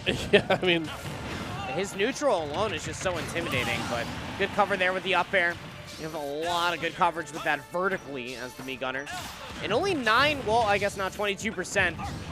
This isn't too far between these two right now. It's really not. I like the idea from King there, too. The arc fire goes, he went for the down B, which has like the poison looking effect. If you hit that from behind, by the way, it actually life steals, so it reduces your own percentage. Very difficult to land that, but I mean, the pressure, like you said, is so strong from King here. They have evened it up, though. Smarty tacking on some good percentage here. Up tilt. Tries to land the walk. Wow, the sword bounces onto his forehead to save King. That was insane. Just got bailed out. Trading damage, though. Comes that bomb drop. Good coverage, at least for the recovery. Makes it one-dimensional, but so resets the neutral is Smarty, but great coverage. Again, the arc fire just immediately tech chase into the up smash. Good every time. So impressed by King's use of arc fire. I mean, at times it feels like he's spamming it, but the thing is, like, you can only spam it for so long, so he seems to know exactly when he can and can't get away with it. Sure. Thunder does not connect. Only one strong hit left of the sword. It does get used there. Okay, my mistake. Sword's back online. And it's so hard to keep track of. Oh, there it is. Finally lands the down B and gets some of the lifesteal. Okay, so it does get lifesteal on both sides. I think if you hit from behind, it's stronger, though. So the arc fire footstool, accidental, works out. Smarty's back towards the stage, but it's still down a full stock. I don't think that's accidental. I think that's one of the setups that he goes for. Really? With the arc fire, yeah. Footstool, arc fire, what into probably landing forward smash, yep. Yeah. I've seen him. It was in his combo video. He goes for that on purpose. Oh, that's where I've seen that, yeah. Yep. Okay. Smarty can still do this. Needs to close this stock out quickly and almost does so. Look at all these projectiles coming out. Robin forced to recover high. Lands on another bomb, though. Too much to dodge. But the damage has been done. Already 120% onto Smarty. King lands the arc fire into the forward air. This guy is cooking right now. I mean, I was literally about to come in here and say that it's a really good amount of rage. But with a decent amount of rage means a decent amount of damage. And you saw right there, the one arc fire into, what was that, a back air setup at the edge, over 115% at that point in time. Yeah, that medium fight a character will get yeeted all the way to the blast zone. So tough game number 2. If you're talking about from Palisades B perspective, you know, they coming in towards this, a lot of, I guess, targeting comes with that name alone. Everybody's thinking about Palisades A. Everybody wants a piece of crown. That guy had a hell of a season. Clearly the number 1 coming out of the CMS region. But Palisades B is just getting absolutely worked on so far in these first 2 games. Yeah, I mean, yeah, Crown also won the last state championship, so you're right. Palisades certainly have a target on their back, and unfortunately Smarty falling into that category right now, but King doesn't care about that. King just trying to end this one in a hurry and make his way through this bracket to be one of the 2 competitors that make it through today. We saw earlier Game & Watch from Butler looking to be a heavy favorite to make it through. It was looking very difficult. But, man, this Robin is clean. And I tell you what, Robin, like we said, not a character we see very often. I think falls below the middle of the tier list, so like below average according to most philosophers of Smash, if you will. But King maybe trying to rewrite the storyline and showing that, I mean, this character's got some tricks. Yeah, no, it really does, especially when you get caught inside of the loops, right? That's when, like, you can find a lot of value with Robin, and mostly around just the arc fires, the angles and everything. And that's just a different level of playing a very unique game, like a platform fighter that is Super Smash Bros. Ultimate. It's like once you start adding in these different levels of geometry, I suppose, and that's just the game that King is playing comparatively to some of the swaps that came out. So I guess now we have the opportunity to do something really cool if you are Smarty. Do you just go like full circle? Do you play like a Mii Brawler now, like for game 3? Probably not. Probably not. That'd be really cool though. That would be cool if he's just like, I just play Mii's and I'm gonna play all 3. Like, I would respect going to Town and City, so like, it wouldn't be a bad option to play a Brawly. I think he should go back to the Swordsman. Let's see if that is the choice. No, it's sticking online with the Gunner. He did. I mean, both probably had about equal success if you look at the stocks taken and damage dealt. 1 stock compared to 2 stock at the end. Yeah. But low percentage on the last stock, last game. But Town and City, very different than Smashville, if you're aware, with both of the fun establishments that are owned by Mr. Thomas Nook. I think right now, Smarty has to learn how to deal with the arc fire. Yeah. He has not found the answer to that part of the problem yet. Reflector coming out. Did he change the moveset? Okay, yeah, he actually, to put that in chat, switching to 3-3-3-1, down B, now Reflect. So, interesting. We see that coming out now. Maybe deciding that he wants to reflect some of these arc fires, but so far hasn't been able to. I mean, on paper, like, it makes perfect sense to me. Yeah. It just has to be well-timed. And the problem with trying to throw out continuous counters, it's very easily scouted and very easily punished at the same time. That's right. I mean, even just typing that in the chat kind of gives away your plan, right? It's like, dude, the arc fire into up smash, so clean. What a potent combo that is. I mean, the guy can literally do nothing. Now I think that's just strong forward tilt. And he is just jumping around, playing catch with himself with the sword. Does not land the shot, and a nice forward smash, but it's not going to be enough to KO here. Back to the stage. No, drop bomb will clear the immediate landing. Way that the town platforms did maneuver meant that you had a high recovery available. King getting back towards neutral. Smarty at the end of the ledge. King with a decent amount of rage. He's going to tack on a lot of damage quickly. Oh my. And let's make it even more damage. It's out of the charges of the sword for now, but it's not going to stop him from being aggressive. How much has King just kept his opponent in the corner? This is so much pressure. And when he gets out, what he predicted the full sword out of that arc fire up smash. Oh no. Smarty was trapped in the corner at 35%, oh, no. And he lost that? He planted the second arc fire above the first one, knowing that he would have been hit out. And Smarty's just over it, man. He said, get me out. Get me out. Oh. I don't blame him. That was impressive. That was, he just said, I was 3 steps ahead. That's what Robin just said. I mean, he is very smart, so. He just beat Smarty. Yeah. But he's smarter. Oh, that's messed up. I mean, like. It looked like it. Dude, the arc fire. He was playing a different game. He was. And I don't think many. I mean, think about it, too, though. It's like, how often are you going to run into a high level Robin to even have any level of experience or practice against this character? You're just not going to. I think the only time when I really faced a Robin is whenever you and I are scrimming. Like, that's really about it. Otherwise, like, nah, I don't really see a Robin any at all. Like, you know what the character does, but like you're never really prepared. Again, it's just a different type of game that you saw was being played by King. The angles from the arc fire, continuous setups. Once you're stuck inside of an arc fire, you're like, oh, okay, I'll take like a medium amount of punish. But like, no, like you're perfectly within jurisdiction of being up smash, up tilt. The fair combinations, nair combinations were always on blast coming out from King. His punish game was so strong. I mean, arc fire into arc fire turns out to be a true combo. I guess, man. Like, I guess the only way that you get out of that is the man runs out of the book. Like, it's just no more spells for fire. But yeah. I literally, as the game was loading in, I said he needs to find an answer to the arc fire. And you know what? I'm pretty sure he got hit by every single one. Like, he might have shielded like 1 or 2 of them in that last game. And like the combos were crazy for King. So let's take a look at the bracket, though, see what else has been shaken out. Very impressive stuff coming out of Cedar Ridge, so they will advance. That puts them into the semifinals already. That means they've only got 1 more match to win. That one's going to be against either Butler B or Challenger Early College B, both phenomenal players as well, so that's going to be a tough matchup. On the other side of the bracket, we got Butler and Lee County A. I believe Lee County, not sure which player that is because we did lose Mirage Eagle, who was Lee County B. We got Durham School of the Arts advancing. That's Cujo, the Cloud player. He's going off against Gaston Early College.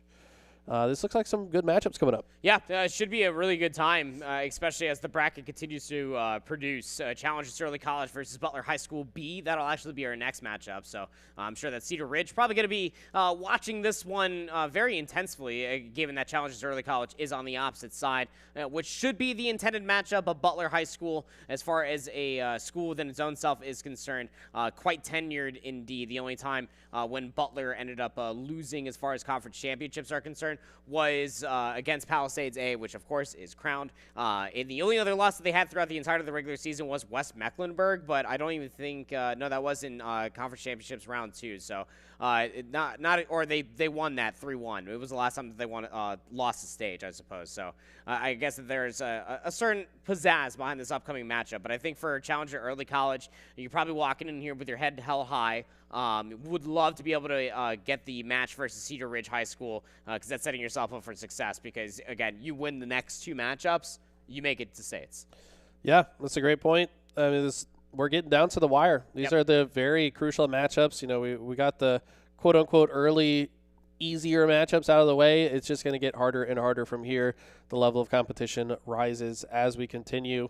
We will be crowning 2 players ticket essentially to states by the end of the day. Right now, who are your favorites, you think? 2, I guess, plus the 5 from Overwatch, so like realistically 7 tickets if you think about it. Well, yeah, I was just thinking of Smash right now. Sorry. Oh, so yeah, I was thinking like when Smash is on the screen, Overwatch doesn't exist. When Overwatch is on the screen, Smash. But your hoodie's zipped up. All right, you're right. Well, let's get now we're getting serious. Sheik's back. Yeah, now we're getting a little serious. So listen, like I think I forgot what the question was. Who's your favorite to make it out? If you had to pick 1 or 2, I don't know, man, because it's hard. As far as like the opposite 2 sides of the bracket, like Cedar Ridge, like that Robin was nuts. I would love to see that on land. And I think that it's enough the way that we saw them maneuvering around everything that a swordsman and a gunner had to throw was quite amazing. So I think you're looking at Cedar Ridge versus Challenger Early College. No shade towards you, Butler, but I will say Butler High School A on the opposite side. I mean, their biggest opponent would end up being either Gaston or Durham. No shade towards Lee County, but yeah, I would probably say some monicum of Butler High School and maybe Cedar Ridge or Challenger. Yeah, it's hard to say, man. It's really hard to say. Durham School of the Arts isn't bad either. Yeah, Durham. I mean, they, like you said, took MistyBot to Game 5. That's the only player to take a single game off MistyBot since this thing whole began. Yeah. So, yeah, I don't know which way this one goes. All I know is that we've got some exciting matches coming up for you guys. It looks like we are still setting up the lobby for the next match, and we'll just go to a quick break while we wait for the map to fill out, and we'll be back here shortly.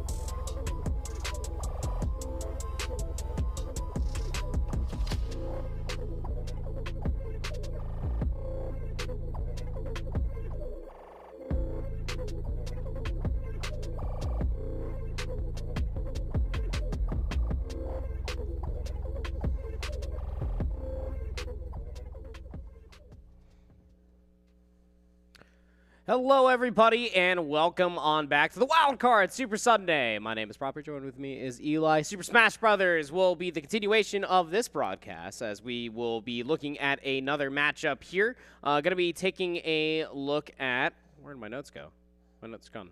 Challenger B versus Butler B. Thank you, Prod.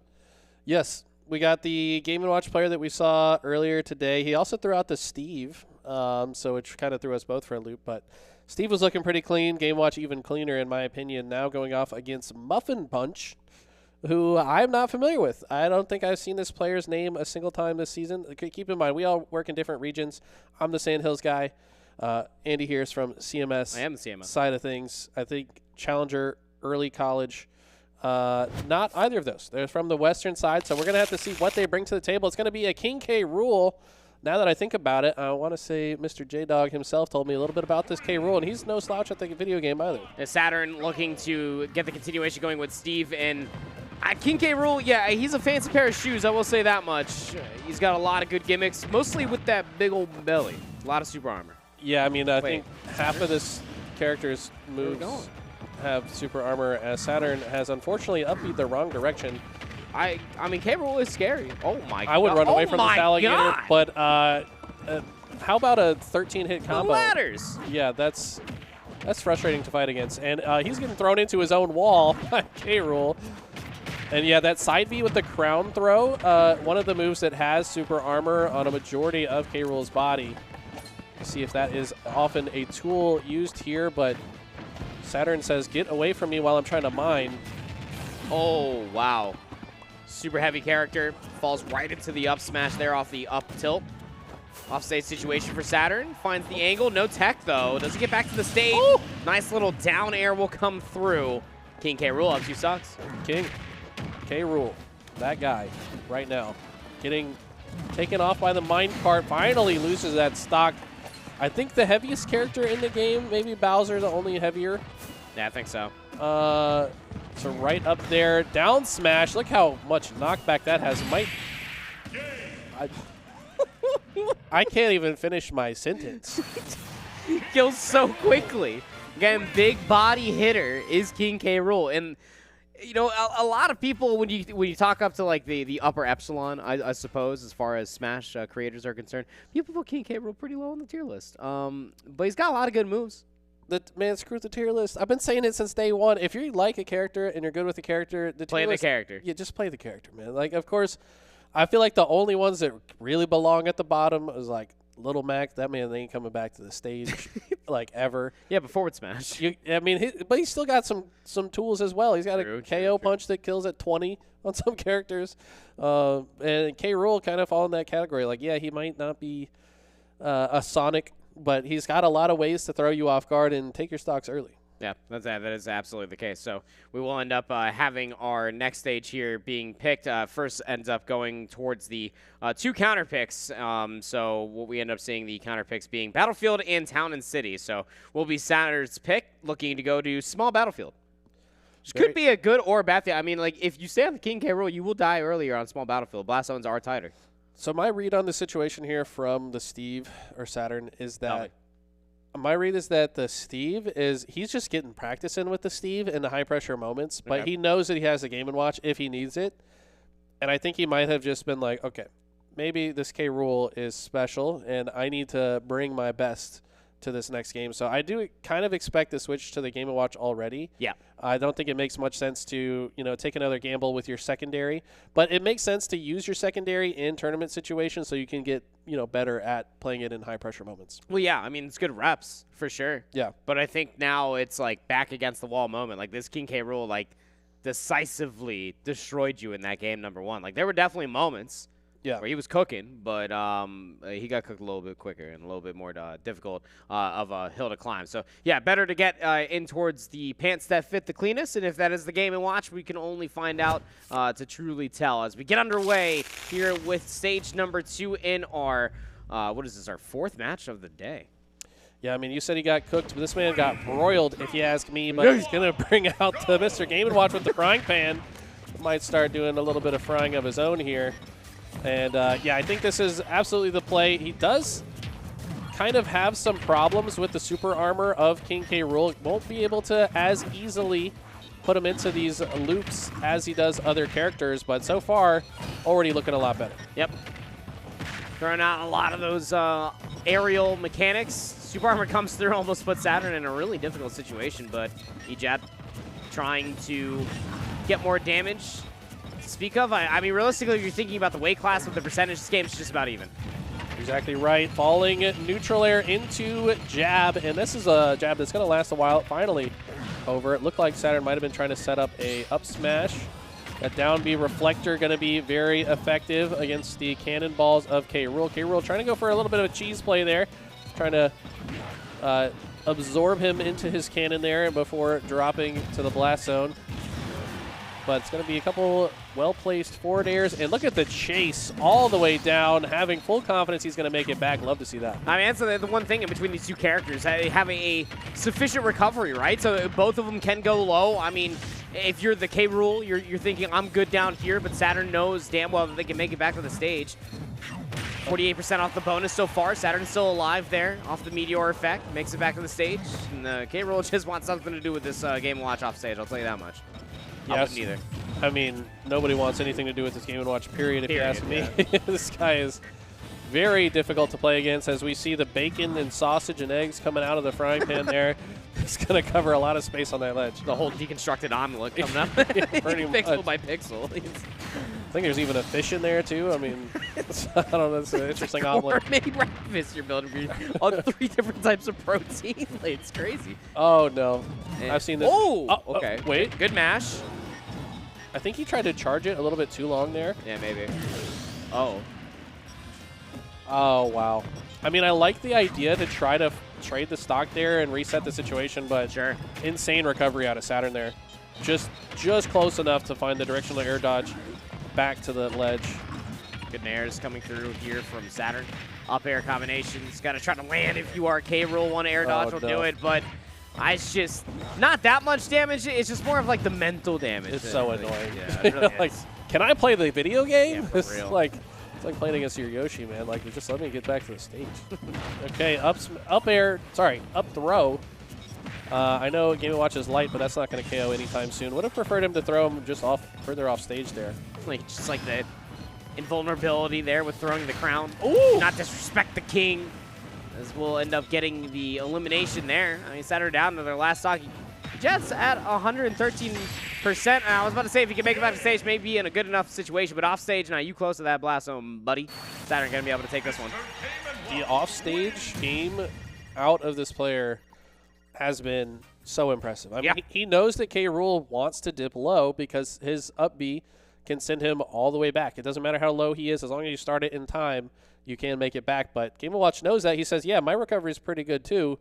I can chase you all the way down here, forces the option out, ultimately gets the hit with the up B to keep him off stage, and then is able to drop off the ledge and land the back air to KO with the last stock. So, like I suspected, the Steve is not this player's main character. Instead, the Game & Watch going to be who he uses when he needs to come in clutch. Yep. I mean, you can see how like all the different aerial options were catching the K. Rool off guard as well. You know, the one thing that we did talk about earlier last time we had a big body matchup on our screen was the super armor that was being involved. One of the best ways to deal with a lot of super armor are these multi-hits.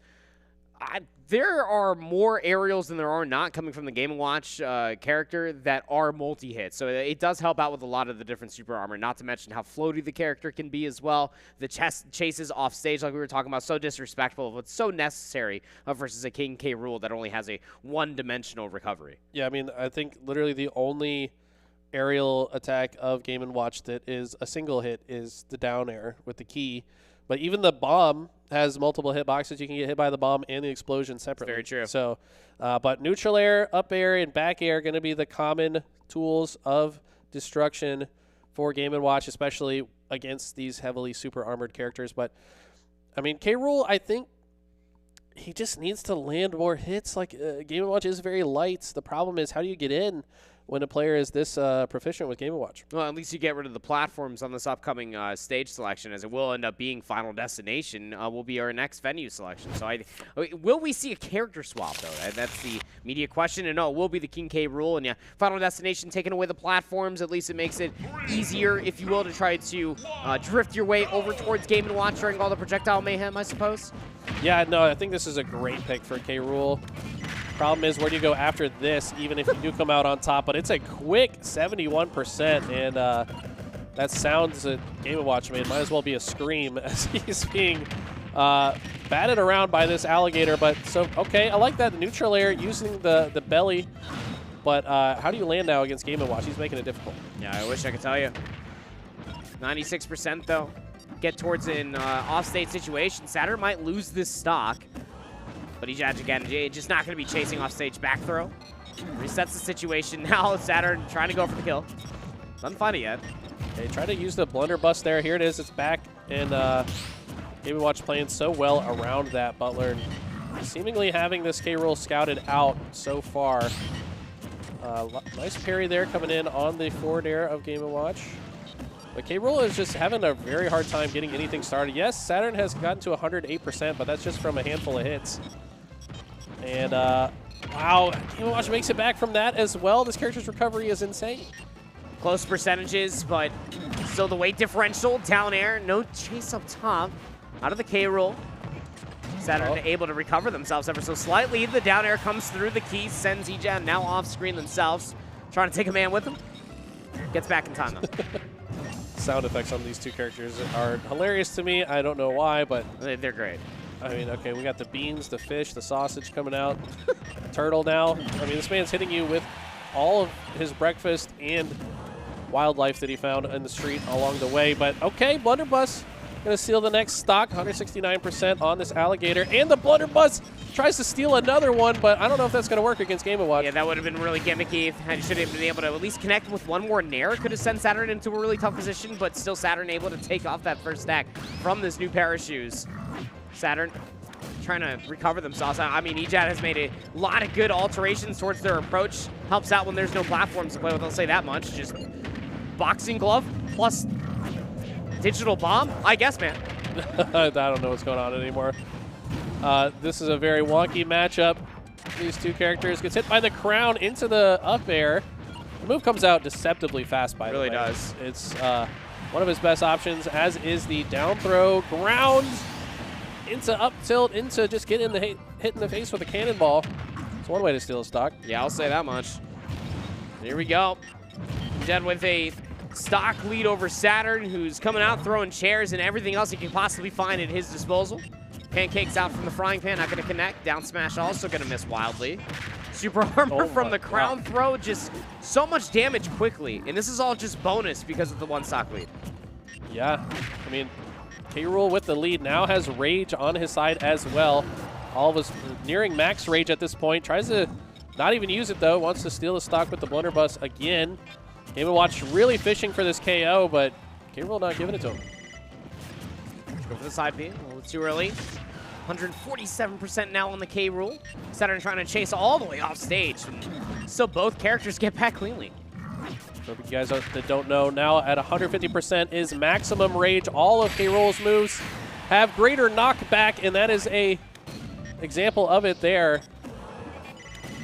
Does 15% more knockback with Rage, and I think that's the difference maker as, yeah, without Rage, that move does not KO. No, it most certainly should not with on that stage, but hey, Challengers Early College going to be able to strike it right back. You win your counter pick, I'll go ahead and take mine as well. The King K Rool working out wonderfully, and again, Final Destination, it's a really good pick if you really think about it, because again, the no platforms, just able to ledge guard so much easier. There's no wacky angles coming through from the frying pan off of any platform whatsoever. All it is just center control, center control, center control. And so long as King K Rool can keep them at a distance, that damage is real.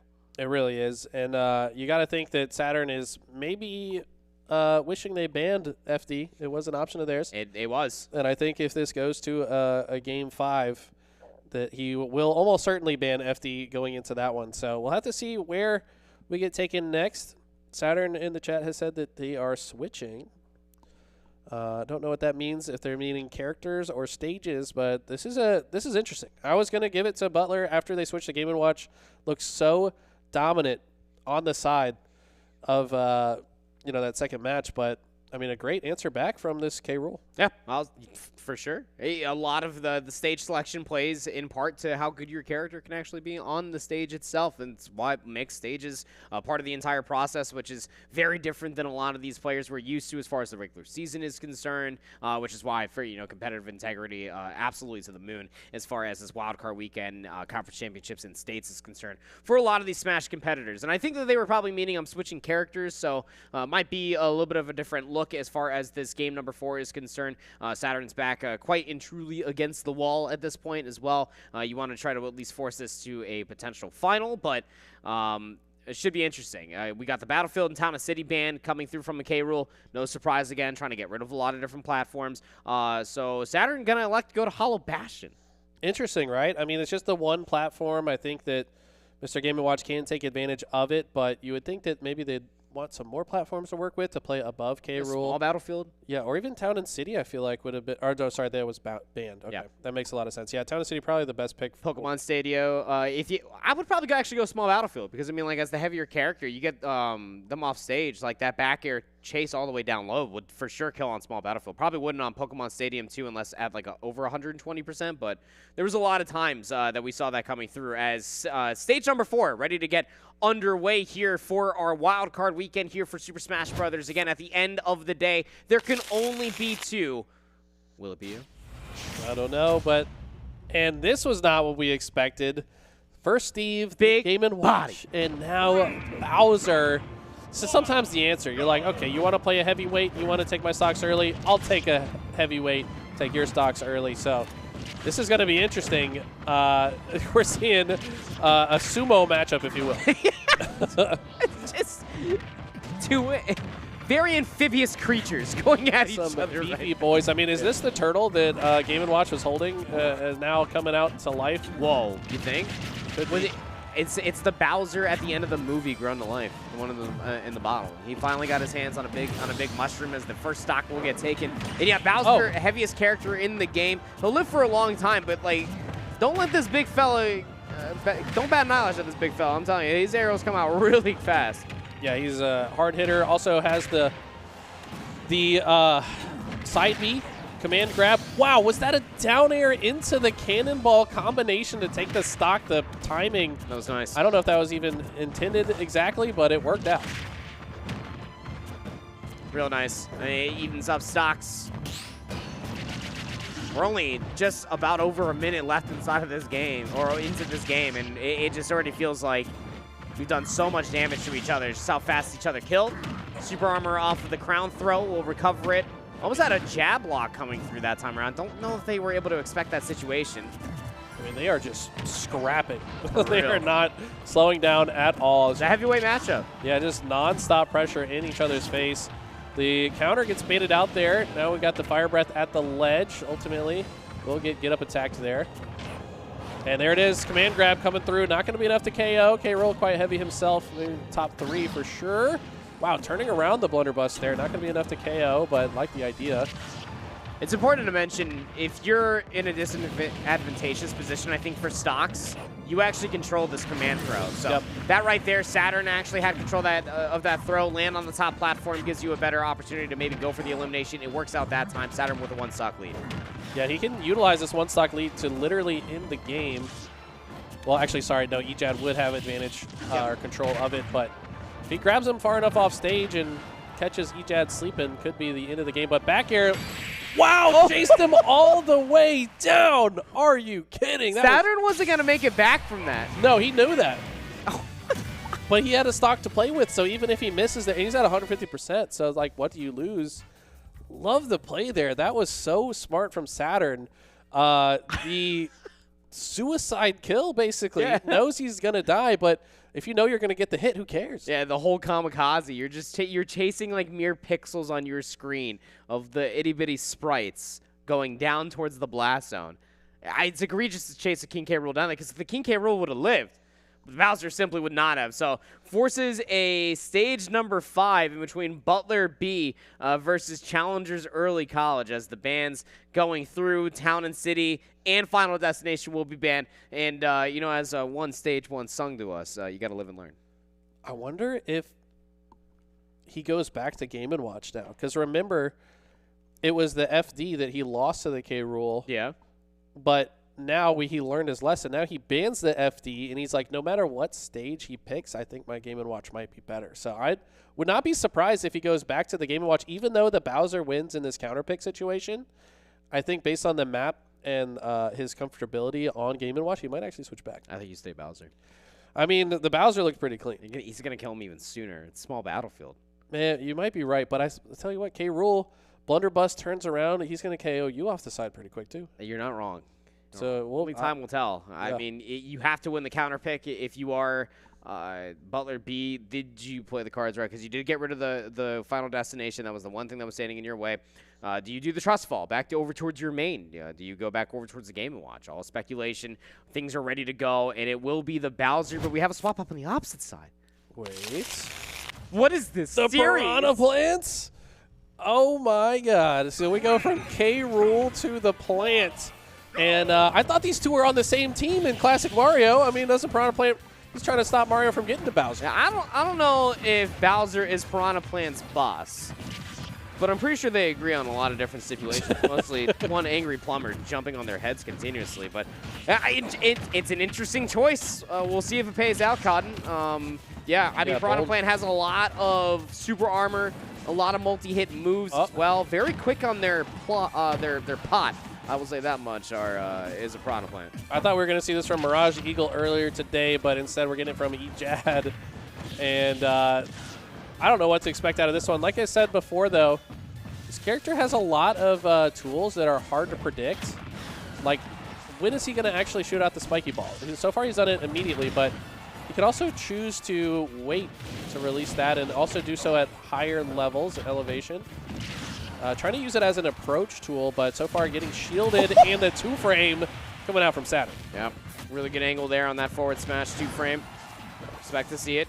Spiky ball covering the space. Saturn's still able to get back, and as 130% on small battlefield, you're definitely thinking maybe I try to challenge this guy off stage. It is a Bowser after all, but you have a lot of extended hitboxes at your disposal if you're the Piranha Plant. He's using a lot of the same moves, though. That's the problem so far. Like to see the down B get utilized. He's taking a lot of damage here. Like that would have been a good spot to go for the extension with the attack. This recovery.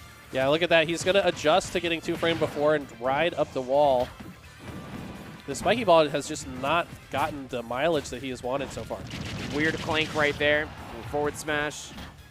Forward tilt, excuse me. Forward air will cover off stage against small battlefield, small blast zones. The claws, and now Ejad potentially his last stock unless he can come back here. Could be the last stock of the season. Does get 2-framed again, by the way. Poison Cloud going to output some damage here. Neutral air going to connect as well. Get up attack is too strong, no. Forward tilt now as well. And this is not where you want to be as Piranha Plant. He's had such a difficult time getting out of disadvantage here. It's so hard to get around this Bowser. And throwing out back airs, covering the high option to try to recover. Forces Ejad to try to go low. Offstage situation here, and again, Ejad he's just so scared. Here comes the throw off the top, almost comes through. Ejad on their last lens, the claw will definitely do the justice. Forward air will claim the prize at the end, and Butler B will come through and beat the 3rd seed. Wow. It's the 6th beating the 3rd, so it's like they're not too different, but I mean, we saw counter pick after we started off on Steve. We went to Game & Watch. We went back and forth. Final Destination came through. He's like, well, I could play heavy character myself. And then the Bowser just comes through and wins the last 2.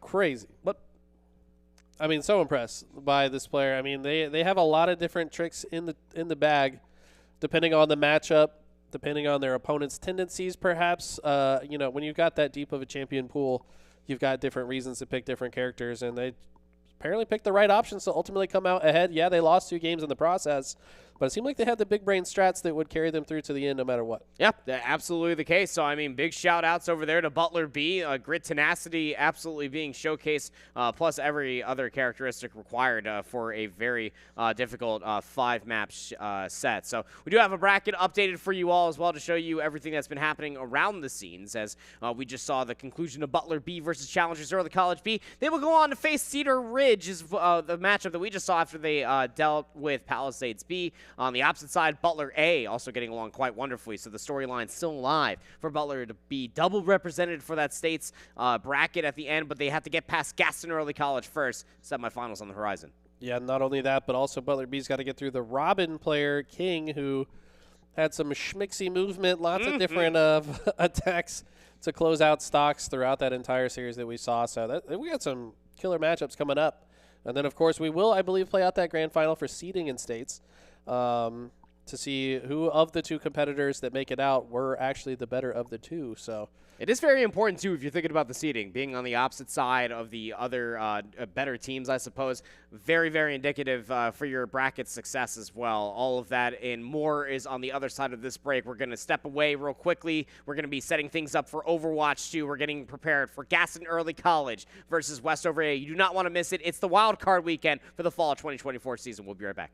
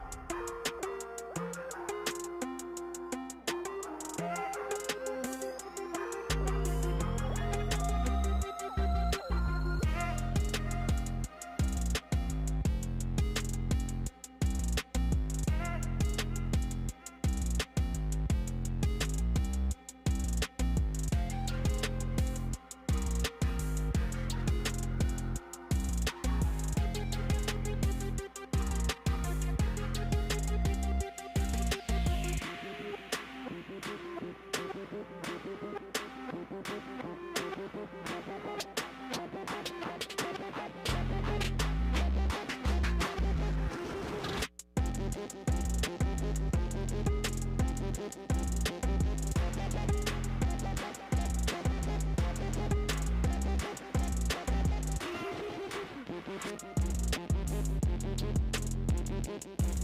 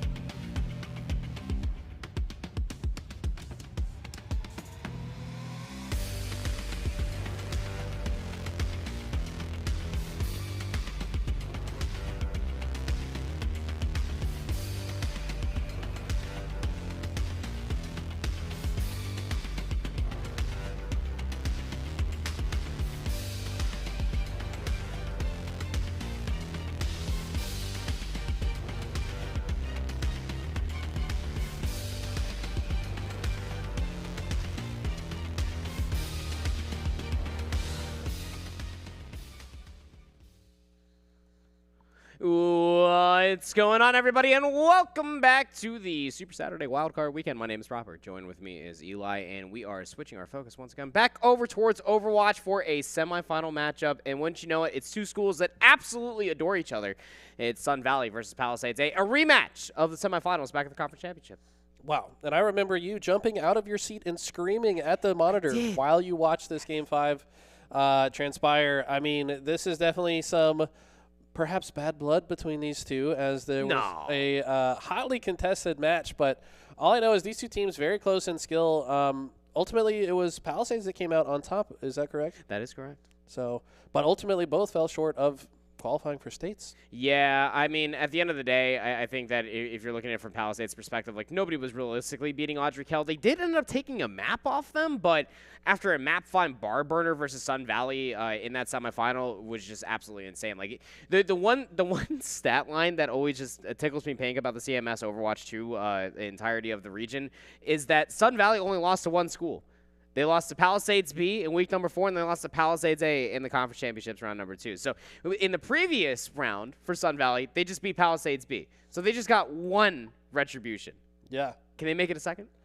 I mean, that's probably what they want to do. And the Palisades on the other side saying they want to avenge their fallen comrades on the B team. So they're thinking, yeah, you beat them, but we're the big brother of this school, and or they're looking to take them down. So I'm sure all of the Palisades B squad probably rooting on Palisades A here to take down Sun Valley, but Sun Valley have proven they're not an easy task to take down. No, not at all. Again, these guys are very, very prepared. You have a lot of a good representation when it comes down to Sun Valley, specifically for, gosh, what was his name? I think it was like number 1 or something like that.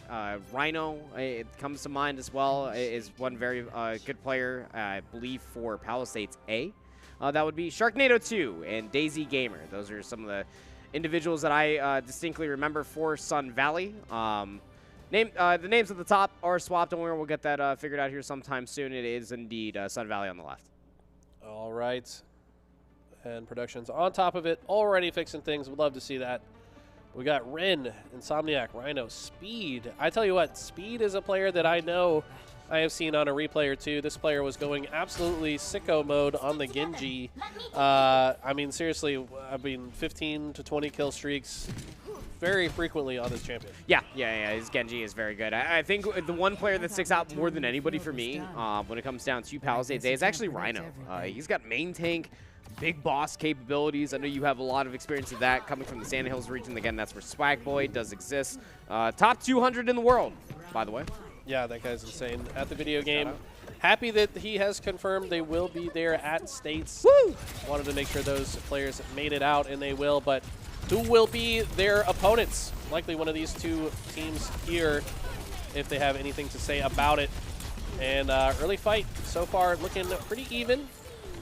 I think that we're going to see some patience between both these teams. They're not going to lose the first life that easily. Sharknado 2 is one of the players you definitely want to be watch out for on that Cassidy. I mean, a lot of damage. Bronte's also funding a lot of damage early on. The backline's under a lot of pressure out of Palisades, and it forces Ren to turn around. Sun Valley A posturing up wonderfully inside of the point. Boop, boop. See you later. That's a horse off the map. Wow. Sharknado finding 2. And we've got Days Gamer on the Diva. That was a strong play there. And very curious to see how Palisades approaches this next interaction. This Sun Valley coming out on top, but Palisades known to, I guess, reorganize and re-enter the fight very well. Let's see what tactics they employ on the re-engager. 70% to the good of the blade goes Bronte. Did a lot of damage in that first fight. And again, you're seeing the combination in between having Cassidy with that long-range hit scan versus Bronte diving in towards the back line. Also about to have the orbital synthesis online for Sun Valley. Palisades H starting to bruise their way in towards the point. I mean, Rhino is so far overextended. Has a lot of support behind them as well, as now Hatsu will be first blooded.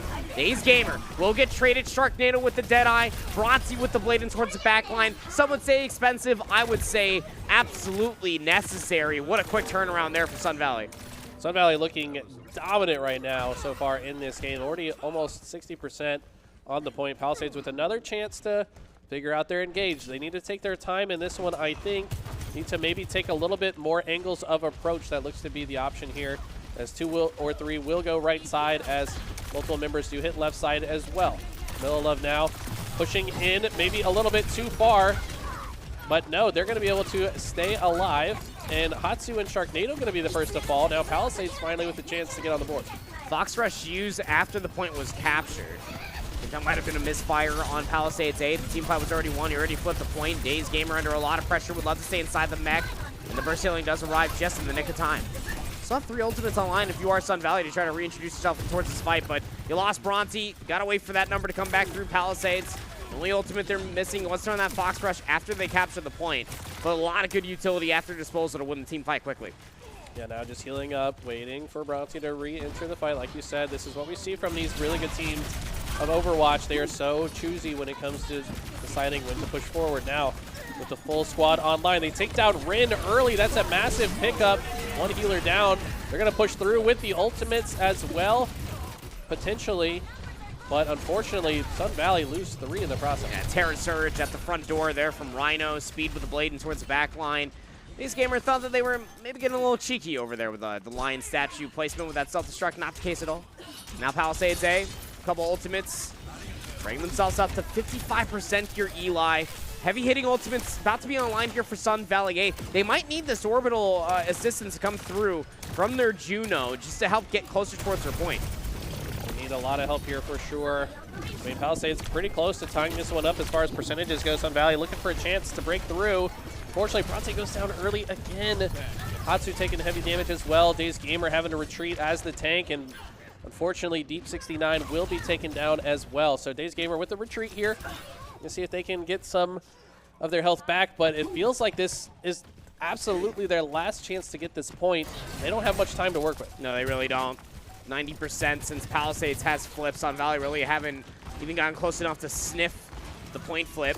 Deadeye there up top on the balcony. Deep 69 will end up touching the point first. Here comes the orbital assistance.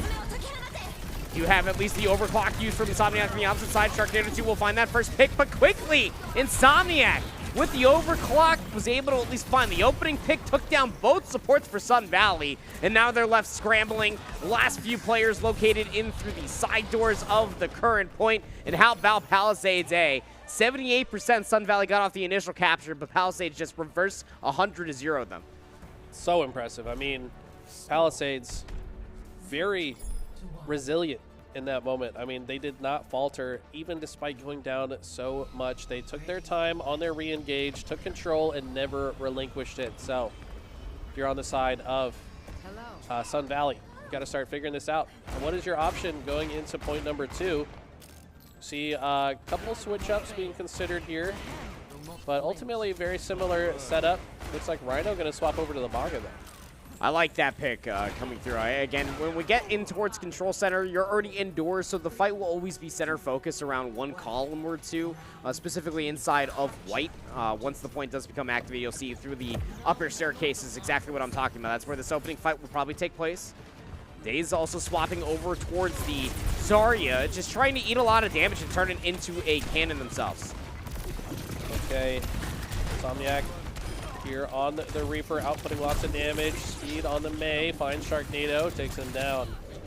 Pushing on forward here.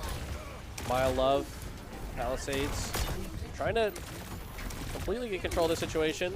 Neither team has got the point captured until now. Palisades will start early. Point captured, Palisades.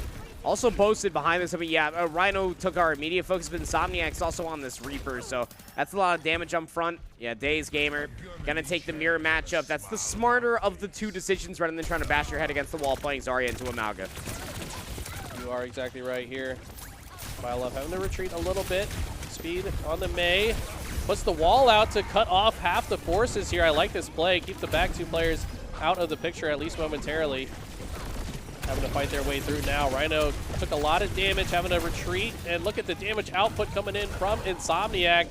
Ultimately not going to be enough, though. He gets taken out, and the health bars are being replenished for Sun Valley. Yep, being frozen in towards the corner. Sharknado 2 not eating a whole lot of damage. Now trying to turn the pressure back in towards Sun Valley's face. Wonderfully done there. Rhino going to be able to get the heck out of dodge, but Bronte on this Tracer now. getting back behind enemy lines. Again, this is not an easy character to find a lot of value with, but with the Pulse Bomb, finds a stick on the first, finds a staggering elimination on towards the next, should be guaranteed about 30% here for Sun Valley.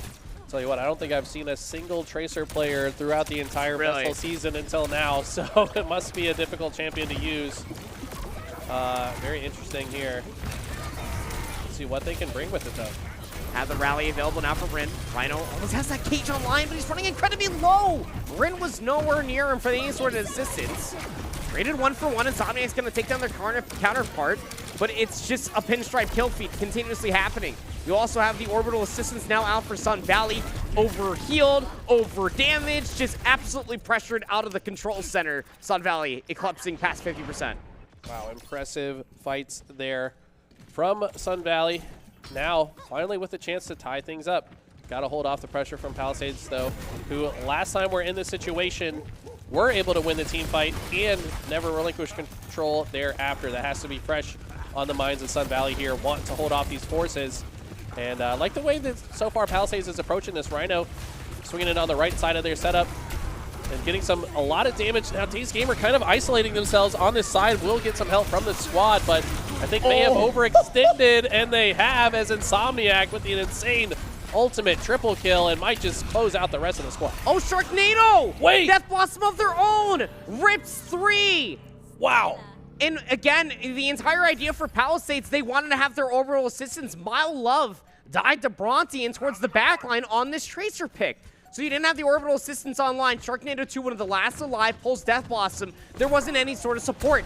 93%. Palisades A starting to reel. Here comes the orbital assistance. Blizzard also available for speed. Has to pull it out sooner rather than later. Here it comes ripping and roaring. The Blizzard around the point, just trying to flip it in their favor, and Palisades able to do so. Wow, Palisades using their ultimate combination to regain control of the point at the exact time they needed to, 99% for Sun Valley. But this is the hardest part. How do you get that last percentage point to actually capture against a team that is as strong on defense as Palisades? Got to find a way here. They've got to be patient here too, cannot overextend. Couple ultimates about to be online, most notably the Nano Boost for Rin. Probably would just give it to Insomniac. He's already layering down a lot of damage so far, Eli, as that ultimate becomes online. Sun Valley on the reapproach. Not any close towards any ultimates, and now they're down to numbers. Bronte with the Pulse Bomb needs to find this stick. The Nano Boost actually gets thrown over towards Rhino, and Speed finds a nice timely right click on Bronte's forehead. Wins the team fight before it actually happens, and now 90% goes Palisades.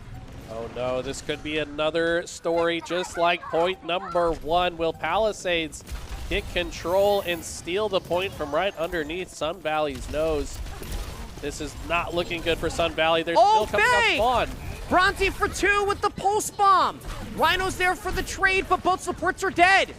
Wait. Sun Valley just need to find numbers. Insomniac takes down Sharknado, but left him weak enough. The Blizzard also gets involved. Speed trying to take down Mile High. What the healing pack came through?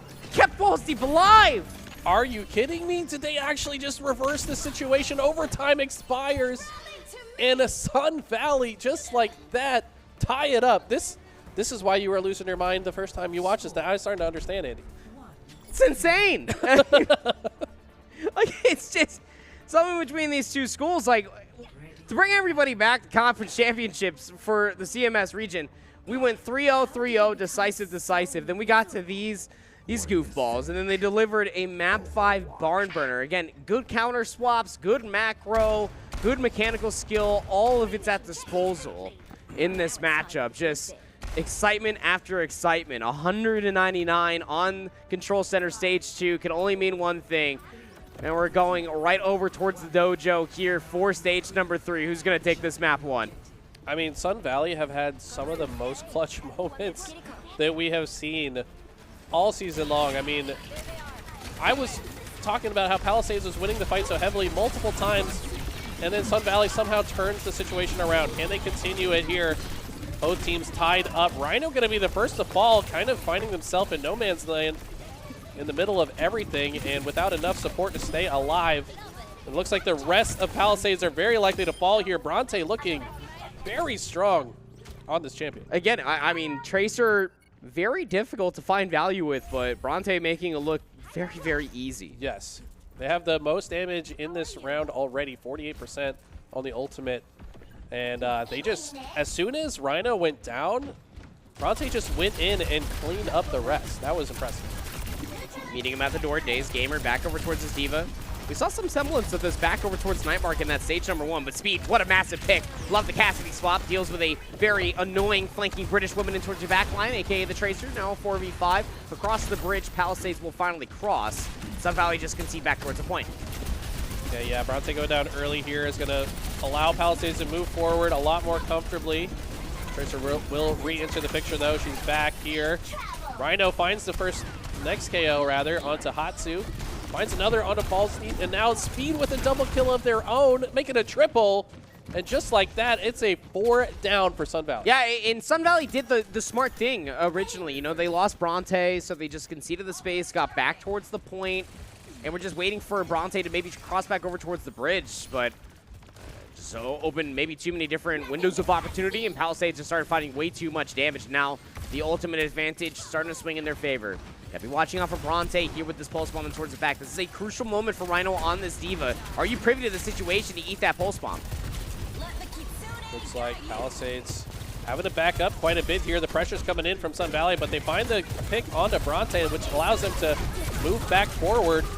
But Sun Valley charged through regardless, and they're going to find 2 in the process. Self-destruct also cuts down the distance over by the bridge, and yeah, Palisades are just set packing. Just gonna run with their tails tucked between their legs. That's the smarter of the 2 options after 2 ultimates got invested. Sharknado 2 also swapped over towards the Symmetra, and that is an important pick going up against Diva. That primary fire that turns it into a microwave, very high level damage once you do get to the level 3 charge beam. You can't deny any of that with the defense matrix, so smart pick out of Sharknado. Okay, Rhino gonna now swing it through. Looking at the ceiling for some reason there. You might have to explain to me why they were doing that. Maybe looking for a trap. They're trying to get vertical when you start flying. Oh, okay, okay. Yeah, you can thrust yourself up. Deadeye now for Speed. Defense matrix in his face. It's about to run out. Barrier also used as well, and it finds nothing. Oh, we're playing 4D chess like that, Sharknado. The beam all the way up to level 3, and it's a microwave within the small pack room. It's disgusting. Sun Valley A, 25% more, and they'll take game 1. They are looking so clean with it. Mile Love desperately trying to stay alive, but they're going to get chased down. There's nowhere for them to go. They do somehow get out, though. That's an impressive live. If they get taken down, Palisades have to wait even longer. That's going to be more % for Sun Valley now. They can move a little bit earlier than previously thought. You now see Bronte with the disengage to teleport there. Daze going to the front line on the Diva. And it looks like a huge KO coming in from Insomniac. Yeah, it takes down the support 1. Rhino there to take down the next. And if you're Sun Valley, you're just retreating at this point. Already lost the Diva mech. If you can find this pick, it could be massive, but won't be the case. Palisades A, backs against the wall. From Insomniac's overclock, flip the point. Now trail by 30%. 30% is the difference here. Palisades want to hold strong.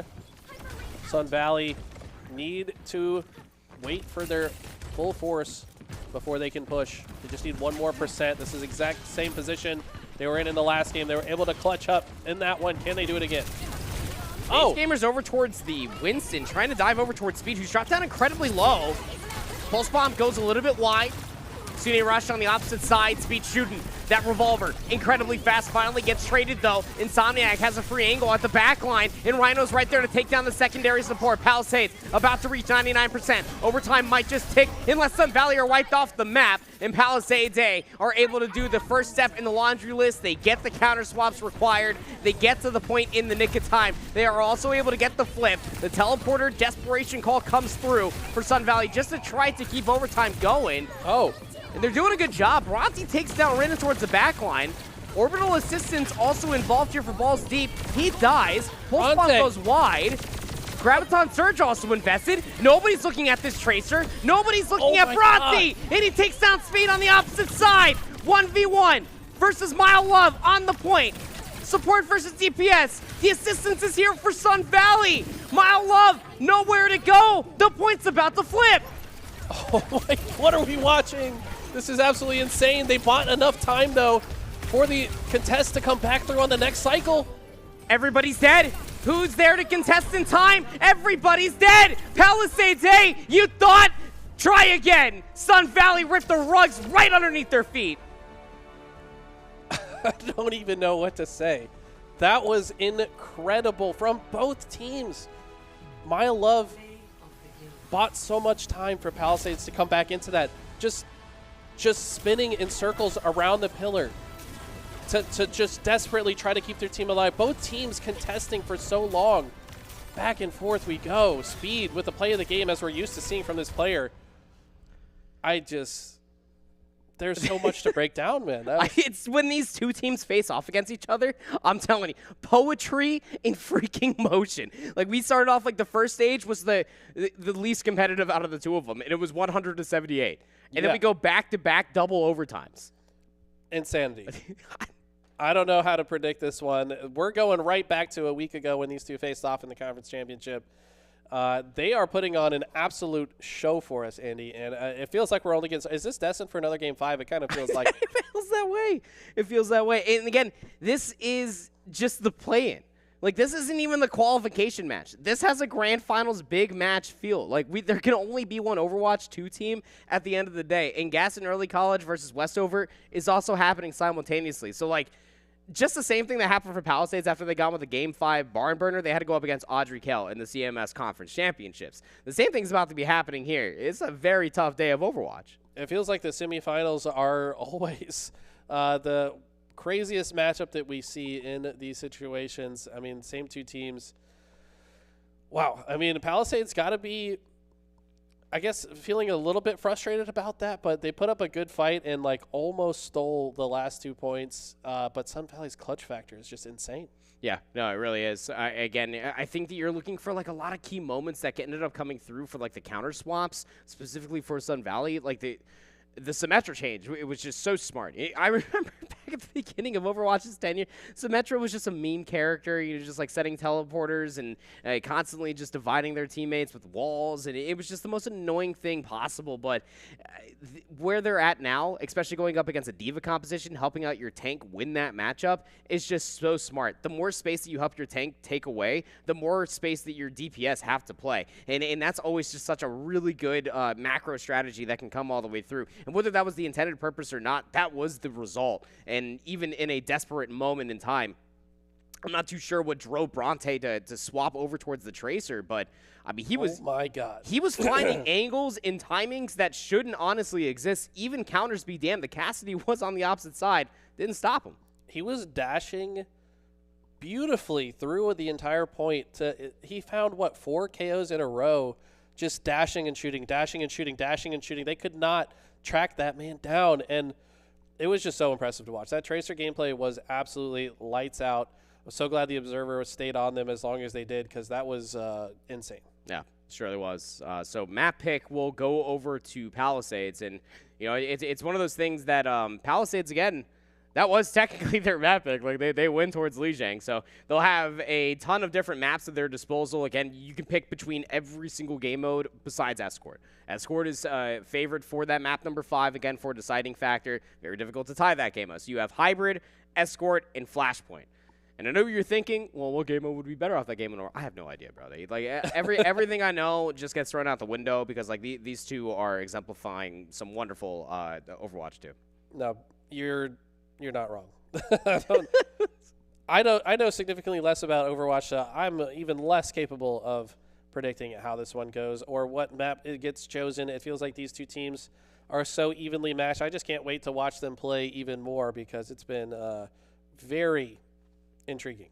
Yeah, so it seems that Flashpoint was the decision. New Junk City will be the venue that we will be going to. So you thought the chaos was done? No, we're going to continue on with all that. That was just game 1. Yeah, that was just game 1. That felt like a game, like a 5-game series in a single game. Yeah, no, that was gobble. How back and forth that was. So. I don't know what it is, man, but between these two schools, like I remember sitting there in the other set with Nick, and we started like casting that game. When like game 1, game 2 happened, we were like, all right, this is about to be a pretty good series. And like game 4 happened, and Nick and I looked at each other, and we're like, wait, this is a certified freaking banger. Let's get it on then. As far as map number 2 is concerned, between these two teams, New Junk City was the venue. The game mode decided for Flashpoint, trying to withstand within the chaos or Palisades, because again, that map number 1 was a toss-up.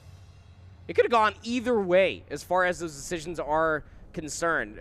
The biggest one for me was Bronte on that Tracer, just staying alive as long as he did. He found those 2 picks just so late. Is he going to stay on Tracer going into this map? I would.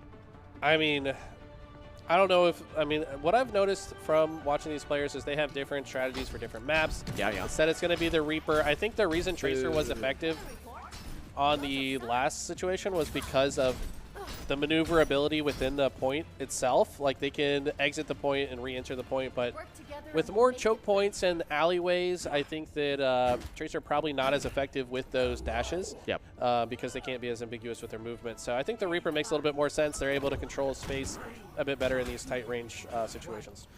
Let's go. Map number 2, Sun Valley A versus Palisades, a conference matchup that we have here for our wild card weekend. Again, we can only take 1 team to states from this last chance qualifier. We have Audrey Kill already representing the CMS region. Will it be one of these teams? Stay tuned and find out after Sun Valley just quite literally Houdini'd their way back for a 1-0 lead. Bronte continuing on with their rampage for that first blood.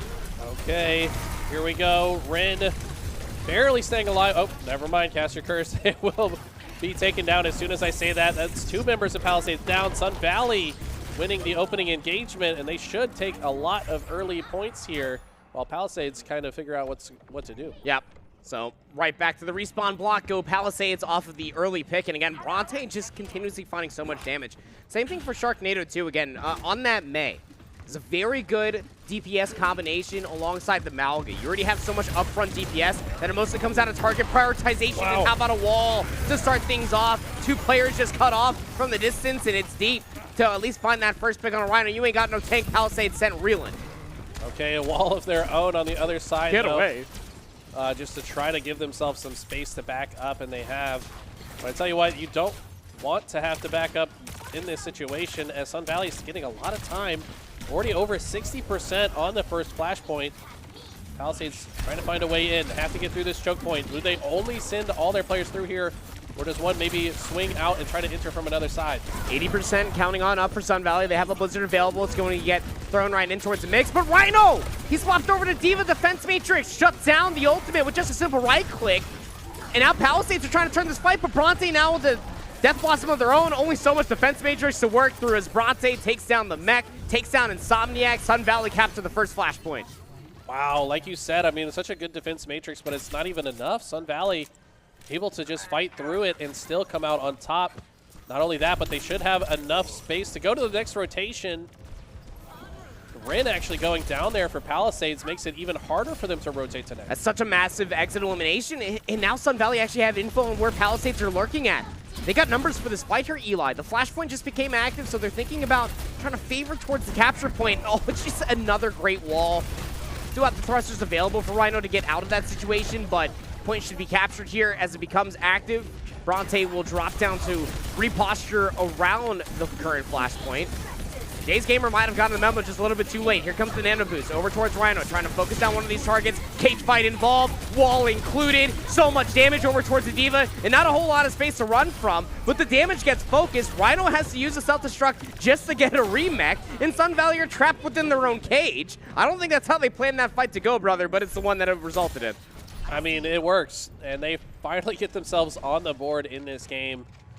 Sun Valley has been on such a tear. Is this Palisades' chance to bounce back? They can hold down the fort here. Bronte looks like doing a little bit of recon here. Spots out one player, but doesn't want to shoot yet. Doesn't want to give out his location now. Will re-enter as his team shows up from this other vantage point. And we just have an even fight here in the early goings. Days Gamer also swapping over towards the D.Va. Doesn't get the defense matrix on towards the Blizzard. Bronte just going to isolate Insomniac. No mercy to fly high. Blizzard also invested for Palisades A. And again, you wouldn't know that as far as the kill feed is concerned because Hatsu does rip the flag from their backpack. That means the rally is active. And Sun Valley flipped the point in their favor. Flip the point in their favor indeed. My love having to back up here though. Wait for the squad to re-engage. Rhino down on the D.Va. That's massive. Can't feel comfortable engaging in a team fight without your tank. They're going to have to wait for Rhino here. Sun Valley should rack up at least 10 to 15 more percentage points as they come off spawn here. Bronte being very sneaky here. Doesn't even want to give up his location. Surprised that he didn't get looked at there. Because he wants this to be a flank for the Death Blossom that's about to be online. Finally scouted. stays around a little bit too long, has to shift walk his way up out of there. Sun Valley are trying to convert the pressure back over towards this narrow choke point. This could set up Insomniac maybe for a flank for a Rocket Barrage. Seems that they're under pressure. Death Blossom on the opposite side. Here comes Bronte. And rips the Death Blossom zone. Finds 3 within the feed. The Blizzard ends up taking down Speed on the opposite side. And it's just absolute masterclass for Sun Valley as they flip the pressure. They flip the point. They'll go up 2-0 here in map 2. Not only that, but winning that fight as they capture once again. Going to make it even easier for them to rotate through, and it's starting to look like maybe Sun Valley studied that last best of 5 that they played against Palisades in the conference championship, because they are looking way cleaner against this squad now. Yeah, they surely are. How much more you got left in the tank if you are Sun Valley? Palisades have been sitting on this Rocket Barrage for quite some time. Red's probably waiting for that nano boost, but the problem is you would rather that go over towards the Genji for the Blade, because the barrage can just get shut down by the Fence Matrix from D.Va. That's what makes this pick so questionable to be lurking on. I understand you have an ultimate, but it just ain't working, Chief. Self-destruct online for Rhino, same for Days Gamer. You have mirroring orbital assistance. Milov feeling the pressure, gonna have to call theirs in first. That should start this team fight. Wall on the opposite side. Orbital assistance on one, and on the other end, Insomniac. Milov gonna be able to combine for 2, and now numbers just swaying favor in the team in red. And that's Palisades A. Off of 1 ultimate, should end up flipping this point, but Sun Valley did get 20% first. Okay, Palisades, once again, looking strong on the retake. Have to hold strong, though. Looking like they're already kind of planning how do they stop Sun Valley from entering. Looks like they're weighing their options. Which choke point do they want to watch first? Kind of looks like a sneaky position for Rhino there behind the wall, maybe trying to catch some people off guard. Will get spotted out and have to retreat, though. Hatsu has the ultimate online, as does Days Gamer. How do they approach this? Nano boost going to be invested on a Rhino. Didn't even wait for the boost to be available for Speed on that Blade. It's definitely a better 2 picks, and Bronte's back over towards the Tracer. It was such a nuisance in the map. Number 1 on Lijiang Tower comes back to play here on New Jung City. Finds the opening 2 picks. Sun Valley actually give up flipping the point. Excuse me? Gives up a free 8% or so. I don't think it's going to be the end-all, be-all, because they're still finding exit frags. Bronte so clean on this Tracer pick. Look at how narrowly they escape death in every situation. Rhino and Maya Love go down again. Sun Valley look to take control of this. They've given up 75% though. Doesn't take long to catch up, but still only 1 more team fight. Palisades could take another point. They shut down 1 area for Speed, maybe try to find an opening for their Blade. Insomniac's still sitting on this barrage. Yeah, we got 2 ultimates up for Sun Valley, and Bronte's is about to be online as well. And a Pulse Bomb has been really good for them this entire series, and I know it's only 1 map deep, but it really has been. Really good Pulse Bomb placement, I will say that much. So Rin, Mile Love gonna have to watch their flanks, gonna have to think about where they could potentially coming from, but Wall comes through, isolates them. The Joust comes through, and just keeps Palisades further away. Here comes the Blade on the opposite side after Speed found down first. Sun Valley losing their numbers and surely going to be losing this fight. The point might just be able to be flipped here. Just a last lingering few members. Days Gamer, D-Mech, Bronte, probably just going to sit on the flank and wait for his teammates to come back. I actually like this. They actually preserved multiple ultimates here going into, like, even if they lose this fight and lose this point, you'd rather have those ultimates online for the next point. They need to maintain their lead. They want to make sure they don't overextend here and accidentally burn too many resources for the rest of the game. Yeah, and that's what I'm talking about. Hanging on the ultimate too long. Free pick comes through for Sun Valley. Wonderful play out of Bronte. Forces overtime. Self-destruct on the point. Rhino takes down Balls Deep. That's a lot of healing now out of the way for Sun Valley. In Speed, takes down Bronte. Flank secured. Palisades, got numbers. Days, takes down Rin. Healing is diminished. Rhino, no mech. Hold on a second. Sun Valley might still be able to turn this. They still have numbers now as they take down Mile Love on the opposite side. Is this how it ends? Not like this. Is it a 2-0? Days Gamer, self-destruct on the point. Resets Insomniac's dead to rights after they took down Hatsu. And Rhino can't get back inside of his mech. Just got it online. The point's about to flip. Somebody from Palisades needs to be nearby to touch, and nobody's next door to even come knocking. In Sun Valley, 3-0 on the flashpoint. What is happening? Sun Valley is so clutch with it. In these moments that it doesn't look like they have a chance, they've somehow found a way to come out on top. Let's take a look at play of the game from Mile Love, who unfortunately was not able to get the W here, but a bit of a consolation prize here. Break this play down for us. Yeah, I mean, it's the orbital assistance again. You get so much healing and damage alongside of that one ultimate from Juno. Very, very meta character is Juno, and you get to see why, is that you have an ultimate that comes through that overheals you and also pushes forward as well. So it's very good for, like, mobile comps is what we just saw right there. That makes a lot of sense. Great play from them, and they look so good, Palisades, throughout both of these games. I mean, they had moments of brilliance, but it's just... And even that last fight, it felt like it was in favor of Palisades, but Sun Valley clutching up. The Diva finding a double kill towards the very end there just changed the whole tide of and complexion of the fight, and they're able to take game 2 now, taking a 2-0 lead, but I feel like we have not seen the end of Palisades. No, surely not, because, again, now we go over towards another one of their picks, so they'll get the choice to go either to hybrid or to push. To maybe try to get it to a map number 5, but then you have to worry about one counter pick that could come through from Sun Valley. But everything, it needs to be said. The last 2 maps that we played were both Palisades picks, and Sun Valley won it. So this one was a lot more dominating as well than the map number 1. I will say that much, but I mean, maybe they could be in a mental state, or Palisades, after losing that map number 1 as closely as it was, and then also the map number 2 ends pretty much the same way in that third flashpoint, the way that control ended on that final point as well. But going to Kings Row, no reason to not feel safe here. Map's been in the game since 2016.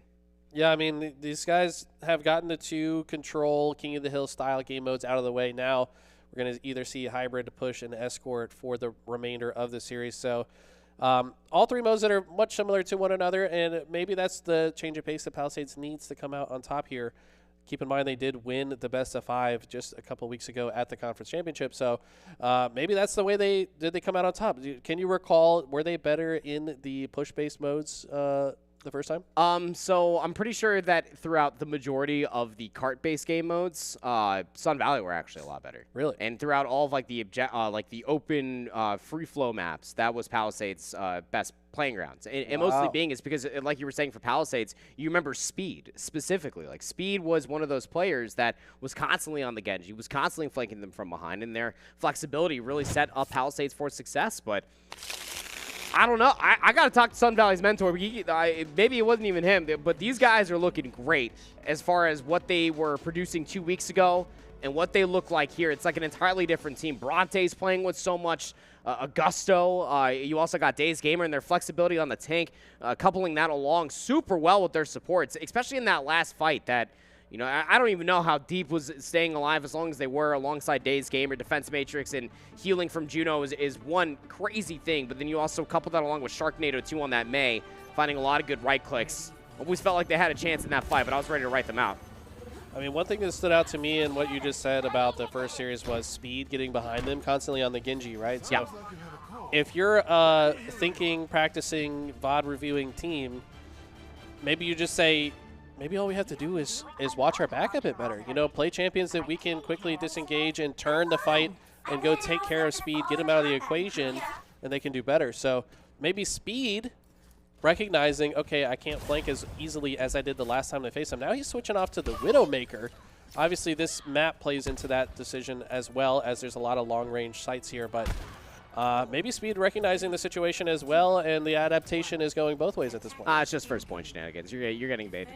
Okay, I don't know. Their first point offense, just chilling up the window. Maybe you can find that first pick. Yep, drops back down, swaps Genji. Over towards the dive. So Insomniac will be on that Pharah, and it wasn't bad. It's just that there wasn't immediate support. You know, you see the Pharah Mercy combination. Ren will be flying in the sky alongside Insomniac, and I think that's a real scary situation to be in once you actually roll out of your spawn, because you're seeing Sharknado. He's on that Ashe. We know how good Ashe is on this map. Yeah, Ashe putting on a lot of work earlier today when we saw this map. Now, how does Palisades answer, though? That's my question. Sun Valley has really had their number these last couple of games, especially in the clutch moments, but Palisades, we know how strong they can be. They defeated this very team not too long ago. Something's different in the air today. Yep, certainly the case. First team fight, pinstripe kill feed. Sun Valley trying to hold on. The Venture pick coming out from Bronte as well is a very interesting and unique pick, but can put out a lot of damage, can also flank very, very quickly, so much more upfront tank busting, but also can flank very, very quickly and burst you down. Sharknado is also fighting a lot of good damage for Bronte and Daze just to follow up on, and Palisades sent reeling back towards the spawn doors. Haven't found a single segment yet. and they turn on speed there. Bronte gets the KO onto him. That's big. Rhino was taken down as well, or at least the mech was taken down. Rhino back in the mech, though. And, yeah, Sun Valley playing phenomenal defense so far, really just continuing on their dominance as they have the rest of the series. Yeah. So, a couple ultimates about to be online. Insomniac, tired of playing Pharah, can't blame him. Going up against that Ashe. Very, very annoying. About to have Rin's Valkyrie online, and that might not need to be the opening. Love about to have the Amplification Matrix. Baptiste put out a lot of healing, but that Amplification Matrix can help out Insomniac wonderfully, and I love this push coming through. And the attempt from Rhino just to maybe try to isolate Sharknado 2 in towards the back. Wow. Just gets pinched immediately from Days Gamer. Yes, Sun Valley, my word, are they absolutely coming to play. The isolation, target prioritization, ultimate response is just so high level. Another team fight won. It just feels like they must have studied this team and figured out how to destroy them and dismantle everything that they had going for them in the previous series. So this has been utter domination, and it's only become more and more dominating as time has gone on. I don't know if Palisades have an answer. They don't have much time left to figure things out. Only a minute 27 on the clock remaining to defend the to try to get any progress. They have zero progress. Yep, zero progress so far. About to be reaching almost last fight territory. These ultimates need to stick. Rhino's now over towards the Orisa, trying to find more space to move a little bit further forward. Just kind of negating the entire idea that Sharknado 2 is the real problem. And yeah, they just need to find some chip damage so that way the Genji can get a dash reset through. Here comes the Blade from Speed. Gets shut down and towards the back line, but not before Palisades A find 2 picks in their favor. Rally needs to be invested. Orbital Vector invested for Sun Valley A. Sharknado 2 has a Bob also available if they can get back towards this fight, because Days Gamer's starting to turn it in Sun Valley's favor. How have they gotten away with this? Palisades A are starting to reel as 40 seconds remain on the clock. It looked like there were so many good openings for them, but Sun Valley answered back so well. Hatsu somehow barely staying alive there. Days Gamer being an absolute menace, and now also has ultimate online, as does Sharknado. And they have fought off the pressure from Palisades. 25 seconds remaining, still 0% for Palisades. Self-destruct on the point. Days Gamer, he'll die. So now you have numbers if you're Sun Valley. Sharknado, he still has Bob. So this can still be a 5v5. Bronte is also back on the Tracer, waiting for the time to flank. Here comes the push now from Palisades. First segment's locked. Halfway towards the second. Sun Valley's just waiting for their numbers. Here comes Bob. Can he get back to the point? No! Well played from Rhino. There's no contest. Point's about to be unlocked. Here comes the contest now. Days Gamer feeling the pressure. There's still more focus fire out from the archway, but the Deadeye gets called in. That will mean that the point unlocked there at the end from Insomniac's Deadeye. Wonderfully played from Palisades. The cart will move on. Okay, they will get some progress. Timer resets as well. So all of a sudden, things are looking a little bit better, but still not a ton of time to work with. How does Sun Valley respond now that Palisades have some level of momentum? It's a rush coming forward all the way past the bookstore, and that's a very fast horse, my word. Rhino just throwing himself forward, has the Terror Surge online. Probably not required, as Rin was able to focus fire down over towards the enemy Juno in Sun Valley. Forced to wait for their numbers just outside of Boiler as Palisades march on. Bronte, high ground here. Just trying to output as much damage onto Rhino as they can, but look how quickly Rhino's health is being topped off by his teammates. Seemingly taking no damage at all. This Rhino is so tanky here. Palisades playing significantly better now. Look at this, they're almost to the first checkpoint. Yeah, already there. Could add another minute 30 if they win this fight. Terror Surge available. Amplification Matrix online. Sun Valley needs Hatsu to stay alive. Rally is available. Pulse Bomb. Bronte's looking for a flank. Here comes the push. The Terror Surge catches 2 off guard, but he doesn't rip it in time. Everybody's still alive. The Rally's available. Immortality Field means that everybody from Palisades can stay alive, but it's such a crucial cooldown that is now missing. And Bronte's flank finally comes through, works from the pinch from the front. Now just a minute remains. So clutch there for Sun Valley to stop that. Now would really not like this checkpoint to be reached. Rin now trying to see where the squad wants to approach next. This is Sun Valley's moment. If they can stop this, it gives themselves a great chance to win on offense. Palisades kind of feeling back against the wall here. This is a huge moment. Ultimate's online. That's about to be heavy hitting. Watch for Rin. Needs that Fox Rush to be online. You couple that along with the Blade. Genji swipes his Blade very, very quickly. Here comes the push. Rhino feeling that Sharknado's a little displaced on the back bar steps, and well, he'd be right, but there's really good assistance. Here comes Speed. One big pick comes through. 5v4 now on the point. Now you're able to take down Bronte after they yeeted the pulse bomb. Hatsu's there for the trade on the opposite side. Blade's still online for Speed. Amplification Matrix doesn't really find anything up towards the front. Rhino finally takes down the support. Speed pops the Blade towards the back line. Takes down Hatsu. No supports online for Sun Valley. And Speed for 3. Plus the mech means that Palisades A should be able to capture this point and add a minute 30 towards their game clock. Speed is always clutching up in these moments. Is this not how they won the series last time? Yeah. I mean, this guy is just crazy on the Genji. Perfect ultimate, finds 3 or 4 in that engagement. At the last hour, the last possible chance, the clutch factor between both these teams is off the charts. Bob online for Sharknado 2. Days Gamer has that self-destruct online, and Insomniac's walked over towards the Sojourn. We haven't seen that since, what, stage 2 back on Lijiang Tower map 1? Feels like it's been forever ago because these two guys are in an absolute slobber knocker versus each other. Palisades A trying to focus all of their fire around the court. Speed's incredibly low, gets back towards their waiting arms of the supports. Sun Valley just brute forcing their way forward. Also have a rally once this fight starts to ensue. When does Sharknado 2 want to rip this?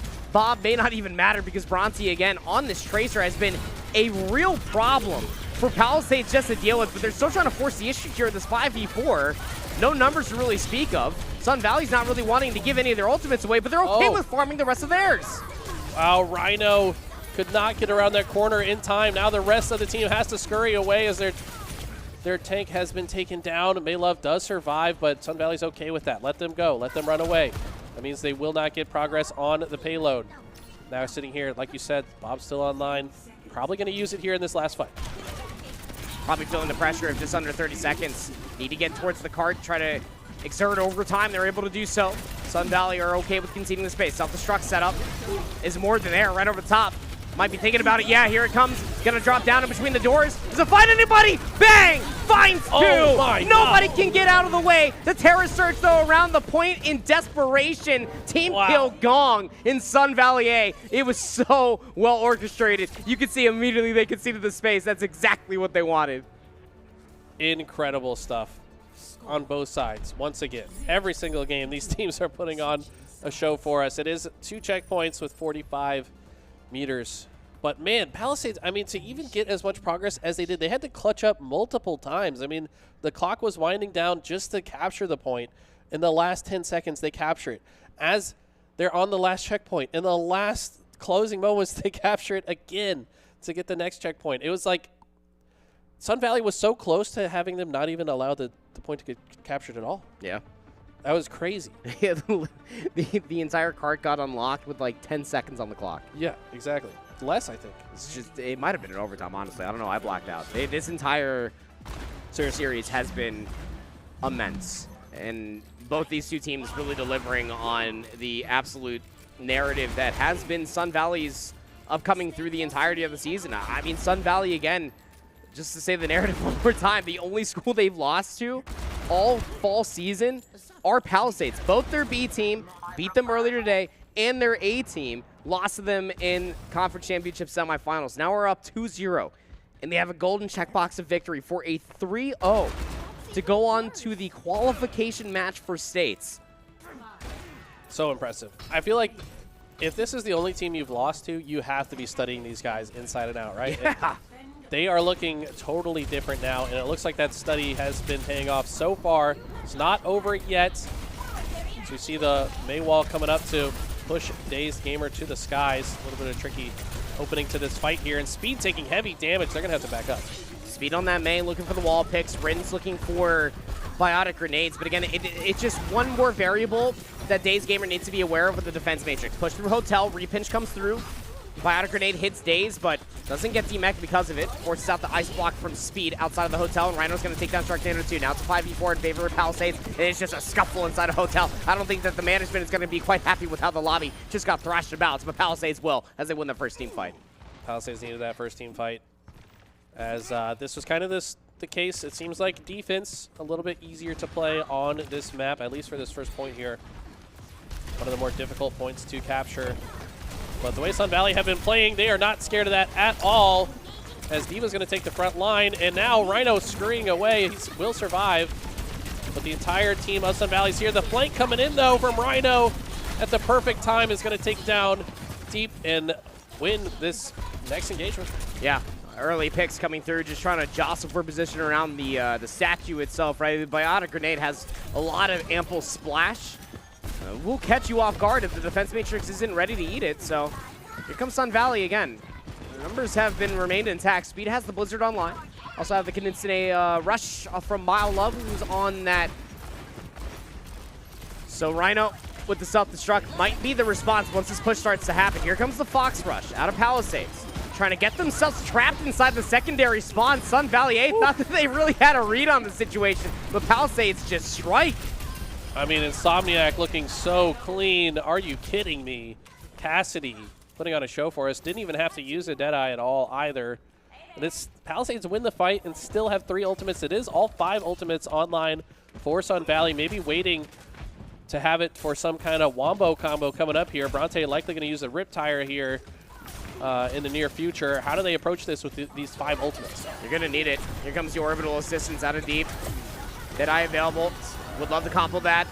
Insomniac has the Deadeye. Oh, good defense matrix and tracking comes through. Insomniac gets whipped out of the air.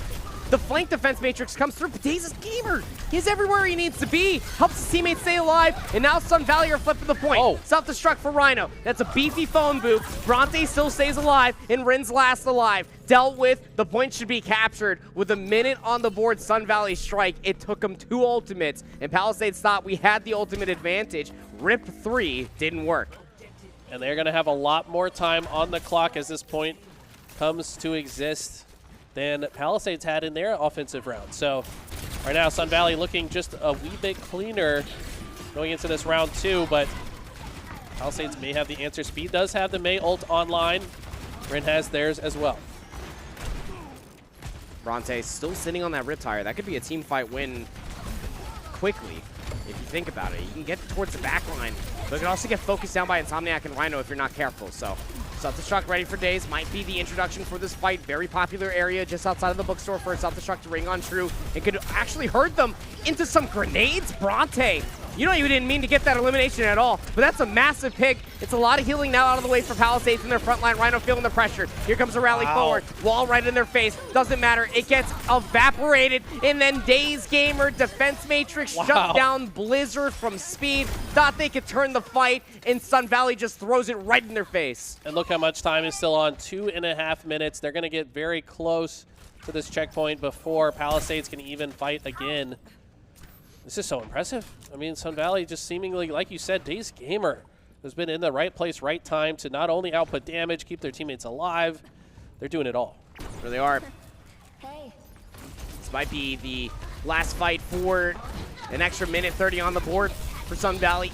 Still have hard-hitting ultimates online, Eli. The only thing they're going to be missing is the rally. Daze Gamer setting up maybe for a self-destruct. Not a whole lot of place to go through. Biotic Grenade's already used, and Daze Gamer just rips Rhino to smithereens. The Deadeye also invested. Daze Gamer will not be shut down. Finds 3 in the feed. Speed gets a consolation trade on a Bronte, but he'll spawn nearby because the second point got captured. Daze Gamer has ascended this game. Incredible stuff. Yes, Bronte got taken down, but who cares when your tank finds a triple kill? It is just making matters so difficult. Rhino now going to try to change the storyline as the next checkpoint has been reached, but the payload has not stopped. Kitsune Rush. Palisades trying to reintroduce themselves. Bronte still sitting on this Riptire since yesterday. Yeah. Daze Gamer under a lot of pressure just resets. Self-destruct. Wall's broken down. People are trapped. Cannot find any eliminations. Get around the corner in time. Did Palisades, but ultimate still on line for Sun Valley. Mostly that orbital assistance in the Riptire. Palisades having to concede the space, kind of reset themselves a little bit. Here comes a Riptire out of Bronte. Will find 2. The supports are dead. Is this it for the Palisades Pumas Overwatch team? Last desperate. Self-destruct gets thrown with the Blizzard. A great combination for Palisades. Hatsu still alive inside of you. He has some assistance. Here comes the rally. Him and Daze Gamer might just 2v3. Got the focus fire on somebody. Rhino gets some help from the Suzu. Very low on HP, but the spawn is so much closer for Palisades. Are we actually just lingering for so long? We're back to a 5v5. Deep finds 2 for 1 right click. Here comes now Insomniac for the ultimate. The overclock finds nothing. Sun Valley shut it down. Palisades go home. It's a 3-0 for Sun Valley. Wow. This team lost to Palisades 2 weeks ago at the conference championship. Since then, it must have been studying and practicing and coming up with new strategies because they obliterate Palisades this time around. I mean, incredible stuff. Look at these. This is the play of the game coming in from the orbital once again. I mean, he's been so effective throughout this entire series. This was incredible. Yeah, no, it really is. And again, I wouldn't say like it's night and day, but like the correct alterations as far as their gameplay from conference championships to now, whatever happened during Thanksgiving break, it must have been a wonderful feast for some of these guys because they came back looking different. They have yet to drop a single map along the way, I'm pretty sure, as far as the bracket is concerned. So just going back to double check, Sun Valley, they 3-0'd Palisades B, 3-0'd Palisades A, and now they find themselves in a qualification match versus the winner of Gaston and Westover for states. What a story these guys are on, man. Yeah, can you imagine they go all the way? I mean, this has been incredible to watch. They maybe have their sights on Arjakel at States at the way they're playing right now. Yeah, it might be the case. Swag Boy putting on notice, maybe. I'm not too sure. Because I mean, Days Gamer looking like Swag Boy. He's looking really, really good. I mean, good diva play coming through, shutting down the dive, and yeah, I mean, that's effectively all you really need. So I need a regain after that because that was, again, albeit a 3-0, a wonderful series. Commiserations, obviously, to Palisades and the Pumas, both A and B team. Their fall season ends here, but our day does not because we still have two more matches, excuse me, for Super Smash Bros. Ultimate to see who not only will be qualifying for states, but what the seeding will end up being as well. So on the other side of this break, we got Butler versus Gaston Early College. You don't want to miss it. It's Wild Card weekend here for a Super Saturday. We'll be right back.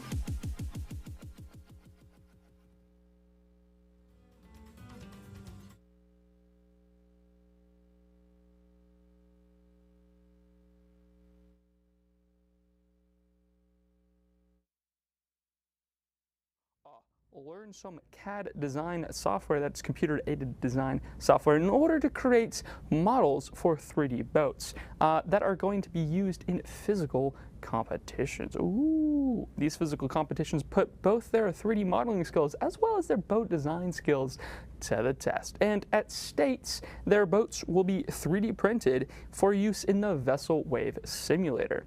That's a head-to-head competition. I can't wait to see what floats their boats. Ha ha ha. So also, right now here today for playoffs, we're going to be looking at which boat can carry the most amount of weight. Let's see what happens. Welcome, Vessel, to the epic boat simulator here. We got our boats. Ah, yes, all of them are 3D printed. We're about to see which ones can hold the most amount of weight here to give our cool competitors here a little feedback on their boat design. So let's kick it off with Becca the Destroyer's boat here. You can see it is a A boat design here, very boat-y. Definitely a boat. Let's see how it floats first before we try any weights. Here we go. Going on the water. Epic. Woo! It's floating. All right, so let's go ahead and start putting on some weights here. We have different tiers of weights. We're gonna work our way down. We're putting on the first weight. Let's see if it can hold one big boy weight. Here we go. Oh no! The boat sank. We might have to drop the weight down a little bit. All right, so as we can see here, Becca the Destroyer's boat does in fact carry, without sinking, one of the smallest weights here. So, Becca the Destroyer, you can carry one tiny weight. Becca, the feedback we have for your boat is to make the bottom of the boat a bit thicker in design, because as you can see here, it was so thin that the 3D printer did not do enough passes in order to cover up all of those air holes. So what's happening is water is coming up into the boat from the bottom, and that's not good. So go ahead and give your boat the epic additions it needs to win, because I believe in you. All right, so the next boat we're about to test here is Cat Peach's design. And as you can see here, it is the SS VESL. Definitely not gonna get you any more points just for being VESL branded. I'm joking, you could totally get more points. So this boat here is a interesting design. Definitely curved at the front and at the back here. Not sure how that's gonna impact the performance here, but let's see how it stands up to one full weight. Let's see, okay, so it holds a small weight. Let's see if it can hold two small weights. No. We're gonna try one small and one tiny weight for, okay, so it seems like the maximum weight your boat, Cat Peaches, can hold is one small weight. So, interesting design. Here we have some feedback for you. I think that the sides of the boat needs to be much bigger, and I also think you need much more width to your boat because it is unfortunately very easy to just roll over, and those sides on when it rolls are also super short, so that is a recipe for disaster, as we can see here. But overall, interesting design, at least. Definitely get some style points. All right, so now we're gonna test Curry Joss's boat. Here, as you can see, it is a speedboat design. Ooh, complete with seats, a windshield, and even motors on the back. Do they function? We shall see. No, unfortunately they don't, but at least the boat floats. Excellent work, Curry Joss. Now, we just have to test how much weight it can hold. First, I'm going to start off with a small weight because I am afraid that this boat is sinking pretty heavily in the back and I don't want to, so this is going to be very difficult to see, but there is a hole in the bottom of the boat. If you can look, right here in the floor of the boat, there is actually air holes. And that means, unfortunately, there was not enough thickness on the bottom of this boat, just like Becca the Destroyer's boat. So our feedback to you is just go ahead and close that gap up, and your boat should not sink when we put weights on it. Additionally, if you can replace the seats with more carrying room for weights, I think that's also going to improve the performance of your boat here. But overall, like the design, and on to the next. All right, so now we're gonna take a look at Josh's boat here and see how much weight it can hold. This is another speedboat design. So now we're gonna see if it can float without any weights first. Putting it on the water now, and oh, it does look like the water line is starting to come up above the sides here in the back. Another back heavy boat, just like Curry Joss's. I guess that just comes with the territory of speedboat design. So because the water's already coming up, unfortunately, we're gonna test with a small weight first. Nope, we're gonna test with a tiny weight first. Okay, here we go. Tiny weight added. Oh, okay. Not bad. Second tiny weight in the driver's seat. Wow, I did not see a lot of movement there. It is definitely holding on strong. One more tiny weight here. Gonna put it in the front. Well, that cooked it. Hey, but it still floats when it's upside down. All right, Josh, we're gonna test a small weight on your boat. Let us see what happens. Unfortunately, Josh, your boat does not carry that small weight. But it could carry, if I remember correctly, 3 tiny weights. Or was it 2? 2 tiny weights. So, some feedback for your design. I think that you have a lot of material here in the center. What you need to do is essentially just hollow that out, rip the seats out, rip the windshield out. There needs to be carrying room in the back, as well as this like spoiler fin here at the back. That's adding a lot of weight, but it's adding no functionality to the boat. And as you could see, before we ever put any weights in it, that was the heaviest part of the boat. That was the first thing that sank. So if you can get the back to stop sinking. Hey VESL, we're about to test Ghost's boat. Now this is a interesting design here. It is like a Led Zeppelin. It's a flying thing. It had cargo containers. A lot of stuff going on here. Interesting. It's got what looks like handlebars, but no, this is like a cruise carrier almost. So this is kind of like the command tower. A little bit of lore going on here behind the scenes for this boat. Very cool stuff. So now we're gonna see, does it float? Put it in the water safer this time. Cool. All right, so yes, your boat does float, but we can already see some shifting around. It does not seem to be very level sideways. It looks like it's about to roll over. Just gonna put it in the only spot we can really put the weight. Yes. In fact, your boat did hold a tiny weight for a moment. All right, after your success with a tiny weight, we are going to try with a small weight pre-installed. Let's see what happens. And darn, unfortunately, small weight was just too much weight, pulled the entire thing down, even though the small weight is still installed. So with this design here, there is not obviously a lot of room to install cargo so that we can test it with the weights.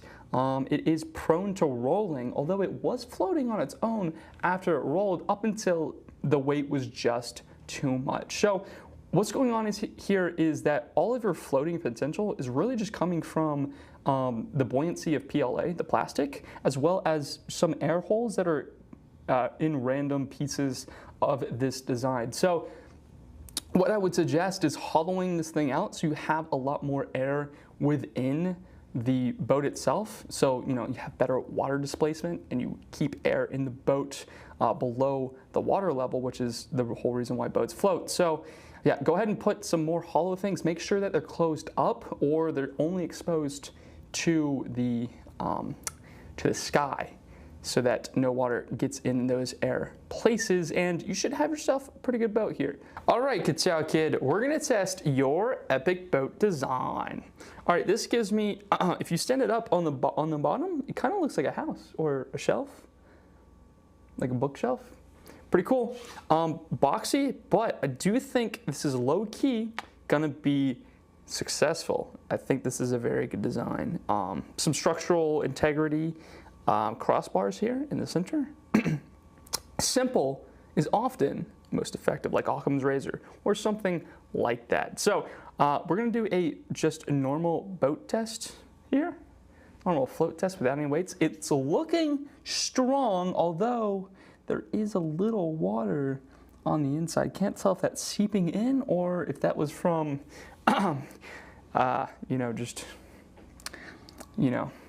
water. Okay, so we're gonna test, I think this is a really strong boat. So we're first gonna test with a large weight here. I'm gonna put it right in the center. No good. All right, so we're gonna bring it back up to the top, drain it, and we're gonna test a medium weight right there in the center. Just gonna slowly put it on the water here, and not bad. Okay, you can carry a medium weight. Let's see if you can carry 2 medium weights. Yes, okay, perfect. You can carry 2 medium weights. And it's starting to sink here a little bit in the back, so I'm gonna be able to put a small weight up here in the front, and That's just too much weight for it. So you can carry 2 medium weights. Let's actually see if you can carry 2 mediums and 1 tiny. So I do believe your boat can do it. All right, let's see. Unfortunately, no. So your limit here are 2 medium weights. But overall, that's the best so far. So congratulations, Kachow Kid. But we still have 1 more to go. All right, so we're gonna test the last boat today. This is NCVA Saturn's boat. Very boaty design here. Very much looks like a normal boat. Let's see how it floats on the water. Wow, okay. It's looking very even, actually. Also looks to be very stable. Of course, there's a lot of room on the inside to put weights. So, yeah, let's get right to it. I think we could start off with a large weight. This might be the first boat to carry, potentially second boat to carry a large weight today. Let's see, gonna slowly put it, wow, okay. Okay, and we visibly saw it drop, but it dropped pretty evenly here. Water's starting to get pretty high on it, so I'm gonna go ahead and put a medium weight instead of a large one on here and slowly place that. Nice, nice, nice. Okay, so a lot of its buoyancy is gonna come from the balancing of the weights here. So I'm gonna take a small weight. I'm gonna put it in the back. Not bad, not bad. Okay, okay. We're actually gonna upgrade that small weight to a medium weight. But we're gonna put the medium in the back, just putting this out as evenly as possible here. Okay. Oh no. Okay, so you can't carry a large and 2 mediums, but you can carry a large, a medium, and a small. Hey, that's one of everything. Okay. Not bad, not bad. Let's see how you do with 1 large, 1 medium, 1 small, and 1 tiny. Are you gonna go for them all? I think so. All right, let's see. Nope. Okay, so just 1 large, 1 medium, and 1 small. Not bad. You are the top performing boat here tonight. I think what got you was there's nothing wrong with your design. If you want to carry more weight, I think you just need to make your boat taller. And obviously, as you make it taller, keep that direction of the walls going in the same direction. Also make it wider at the top. Yeah, it just needs to be a bigger boat. That's all. I think the design is pretty strong. It's pretty stable. Did not really flip or rotate. There's no holes in the bottom, so you made the bottom, you know, large enough to keep all the water out. So overall, really good boat, man. Great job. All right, so that was the last boat of today. Thank you everybody so much for sticking around and seeing how much weight these boats could carry. And we will see you in the next STEM segment.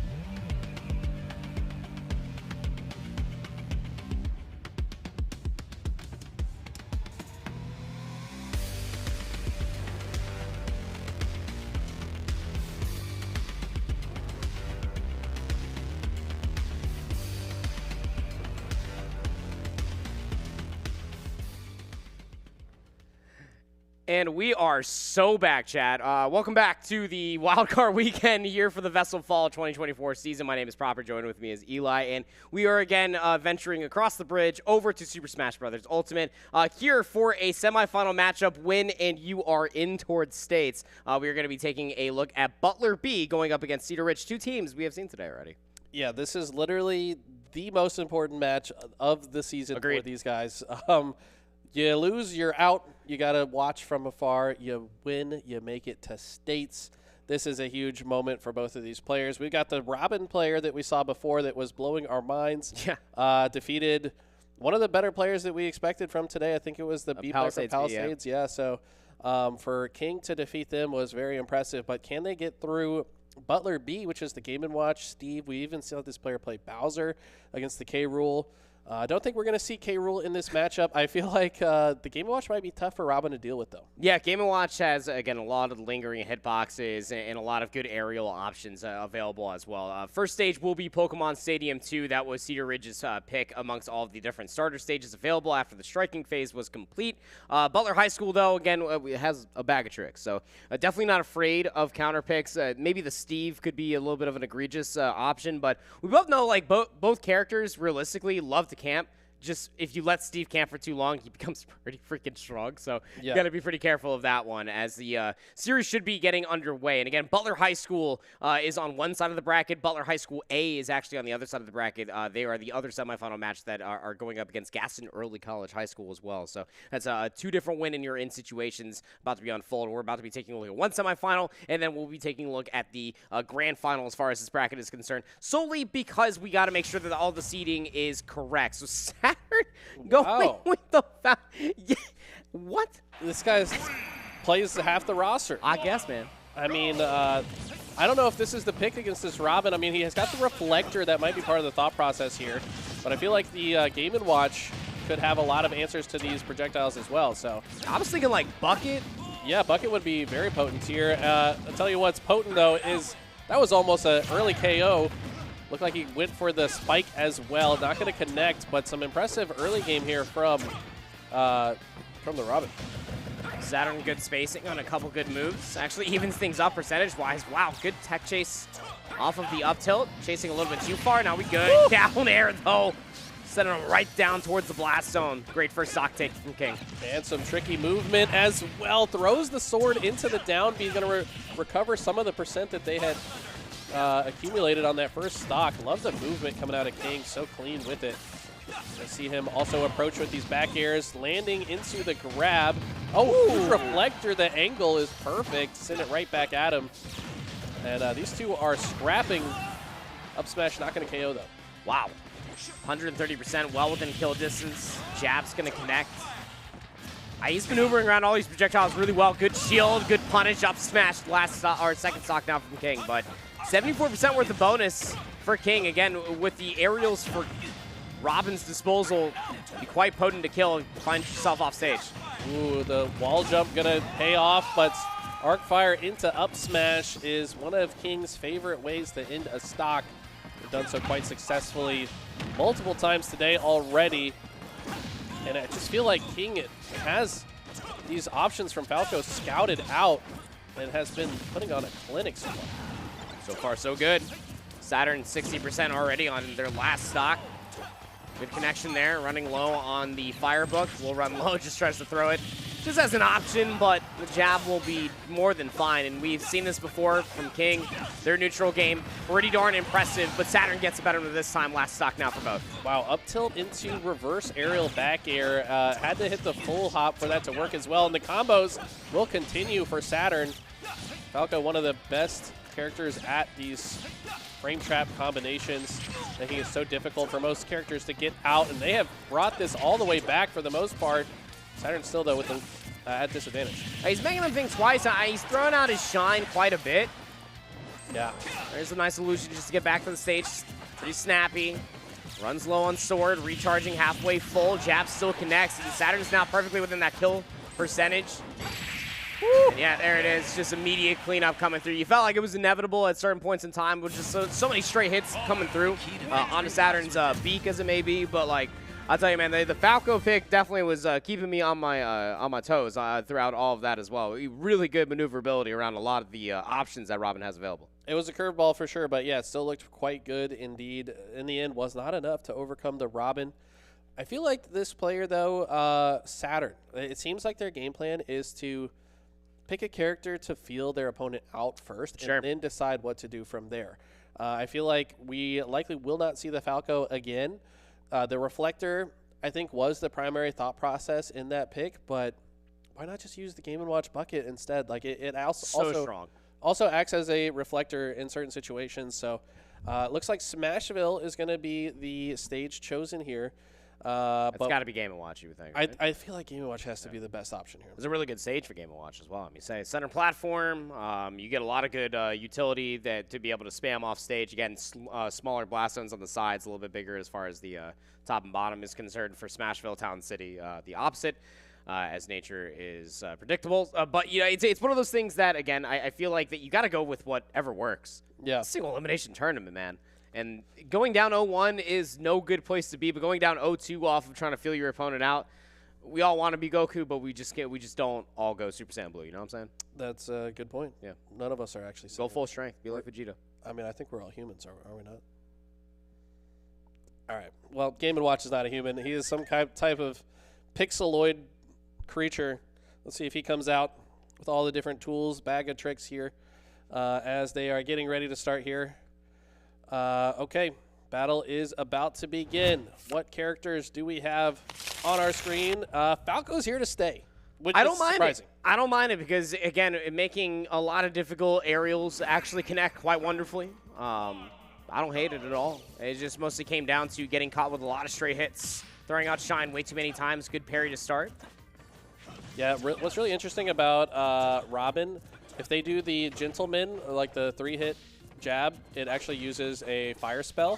But if you do the rapid jab, it's a wind spell. As we see back-to-back arc fires into the aerial smash, as we're often accustomed to seeing from King.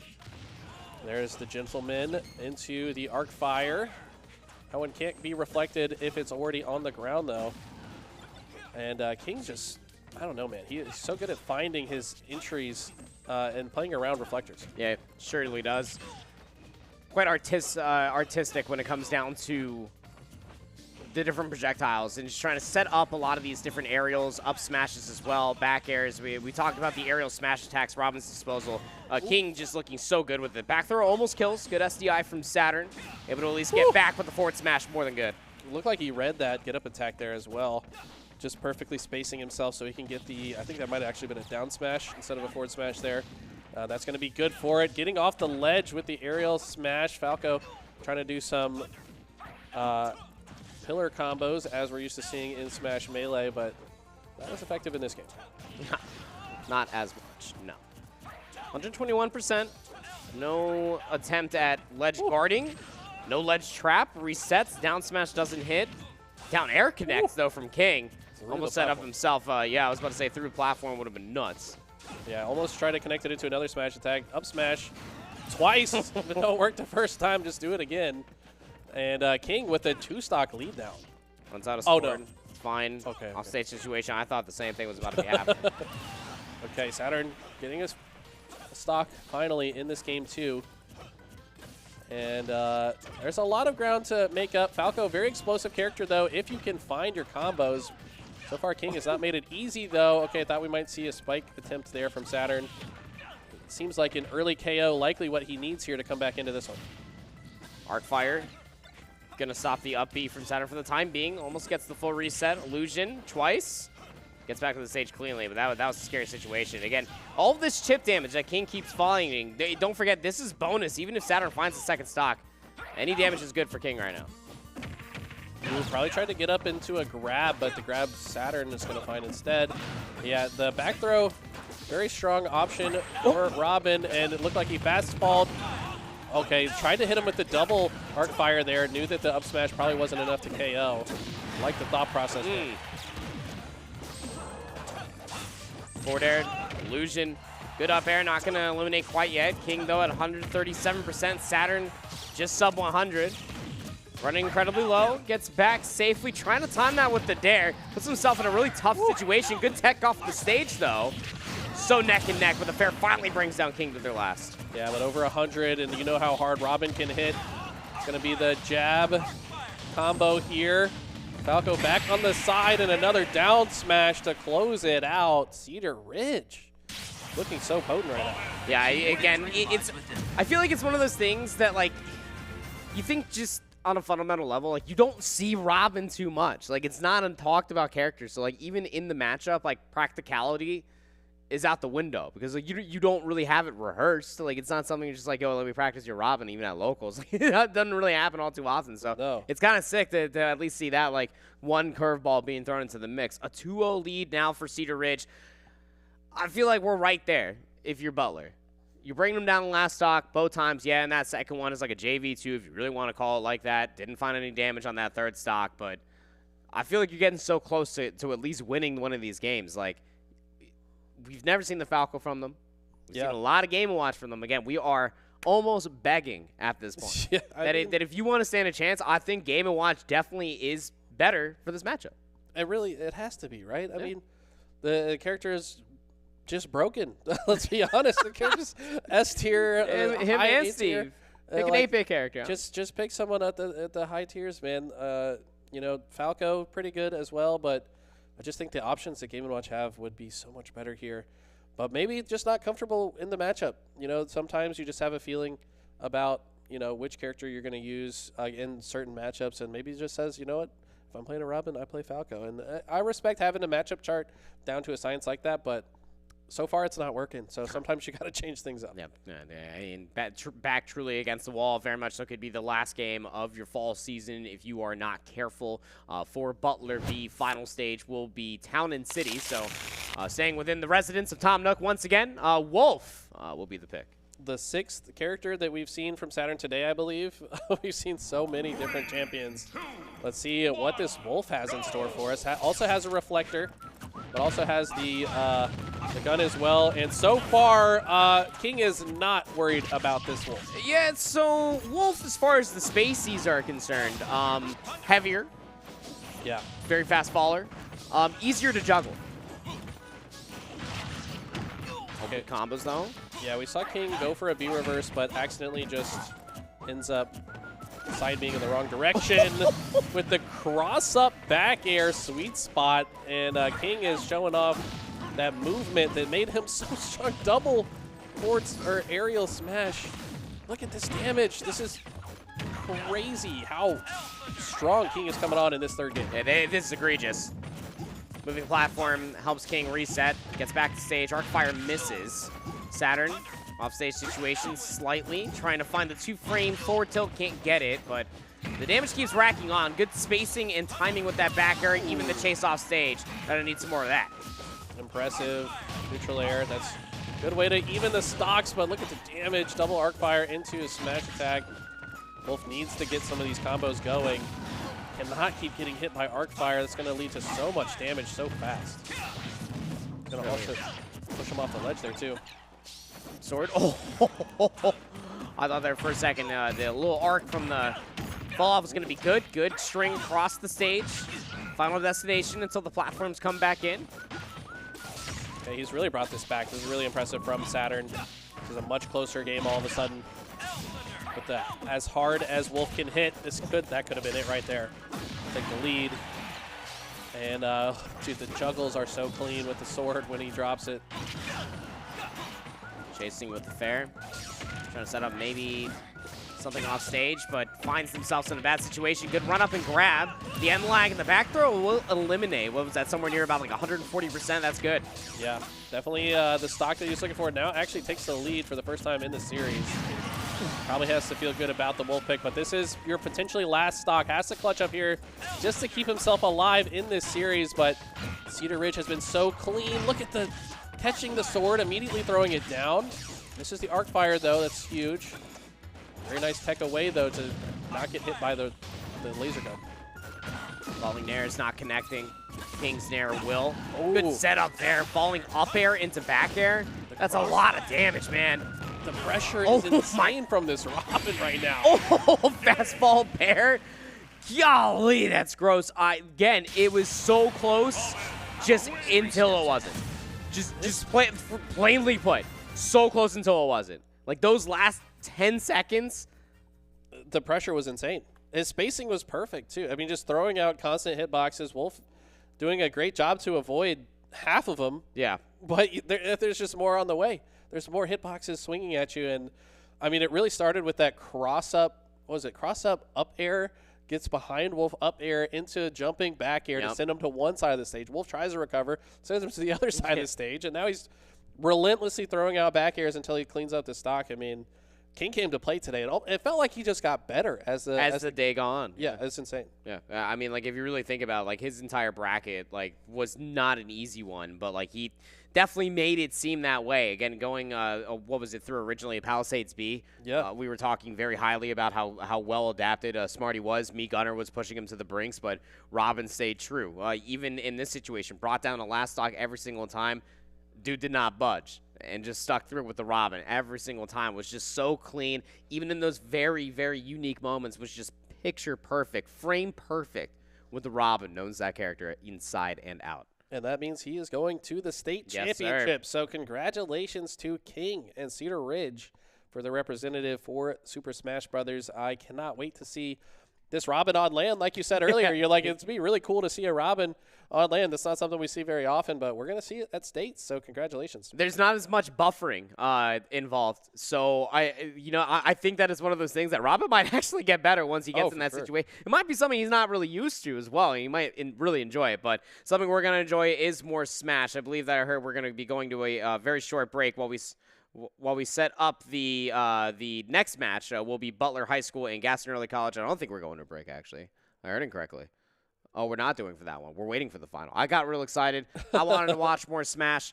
So now we got to wait to see who's going to be playing against Cedar Ridge again. We will be broadcasting the finals match as far as the single elimination tournament is concerned. Whoever does win Butler High A versus Gaston Early College will make it to states, but we have to figure out who's going to be the higher seed in between these two. It's an entire thing. We'll explain it one more time once we do come back for break. But we got to find out who's making the finals first, and while we wait for that result, we're going to throw things to a break. We're going to get some more water, and we'll be back with more Smash action right after this.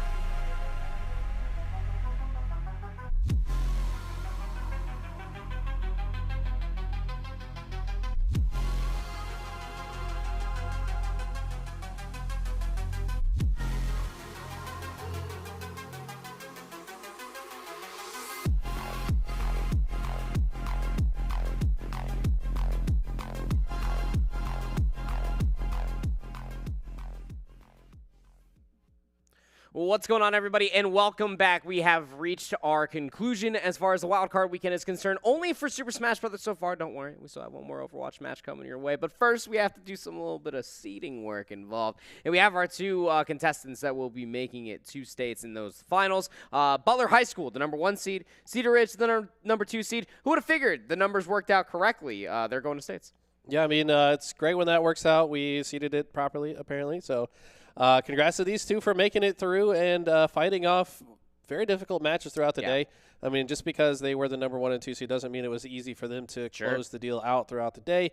So we do have our Robin player that we've been following pretty much all day, Cedar Ridge. And I'm not familiar with Mupkipo, Butler A. I think once he's on the screen, I'll recognize him. But it looks like these two will be going to the state championship. So congratulations to both. But this match is for seeding. So if I'm not mistaken, they're going to probably seed the winner of this 7th and the second place player 8th. Yep. Going into states. So still a lot on the line. This is the difference between facing off against, I think they're probably going to have crowned as #1 seed. I don't know. We'll have to wait and see how it all shakes out. Obviously, there could be a randomization factor as all the conferences have been, independent from one each other. So it's kind of hard to argue who should be #1 seed.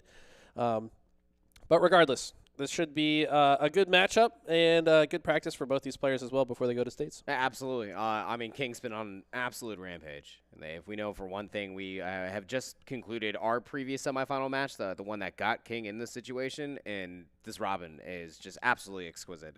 Definitely excited to see how far they can do and what damage they can produce as far as states is concerned. But even further than that, versus Mupkipo. I mean, it goes without saying, Butler High School from the CMS region, Cedar Ridge from the Sandhills region, did not play each other as far as the regular season is concerned, no, but both of them did go flawless as far as their regular season is concerned. Once they got to the conference championship, they only ended up losing in those semifinal matchups. So, I mean, both went 2-1. You couldn't have asked for even closer as far as a season map consideration is concerned, too. I mean, Cedar Ridge lost 2 whole stages through the regular season. That's why they were the 3rd seed as far as Sandhills are concerned, but extremely close as far as the statistics are involved. So this mostly just comes down to what the product is going to look like. We got both players inside the lobby. We know a lot about King and their Robin at play. Mupkipo played all of the spring season as well, leading in towards this year for the fall, so quite tenured. Both have been flawless on the day. Tough to say which one this way goes. Yeah, I have no idea. All I know is this Robin has been a joy to watch. I'm happy that we get to watch them again. Also,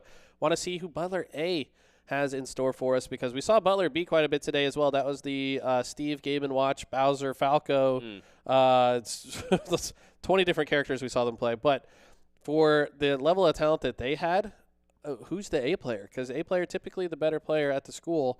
And King already defeated the B player. Can he defeat the A player as well? Yeah, just taking down the entire school one Saturday evening for one Robin player. Who honestly knows? So about to be getting underway here with this first stage in a best of 5 for seeding. Winner gets the 7th seed. Loser will be the 8th seed. Obviously, a very, very thing that you have to be facing when it comes down to states for a championship bracket. Pokemon Stadium 2 will be our very first venue for this opening duel. Robin will be on the docket, surely, going up against a Corrin from Mupkipo. Okay, a little bit of Final Fantasy matchup here. Or sorry, what's the game they Fire Emblem. Fire Emblem, almost the same. Anyways, close. Corrin, a little bit higher on the tier list, I believe, but these two characters definitely not ones you want to mess around with as far as their options go. Robin coming out with the early the early damage lead. And let's see if this Corrin has an answer. Yep.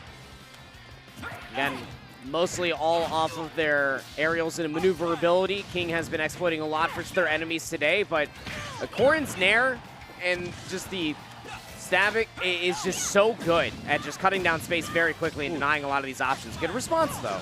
Yeah, maybe Arcfire a little bit too many times there. The Arcfire, great shield pressuring tool. I think it will also shield poke after some of the shield has been depleted.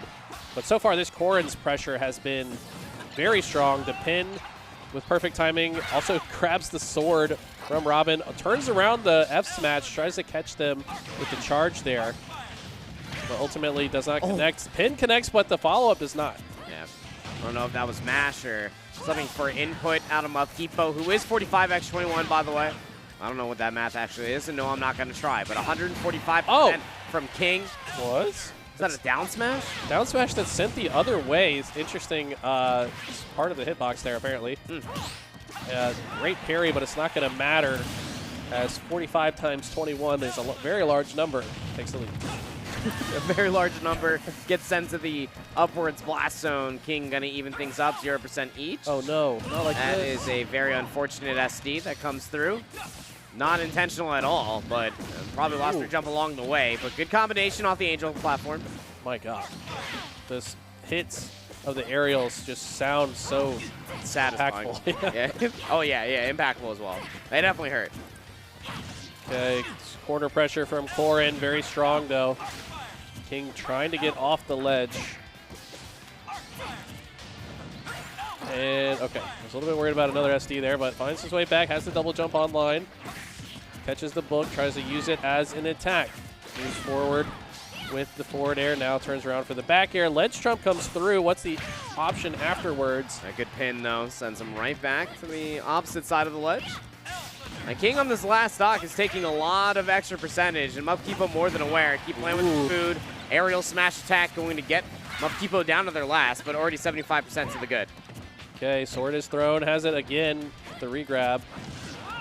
And so far, Korin really just looking for a KO option. They have plenty of ways to end the stock, but that's a way to add a ton of damage in a heartbeat. All of a sudden, King has brought this all the way back after the SD and the second stock.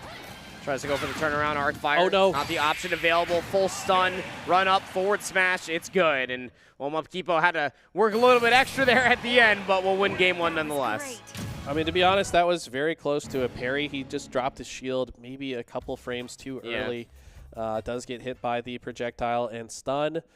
But, I mean, to be honest, if you're King in this situation, you got to be thinking, man, if I just did an SD, I probably would have won that game. Probably. I mean, he did throw away a stock at 0%. So to almost win it anyways, you probably bring some confidence into game two. Probably, and now you get to go to your counter pick as well. So very important when it comes down to Robin. We know that Robin, and for Cedar Ridge, specifically for King, really does enjoy those two platforms. Yeah. Taking away the third platform isn't exactly where they like to go. So Pokemon Stadium 2 is going to be the follow-up and response immediately. And I like it, man. I mean, it's not a bad place to be in. You just almost won that game number one. To your credit there, Eli was talking about the one simple fact. If you did not self-destruct, you probably would have won. Yeah, I mean, that's the most important part of this game. Stay on the stage. I mean, like, just if you're going to fight off the stage. I've been there. If you're going to fight off the stage, you got to know how to make it back. And yeah, it's pretty important. I think he pushed the wrong button a little bit too low, and we've all been there.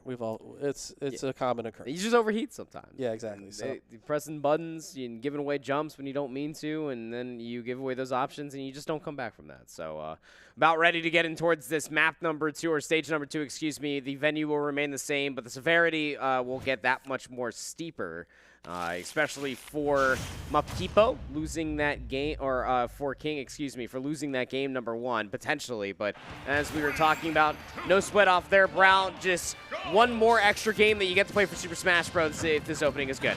Yes, indeed. And Robin started off strong in game number 1. Let's see if they can have similar start here. But instead, the Korin combos, okay, we're going to break that up, but pretty even so far. Pretty good. Trading. Still even as far as percentages, for all intents and purposes. Jab is going to reset the neutral, runs out as far as the firebook is concerned, but the sword is still humming. I mean, it goes for the ledge trump, but this time Korin gets off the ledge too fast for it to matter. Sword is back in charge. Okay, finally does. Waited for the sword to land on her forehead before the throw. Love that. Just a little bit of extra percent. It feels BM, but it's also just the correct thing to do. It's the little things, man. like every percentage is good percentage. It's leading Mapkipo all the way up to 121. Arc fire, about halfway depleted, uses the other one, trying to charge up something. King trying to go in towards the kitchen to cook up something, but offstage situation. Pin almost connects, but turnaround up smash just sends King to the other side. Forward smash, I think, up angled though. Yeah, Korin, the only character in the cast, I think, that has that mechanic where while you're charging, the smash has a hitbox. on the sword to hold you in place. So utilizing that beautifully there. King, though, still able to take the first stock. Tries to land the pin. That would have been disgusting, but King's survivability on this stock looking much better this game. 64% already. This is a wonderful bonus if you are King. And now Mupkipo off stage. That got really scary there, but how about just a quick little turnaround? Was that a forward tilt, but it looked like a smash attack? I'm not too sure. Robin is moving this game, too. Oh, my God. The footstool setup, it does end up as a grab. And he is schmoving, like you said. I don't think he can make it back from that, though. Yeah, cannot directional air dodge that low.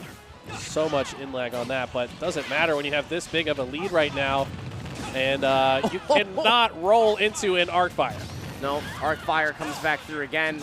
Arc Thunder trying to use that just for the spacing, looking for something with the sword, trying to reset the ledge grab, but here comes Mupkipo trying to put something together. Great string, 66% now. Oh my. Chases all the way low for the back air. Coast to coast, that was disgusting.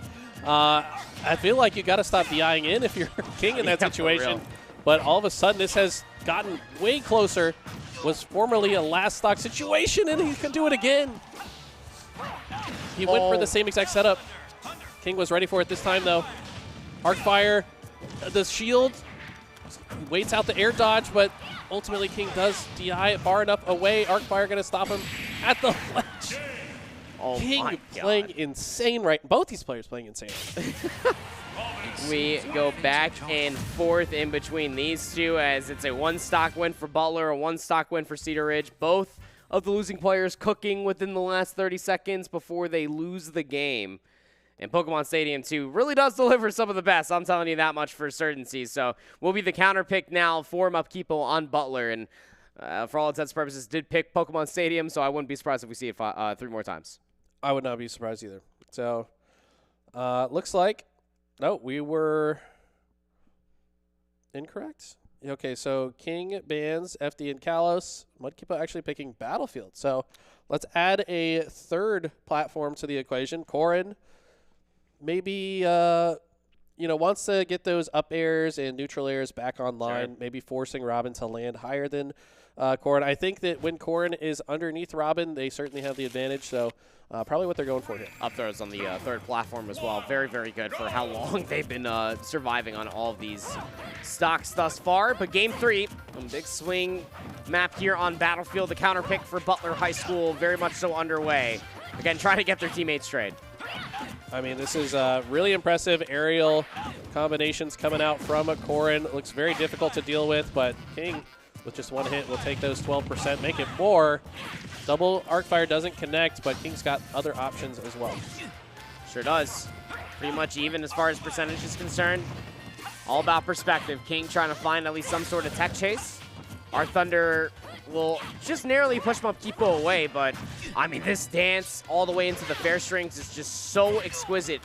Out of Mupkipo, but it's just a couple good hits away from King from sending him all the way off stage. Finds that situation in his favor.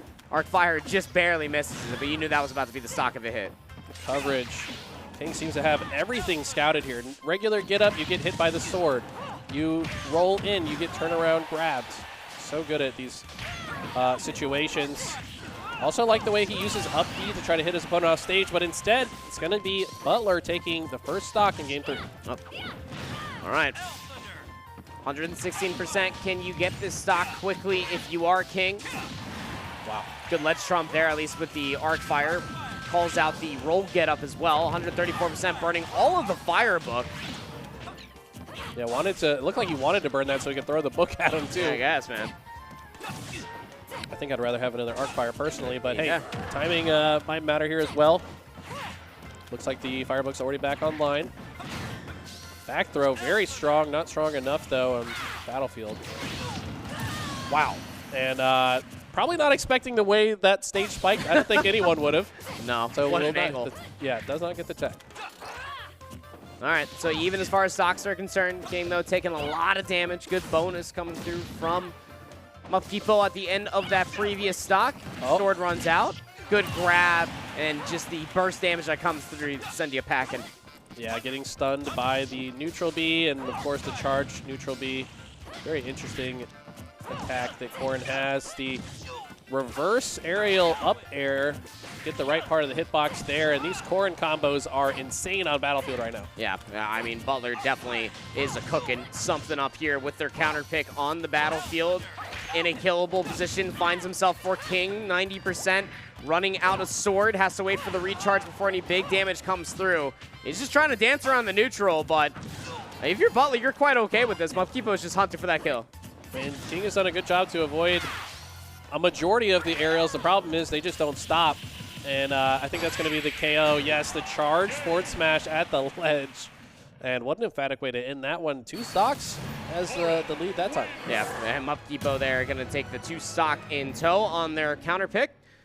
Going to be feeling pretty good about themselves now as they take a 2-1 lead as far as the series is concerned. One more stage, you win one more counter pick, and you're going to be walking away with the higher of the 2 seeds, whatever that may be, whatever the seeding might be at the end of all of this.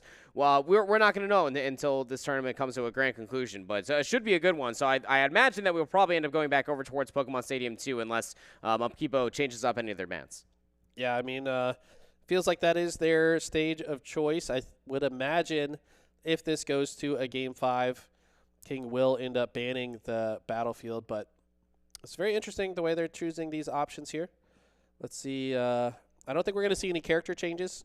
Feels like Butler A pretty clean on the Corrin, especially after that win. And we have seen nothing but Robin for Cedar Ridge. Yeah, I don't even know if they have another pick available. I mean, what even is better for that matchup? At this point, like, the Robin has gotten you this far. Like, almost got to stick true to your guns unless there's a complete counter pick that I don't know actually exists. Maybe deal with this Corrin a little bit easier. Yeah. I mean, I don't know. I think maybe if you had like a Cloud might match up against Corrin a little better. Cloud is definitely winning that matchup. So on paper. Yeah, but I mean, they've shown that they are incredible on the Robin, so I don't see any reason to switch off of it. We'd rather stick with the main than a pocket Cloud in this situation. The question is going to be the stage, so it looks like we are going to Pokemon Stadium 2, I think. That sounds about right. Yep. Here we go. King's potential last game here today, or will he force the Game 5? We'll have to find out. Going to have to be a counter pick win if you can even get towards the game number 5, but it still has to try to maneuver around these aerials that Mupkipo keeps finding so much value with. These fair strings got to end. Okay, King with the back throw, lands with the down air into back air, tries to follow up with the Thunder, but no tech on line for the Corrin. It's funny how missing a tech can sometimes play to your favor at this level. Okay, Arc Fire into back air, sending him back off stage, and cannot find a follow-up there. Nice drift coming in from Corrin to be Mixie on their recovery. Firebuck under recharge to no Arc Fires for quite some time. Blade also running incredibly low. There it goes. Almost picks it back up and throws it right into the ankles of Corrin, but still leading as far as percentage is concerned, and King really buying their time, waiting for the recharge to come back online. Wow, I like that attempt with the down air through the platform. Looks like it reaches pretty far. Corrin had it scouted, though, with the shield. And the turnaround forward smash, it covers so much. That's such a good option for Corrin. You regular get up, you get hit by the charge. You roll in, you get hit by the end of the forward smash. It's an incredible setup. Yeah. Very long-lasting hitbox as well, as you were talking about. Only one of its kind that has a multi-hit before the final one. The King will even things up as far as stocks are concerned. Good damage so far as a bonus for this Corrin player. Mupkipo is definitely feeling some semblance of a flow state. Yeah, King is really adapting well throughout this whole situation, though. I feel like the matters could be much worse. There's a third type of Arc Thunder there. I noticed that he never goes for the full blast of Arc Thunder. Thoron, I believe the name of the move is. Maybe the worst option in some cases. Yeah, might be the case, but pin, heel kick gonna come through. Mupkipo gonna bring King down to his last stock potentially here on this championship Saturday, just for seeding, of course. We'll see them come back in states regardless, but King got to make something happen here. Okay. Oh, finally gets that down air through the platform that he's been looking for. And it will follow up with it, but, I mean, Corrin, like you said, just needs one more. Okay, with the up smash and a couple of juggle mechanics with the sword here. He could absolutely do this. Has no sword, though, Eli, and that could come back to really hurt them. Has to put play really good neutral. There's some good options. Sword comes back online. Now just trails 30%. Excuse me? What is going on? He just, with the crazy burst, gets 76%. Very smart recovery there. Knew that Orin had an option there, and just like that, reverses the game and forces a game 5. No way. Cedar Ridge just really back against the wall. No sword on the Angel Hair platform. I really do think that Mupkipo was smelling that blood in the water, Eli, and started chasing. Blade resets, gets 2 massive connections, turns it from almost about 30% to about 80, just like that. Yeah, I mean, it was multiple Arcfire connections, multiple sword connections. Yeah. It felt like he just read every defensive option that Corrin would go for there, and very impressive stuff. We're on to a game 5. I feel like this could go either way. Both players playing extremely well, but man, where are we going? Looks like FD and Kalos the bans. So you got to imagine, yeah, Mudkipo, of course, going to go back to Battlefield where they won with a 2-stock. 2-stock win on Battlefield, game number 3. So will stage number 5 be the same outcome, or is the flow state now reversed for Butler's favor, or for Cedar Ridge's favor? I'm not too sure. I mean, it's just the amount of mix-ups that we're starting to see. It's like if Robin gets their hands on you, like King's putting on massive damage. If these fair connections start happening and King is still DIing in, then he's going to get eviscerated. So I think that we're having a very close matchup here for all intents and purposes because of how competitive these two are. Yeah, I think King hopefully took notes from how explosive those stocks taken on the previous Battlefield game were. Like you said, start DIing out instead of in. Correct. Maybe introduce some smash DI up or something to get out of these combos because, I mean, this Corrin looks very cozy, just jumping from platform to platform, neutral air into up air into forward air. Everything just connects so seamlessly together with this character. So you just can't get hit to start, to be honest. I mean, the old Smash adage, just don't get hit. Don't get hit, forehead. It's obviously more complicated than that, but you got to scout out your opponent's options and what they're going to try to start with. I mean, if you really think about it, like, I just have to hit you harder before you hit me. Yeah. Super Smash Brothers. That's it. And here we go. Game 5, the last Smash match we're going to see until the state championship. Don't go anywhere. This is going to be a great game. Yep. Battlefield. Iconic music. What a time to be alive. Early damage coming through from Mupkipo, but even how the first stock is typically gone doesn't always spell the outcome of these two have been playing all day. Yeah, it's a very similar start to most of the games, to be honest. King trying to be mixy with that B charge, neutral B and B reversals. Covers the ledge with Arcfire, will get back to the stage. Okay, that's a huge Nosferatu to get some of their HP back. It's a very difficult move to connect. And so good at catching the sword as well. Does it basically every single time. Definitely keeping track of their inventory and which items are about to expire. Sword back online now for King. Killable situation here, but able to at least get back to the ledge. Mupkipo trying to find something to reset neutral fully for themselves. Good options being thrown here. No sword. B reverse on the Arc Thunder there as well. Does get back to the stage. Get up attack. Going to be strong there. And first charge of Arc Thunder. Going to cancel the neutral B of Corrin. Goes for that ledge setup again with the forward smash, but this time not going to connect. Oh, Arc Thunder. No grab. I thought he was for sure going to go for a grab. He was so close quarters. I mean, Robin's a real slow character, but would have thought for sure that would have been the confirm. Firebook not online. Sword also about to go offline. So close as far as percentage. One good hit will do it. Still hanging on his King. Wow. I think, by the way, Robin has the worst grab in the game, if I'm not mistaken. Yeah. So that's probably why they don't go for the grab as often. Probably. But doesn't mean you can't find one here and there. I also think the down smash has more shield damage, so maybe going for a shield break in that prior situation. But it is going to be a early lead right now for Butler, but one strong hit, and that's first stock is going to be gone as well. There it is. King tying things up. Yeah, only able to put on 20% damage, so King going to feel pretty darn skippy about that one. Good damage, down throw, Arcfire, double Arcfire, almost looking for the ladder of fire, but the Arc Thunder will be good. 60, 80? This opening has been insane. Arcfire going to connect and then reads the air dodge landing. King with the 0 to death on that stock, by the way. Oh my gosh. Oh! No damage taken. He's still schmixing. He's still schmooing. No sword. This man has turned up in a huge way. So impressive. These double Arcfire tries to get the killing blow. And all of a sudden, Butler has to turn this around. They have to get a long string of their own. Cannot overextend for it. Goes for the 2-frame with the pin. But, I mean, if you're Cedar Ridge right now, you got to be feeling pretty good. Just need an opening here.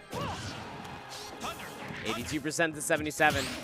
But it's still the second stock out of King. He's been moving so flawlessly this second stock. Mupkipo needs to find an answer. The pin will hit, but not going to be able to find the elimination. Just jumping into the Arc Thunder. The pressure is truly here. Okay, Arc Thunder being charged. I think he has a third. Yes, has third online now, but doesn't need it. It was all a bait. Are you kidding me? King is so clean on this Rob. Winning on the counter pick. Wow. So impressed. And a 2-stock at that. Yeah, he lost in a 2-stock fashion the first time they're on Battlefield, and now crushes it. Yeah, I have no idea. I guess Battlefield only delivers 2 stocks. So yeah, but not in the same fashion.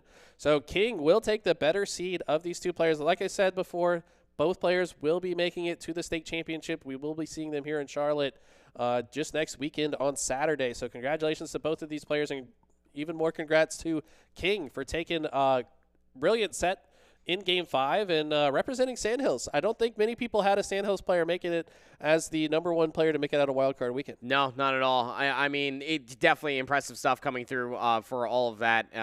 So now when we take a look at Super Smash Brothers, Myers Park, STEM Early College, Challenger Early College, Jack Britt will also be there from Sandhills, and Westover High School, the team that did beat them previously, will all be joined in accompaniment from those two who put on a marvelous performance, as we have, what is this, a state straw with the assistant commish? Okay, here we go. Should I give you the headset? That's fine, I'll stand. Okay, all right, so we're doing a draw for the seeding, guys. I think that's what this is for, correct? Yes. Okay. Seeding for Smash, yes? Yes. First 3 seeds. First three seeds for Smash, because there was no way to do so fairly. So this is between Crowned, Jack Britt, and who was the third? Palisades. Crown, Jack Barrett, and is it Myers? No, because that Myers would have been 2 seed. It's in the bucket. It's in the bucket. It's All in right, the bucket. It's in the bucket. He'll let us know. Within the bucket, we trust it. He'll let us know. Here we go. Andy, you go first. Who's going to be our #1 seed in the Smash? You got 2 there. Oh, put one of those back. Got excited. I just want everybody to be #1. I'm just trying to think. #1 seed. Oh, it says CMS, and you know what that means. Palisades A. I had Crowns. a feeling. I'm picking for our boys. Let's go, Crown. And he's back also, to back. He's also the reigning champion, so I think that is fair. Back to back. Back to back. And the #2 seed, Western. That's going to be STEM Early College. So congratulations. Which player is this here for STEM? I know you have it pulled up. A little gamer. A little gamer. Okay, so another prior champion, if I'm not mistaken. All right, so by process of elimination, we know who our 3 seed is, but pull it out anyway. Yep. It will be the Sandhills representation. Jack Britt. Misty Bot. Me Gunner coming in with the 3rd seed. Palisades A with the 1st. All right. Okay. For the 4 seed. The 4 seed. These are the runner-ups. All the runner-ups from the conference championship. CMS, Myers Park, Picamare will be the 4 seed. It's because they know. Yeah, got it. I can't. Western. Challengers Early College A. Okay. Which was Ioni. That's right, Joker player. Yep. And last but not least, Sandhills, once again, Westover B, which I believe is Kazuya, if I'm not mistaken. Yeah. What's their gamer tag? Brandon the Kazuya, and I think they also played Terry. So those are going to be our top 6 seeds. And then the winner of that game, obviously, is #7. And then #7 is going to be King, who we just watched win. Cedar Ridge. And then the 8th seed will be so wonderfully drawn. Butler, of course. So congratulations. Somebody's going to write all this down, hopefully. Data will be tracked. We'll make sure that all right. we know. But, yeah, go ahead and take a look at the seeds, and you know who you're going to play. So that means that thank you, Nick. yeah, well, we'll do the breakdown and create the bracket soon, so be on the lookout for that. My brain cannot brain right now, so. You guys will get all the information inside your Discord chats. Make sure you're showing up on the Not Work platform. All this information will be in your hands very, very soon. We just wrapped up our wild card weekend for Super Smash Bros., but that doesn't mean we are done for the day. Overwatch needs to be crowning a champion to see who will be the last team. Will be joining us there for states representing their high school for Overwatch 2. Should be a good one. Is it going to be Westover? Is it going to be Sun Valley A? You'll have to find out after this break. We'll be right back.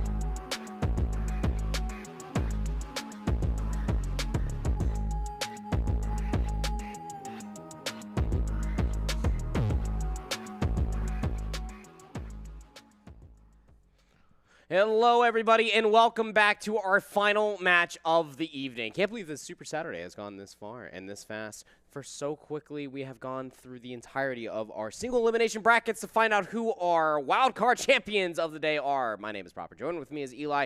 Back over to Overwatch, my friend.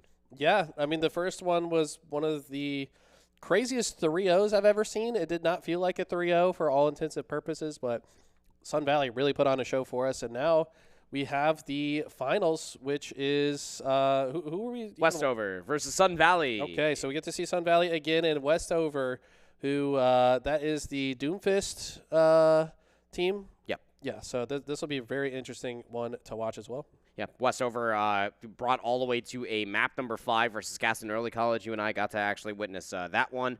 No, I'm sorry. No, we were watching Sun Valley versus Palisades. This is why we actually hopped into the other Super Smash Brothers tournament, is because the Gaston player was actually playing for the Overwatch team. So that's why we had crazy. That's why we had a quick little pivot turnaround Ruski. So here we find ourselves as far as the finals is concerned. Again, as far as Overwatch is concerned, very different comparatively to Super Smash Brothers Ultimate. There can only be one. So this isn't for seeding. This is for you to actually be the last team to complete what is going to be our championship bracket at State. So a lot on the line. I've already been talking a lot as far as the Sun Valley team is concerned, man. Like, their story is so cool, in my opinion. You know, they come in here as the 4th seed conference championships. They were the 3rd seed. The only teams that they've lost to leading into this moment of time are Palisades. They rectified both of their issues throughout the entirety of the season in one fell swoop. Back-to-back 3-0s, have not lost the map so far. They are primed to make their way towards States. They have been always on an upward trajectory since their losses back in week number 4. I mean, it's so impressive, too. I mean, Palisades, at this point, just got to tip their cap. I mean, Sun Valley came a bit different today. It was very impressive, but now this is the final boss, if you will, to make it to the state championship. Have to get through Westover. And Westover did not look bad either. So Westover only losing to Durham School of the Arts so far. Kind of the same story, just in a different region, right? I mean, Sun Valley only losing to Palisades the entire season. You could say the same exact thing about Westover. Now, the only difference is they haven't defeated prior demons at all, but on the way here, they have certainly earned it, and they look very strong today. Yeah, undefeated all the way through the regular season. Westover High School from the Sand Hills region does come in towards this one as a top dog as far as their region is concerned. I mean, highly regarded as far as their region is concerned until your last point. They only lost that one series. That was the difference maker in between them having to play in this tournament and them just already having that ticket to States and sitting there with a bag of popcorn and watching this all unfold. So ready to go here with our first map. Again, everything will be control, and then 3 more maps in between if we have to go all the way to a map number 5. It will be settled on Escort, but the higher seed gets the choice. They've elected to bring us to Nepal. Okay, my eyes are on Xbox, who was the huge difference maker for the side of Westover for Sun Valley. I want to see more of that Tracer from Bronte. I mean, Tracer was doing unthinkable things to Palisades. Can they do the same for Westover? And the tank players, Days Gamer and Frost, going to be a big part of the conversation as well. Keep your eyes on those two. I can't predict which way this goes. I feel like these teams are probably pretty evenly matched. Strap yourselves in. I mean, we're going to have ourselves a little bit of a slobber knocker. Days Gamer, to your point there, very flexible as a tank. I mean, Westover, if you bring yourself back to that previous matchup we had with them on broadcast, Eli, like, they were forcing a lot of issues that weren't really necessary. Right? I mean, like, trying to fix maybe hero compositions by swapping roles. It was a real mental thing that they had to put themselves through, and you can't really allow yourself to do that versus Sun Valley. They seemingly always have the right answers at the right times. Here's a different composition we didn't get to see them on earlier. The Roadhog from Days, Bronte on the Pharah, and then Sharknado 2 on that Bastion. So a lot of burst damage online here for Sun Valley. Yeah, very completely different setup, to be honest, and it's a different map, so that's probably why. Looks like the early damage going on to Frost. Frost, type of player that seems to have a lot of confidence. He is not afraid to go straight into the action, and sometimes that's to his detriment. Took some early damage when he has to back up. Buddha and Beowulf didn't have any cover. They both go down as well. Xbox falls closely thereafter, and Sun Valley win the first team fight. Yep. And this is one thing we got to see with Westover when they were taking on Kern's Academy earlier today, Eli, was I mean, their willingness to push all the way forward, but that opens themselves up for a lot of opportunities for Sun Valley and their focus fire, which is so pristine, and the reason why they were able to 3-0 Palisades so cleanly. Good hook comes through. Xbox out of commission for the time being. Also, just the bounce nade comes through from Sharknado 2. A real problem on this high ground as Sun Valley are going uncontested thus far. One player does slip the net, though. Going to have a contest on the point for the time being, as the rest of Sun Valley are very hard focused on trying to keep the rest of them all stuck inside the spawn. Crazy Beowulf, though, will get the flip. Gonna have to flip that one back if you are Sun Valley. Gonna have to work out of your spawn, but starting to find some picks. There comes Crazy Beowulf. Flip might be coming through, but Westover definitely have the numbers. Yeah, Westover are looking very good now in this situation. Looked like we saw Sharknado and Bronte trying to sneak behind and flip it, but like you said, they get taken out of the equation. Westover about to take the lead on this point. Now Sun Valley in a position, they've got to decide how are they going to approach this. Looks like Jay's Gamer onto the Wrecking Ball, so how do they play this one? Just got to roll right through, isolate one of the supports right behind the Junker Queen. Frost incredibly low. Here comes the 6-shot, won't connect. Crazy Beowulf will get enough damage to at least send Days Gamer away. Bronte, though, with the far barrage on the opposite side, going to take down Xbox. That's a massive pick down for yourself. And also taking down Kalani. So it's going to be a true numbers advantage now for Sun Valley. And Bronte still causing a ruckus in the back line. Hatsu with the Mercy there to pocket them along the way. Frost trying to hold the front line all together. And Westover still possess the point right now, Eli. So it's still extra percentage that they're fighting for themselves. Frost there with the Rampage, jumps on in. End up trying to connect onto one player, but it's just buying time. Finally, the flip comes through. Sun Valley 7 packing. Yeah, very impressive stuff, but Hatsu and Bronte go down pretty shortly thereafter. Sounds like the minefield is coming out from Wrecking Ball. Ultimately, does get taken down in the middle of the ult. Or no, sorry, that was Bastion. Yeah, he got 2 in the process. Impressive. Big old tank mode coming through. Keeps them at bay, but Westover just waltz their way back in. Albeit a pick or 2 that came through from the Bastion will get res. Don't really have numbers, don't really have an ultimate advantage either. You got double support ultimates. Gonna need at least one of those for one of these DPS ultimates. Hard hitting Tactical Visor alongside the Death Blossom. Could be a Beyblade combination. Kalani gonna have to call the go-ahead here. As far as the Valkyrie is concerned, here comes the Valkyrie at least for Sun Valley. Tree of Light also invested. Xbox, though, you said to watch out for him. Pops the Tactical Visor. Eli finds himself, too. That should be more than enough for Westover to take this first stage. Very impressive stuff. I liked Beowulf's reposition there as well, taking the high ground just to cover while all that other action is going down. That's going to be the first capture here for Westover. Impressive stuff on what should be a red-hot Sun Valley. Yeah, you would certainly think so. I mean, every single piece of the puzzle was almost leaning towards the direction there of Sun Valley. Not the case at all. One good combination comes through. You don't really have many tools at your disposal for Sun Valley to brute force your way in towards that village zone. And Westover had every tool at their disposal, didn't they? High ground there for Xbox. We saw how impactful it was in their last best of 5. Eli looking to be a continuation here. Absolutely. Now, if you're Sun Valley, though, can't be feeling too bad about that. Still got more chances left. Oh, yeah. Using 2 completely different characters as they had the first time. Maybe just testing out the waters. Now, Days Gamer on the Junker Queen. We got Bronte on Junkrat as well. Combination coming out. Sharknado making a character switch as well. Xbox going to be on the Ashe now, and they had a lot of success on that when we saw them last. So, can they do it again? Pretty heavy brawl composition. Not a whole lot of extra burst damage. I mean, you got the nade shooter compared to 2 Hellfire shotguns, the Junkrat comparatively to the Reaper, of course. Sun Valley trying to posture themselves around the elephant statue, and they're going to posture themselves up wonderfully for the first point. First pick comes through from Hatsu. Sharknado will be traded. You still have presence around the point. Both supports very much so alive. Hatsu and Deep trying to maintain presence around this statue to make sure Frost doesn't find a way in. Okay, Days Gamer trying to just hold it down the fort here. It's a great knife. Oh. I mean, they've been doing so well, just holding space, denying access to the point. But look at the damage coming in from Beowulf. He's been so good with this Reaper throughout the day already. Speed boost going to come through for Days Gamer. Just push a little bit forward, and the cleave comes out. Dagger won't connect, but the damage surely going to be felt. Lifeweaver doesn't stay alive, being flanked as well. So Days Gamer going to feel okay for that trade. I would argue not, because Crazy Beowulf can now push his way back in. Big shot coming through, at least from Sharknado 2 now on the Sojourn. Those right clicks could just about be everything, and Sun Valley hold on. Yeah, Deep on the 5-player kill streak here. Impressive stuff. Does not have the ultimate right now. Only Bronte in the lobby has the Riptire available. Probably going to use it to turn this fight if necessary. Really need to get this point on the board. Doomfist swap for Frost. Saw this quite often in their last best of 5, you and I, friend. Here comes Bob. Gonna bring that 6-man into play. The Slick Dart goes a little bit wide.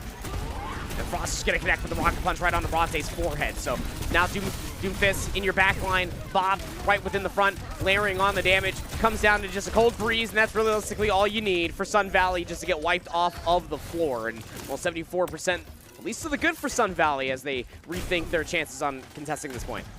Sun Valley has 3 ultimates online as they come off the death screen. Looks like Junker Queen ult and Sharknado. They're about to have 5 ultimates online if they just wait for these 10% a day gamer, but it's charging quite slowly. Might not need to wait for it. Trying to keep tabs on at least a couple players. Should know that Crazy Beowulf gotta have that Death Blossom. He's been farming a lot of damage. He's right in the front line. Here comes the Rampage and towards the back line. Wow. Well, the dog just gets absolutely ripped to smithereens. Daze Gamer is also in towards the back line. He dies. No chance for the Reaper ultimate at all, and it is just as clean as you would like. Sun Valley did make it expensive. A lot of ultimates were invested, but they'll take the point flip, no doubt. I mean, they have to earn this point, so I do not blame them at all for burning 4 ultimates in that spot. Sharknado does retain theirs. And now they can just hold off this last team fight. It's going to be a little bit problematic, though, as the Buddha Dog ultimate comes out. Big Tree of Light right at the front archway. Xbox gets revived. Frost about to have a Meteor Strike after fighting that first blood. Here comes Crazy Beowulf on the flank, has a Death Blossom available. Does he rip it here? He gets scouted out. He's one shot, barely gets alive, gets out of dodge. The dog also under pressure. Daze Gamer is right there. The flip's starting to come through, but Daze Gamer's still alive. Deep also hanging around, watching the flank. The flip comes through. They're trying to reset, but Deep finessing all around the area. Daze Gamer's still alive. He's full HP. The flip might start to be worked on. Frost has a Meteor Strike just for survivability. Xbox gets revived again. It's a 4v4 amongst the point. Respawners about to be coming through. Meteor Strike in towards the back line, right on towards Bronte. No longer having a Junkrat at your disposal. That's a lot of damage dealt with. Here comes Crazy Beowulf. Tries to rip the Death Blossom. Sharknado 2's back on the Sombra. Very speedy character. Rampage. It affects Frost. Down to 70 HP. Dealt with. The flip starting to come through. Has Sun Valley done it again? We saw this all throughout the Palisades semifinal match, and they get away with highway robbery once again, forcing it to a 3rd stage. How do they keep doing this? They are so clutch in the end of these rounds. It is incredible. Good round indeed. Buddha Dog in the chat showing some sportsmanship. That was an insane round. It feels like they're so good at buying time. Even if they're down numbers in the situation, they contest for just long enough for their respawning players to get back into the action, and then they just clutch up every single time. It's like clockwork. It really is. And you just feel, you would hate to see a pressured animal in towards a corner, and that seems to be Sun Valley every single time. Yeah. Specifically, like, when Daze Gamer and Deep are still alive, you feel like Sun Valley always has a chance. The Junker Queen puts out so much damage, the anti-healing with the Rampage, the burst healing from Deep, not to mention the burst damage that comes through from Juno's right-click. So as we move over towards Sanctum, we'll see Xbox staying on that Ashe. Daze Gamer, though, going to swap over towards the Horse. Okay. Does Westover have it in them to close this one out? Feels like with the Sun Valley, once they get some semblance of pressure going, they do not relinquish it. And this early fight going to be very important. Sure they will be. Xbox, dynamite kill on Deep. Numbers advantage, healing advantage. Frost? Frost off the map. Oh, no. That's not what you want to see at all. No tank line. Means that you can move a little bit further forward. The dog under a lot of pressure. Crazy Beowulf trying to assist his supports. Gives up the point for the time being and gets the heck out of there. Sun Valley will capture the point first. They still have members hanging around the area, trying to push inside of their mega pack room. Daze Gamer will take down Kalani. Here comes the Roadhog off of the respawn. Bronte trying to keep him at bay, trying to find some nades in towards the corner. The Bear Trap will clean up one, and it's just an absolute blender. My God. Bronte putting on a clinic, as is Daze Gamer. 3 go down for Westover, and Sun Valley continue the momentum they built from the first point. Frost coming off respawn again with another character switch, and tell you what, when this guy starts switching characters, Westover doesn't do as well. You want to stick to what you're good with, but maybe feeling like they need to make some changes. Zarya going to come out to play now for Westover. Xbox towards the Cassidy, a little bit more mobility. Maybe some burst damage. You gotta land those shots, though, and you gotta find good damage. Bronte is definitely handing it to them. All the splash damage that Junkrat definitely brings to the table. It could be immediate charge, especially with the Zarya. That's exactly what comes through. Oh my gosh, just tracked down immediately. But Daze Gamer on the opposite side finds 2. 10% shy of the Turret Surge. Crazy Beowulf trying to find his way back in to deal with this horse, but my word! Just pins him against the wall and just takes him down. Last alive will be a Zarya, a lone Zarya down low. Bubble yourself as you might. No supports nearby. Sun Valley running away with it. Sun Valley trying to end this first game with a statement victory as they have throughout the day. Like we said, they are currently undefeated today, 3-0ing their first 2 opponents.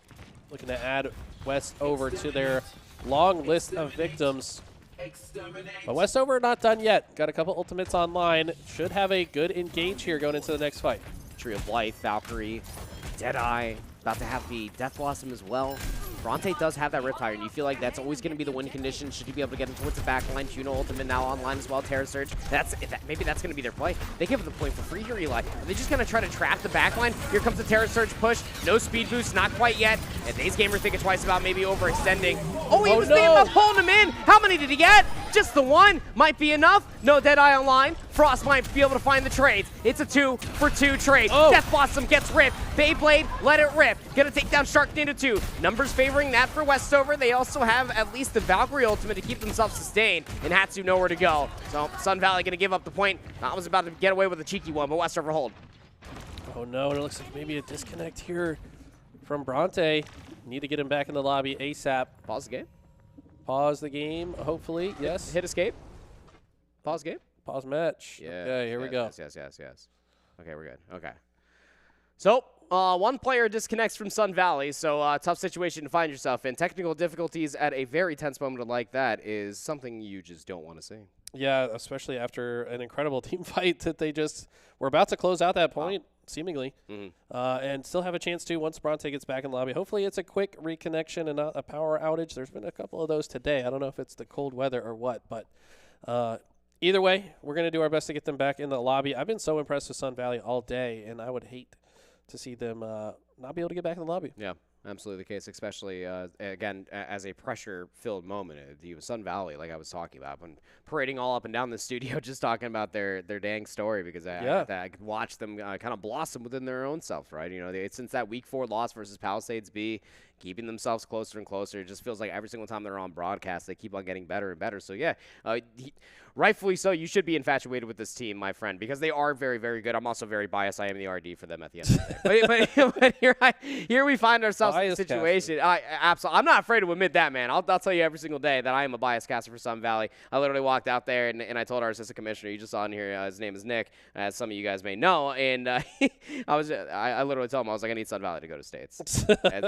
This would feed my dopamine for at least a week. I can relate. I felt the same way about Durham when I was watching them. I was like, I've been casting all his Swag Boys games. I need to see this man at States. I need to meet him. I need to shake his hand. And I watched him get 50 kill streaks on Wrecking Ball. Like, who even does that? That's just insane. Well, Frost is definitely trying his best as we are still waiting for one competitor to come back in. I think that we're seeing at least some players talk about the potential on what's going on with this player as we still remain within a pause state. So,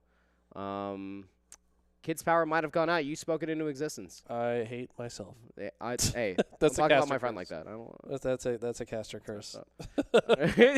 He said it was actually just so good.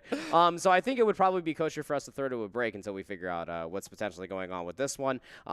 Just trying to see if are they going to play out 4v5. We're going to have to get League Ops involved, which, hey, wouldn't you know it, that's actually... Wait. Oh, he joined. Bronte joined the game. Wait, Bronte's back. I see it on the game. You guys can't see it. Only things that you guys can see us is just intently staring at this very small box that shows the current Overwatch game. I guess we could talk about the state of the game, too. I mean, 38% to 96%. You got 3 ultimates online upon reconnecting, but that's mostly on the opposite side, right? I mean, you got the Graviton Surge out of Frost. We were talking about how it was a Doomfist OTP, maybe, but Zarya's looking very, very good. Unpause the match. Click it. Do it. Just click it. Send it. There we go. Woo! All right, we're getting right back into the action here. And Frost, pick it up right where you left off. as are the rest of the players. I love this feature. I wish every game had the feature to pause the game like that. But anyways, right now, still 96% is what we have on the side of Sun Valley, but Westover currently have control of the point. Graviton Surge doesn't really come up with anything. Xbox gets traded via the bin from Days Gamer, who's on another tank player. Sharknado 2 also on the Somber. EMP brings Voodoo Dog down from the heavens, and it's a clean sweep. Bronte, disconnect, reconnect, bang, team fight 1 in Sun Valley with a 1-0 lead. Wow.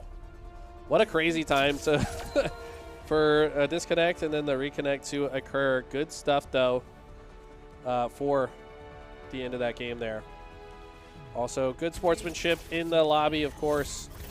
Love to see that play of the game coming in from Days Gamer. No surprise, this guy has been so impressive all day long. Again, I mean, playing tank roulette as well. Like, he quite literally has been swapping tanks up considerably, and you know, it's something that we talked about with Frost, you know, playing a lot of Doomfist. The only time that we really seen like a couple of different tank swaps was when they were quite literally swapping players for roles. Yeah. It wasn't really working out in their favor, was it? So, I mean, it's some of that flexibility that you're going to have to be prepared for. And Frost Zarya did look very good. You know, there was at one point that DPS players were playing Zarya before we had role lock. So I think it's one of those things that you could translate over. It just has to be able to find value with the kit. Wasn't exactly the answer versus the Orisa nor the Reinhardt composition there at the end, but we're definitely gaining on it over Westover. Yeah, I have to agree with you there. Days Gamer, though, I don't know if is there any tank that he hasn't played yet? I feel like the Roadhog, maybe? Ramacha. No, he rolled out on Roadhog, I'm pretty sure. Oh, okay. Yeah. No, you're right. Yeah, so 1 or 2 probably tanks that they haven't played, but very impressive how flexible they are on the different champions. Frost looking quite good as well on the other side. So I think these teams are quite evenly matched, as the score does show. 2-1 going to be the Sun Valley victory. And they've still yet to drop a single game today. Just very impressive. I mean, they were, if you're looking at this from Westover's perspective, like you were on the precipice of actually delivering the first map loss for Sun Valley, which is still just so crazy that they find themselves here. I'm sorry. I'm going to be going full nerd mode throughout the entirety of this and for as long as their fall season will continue on, because it's freaking cool, man. Push will be the next game mode on the selection for Westover. Again, you have at your selection every single game mode at your disposal to pick, except for Escort. And with the losing team being Westover, they pick the game mode, which is Push. They pick the map, which is New Queen Street. A little bit more of a brawl composition potential. So, again, you know what they want. They want Frost on that Doomfist. Yeah, I mean, why would you have anything else? This guy is very strong on it. I saw him pushing opponents out of the point multiple times in that last game in clutch moments. Seemed to pull the ultimate at just the right time. Not too early, not too late. Right. And that's impressive stuff. Okay, second time we've been on this map. I thought that was a statue of you. I don't play hockey, dog. Nah, but it's a goat. Oh, that's crazy. Hey, I appreciate that. Was that Gretzky? It's Toronto Maple Leafs. Oh, it's not. It would be 99 if he was. You're also asking the wrong guy. I mean, like, if there's one hockey player I definitely know more than anybody. It could be Ovi, but it's ain't DC. This is Toronto. See, the only time I watched hockey was like 15 years ago when I'm pretty sure Wayne Gretzky was still the GOAT. Someone else might be the GOAT now. I would have no idea. But to me, it's Gretzky. All right, man. Good talk. It's New Queen Street going through for Westover's pick. Sun Valley with a pretty good statement as far as that game number 1 is concerned. They lost the first one 100-40. That needs to be talked about, maybe potentially studied. But on the bounce back, even Bronte disconnecting. Damage if you do, or if you do not. This pick going to be here. And yeah, that was going to be my consideration. Like, Xbox on the Ashe, I feel like is a must. This guy's positional awareness and his headshot percentage is just so good. His aim has been so impressive. Stellar. And someone's got stick drift or mouse drift. I don't know if that exists, but he is on Xbox. Wait. You right, though. I know, man. I was wondering, man. Nobody told me. Now, correct me if I'm wrong, but if you play controller, you only get aim assist on console, is that correct? Yeah. I feel like that if I play this game, I would want to play it on a console. Then. No, you don't need a controller to play tank. I know that's the type that you want to play. You know that one GameCube controller that has like the giant like buttons and the googie eyes on it? That'd be your controller to play tank on Overwatch. You'd be fine. All right. if you say so. We got Days Gamer on the Reinhardt, swinging the hammer around. And, I mean, he's already looking pretty good with it. 2 down for Sun Valley. Kalani goes down on the other side, but, I mean, Sun Valley really picking up where they left off already. Oh, Bronte! Back on the Tracer. He found a lot of value with that versus Palisades. Real problem.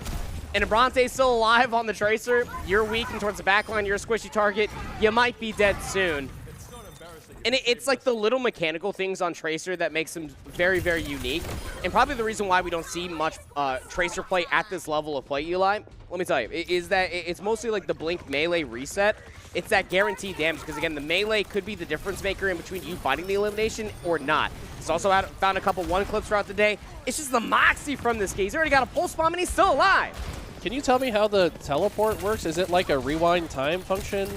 I feel like I see them like go back. Yeah, so you have the rewind ability. Rewind, right there from the pulse, right next to the pulse pistols. It'll bring you back to a certain amount of time. It's like an Echo from League, right? Exactly like Echo from a League. It just doesn't let out a massive explosion. That's what the pulse bomb is for. And Bronte still has their recall available, so they can go back to full HP whenever they want to. Just sitting there, just punching Doomfist into the back. Someone's got to turn around. Sharknado is still existing on the front. Pulse bomb connects, cross low HP. This cart is moving rapidly. I mean, like, Sun Valley's holding Westover at their spawn, and they just got the first checkpoint. Yeah, this is insane. This is egregious. I mean, they are completely dominating so far.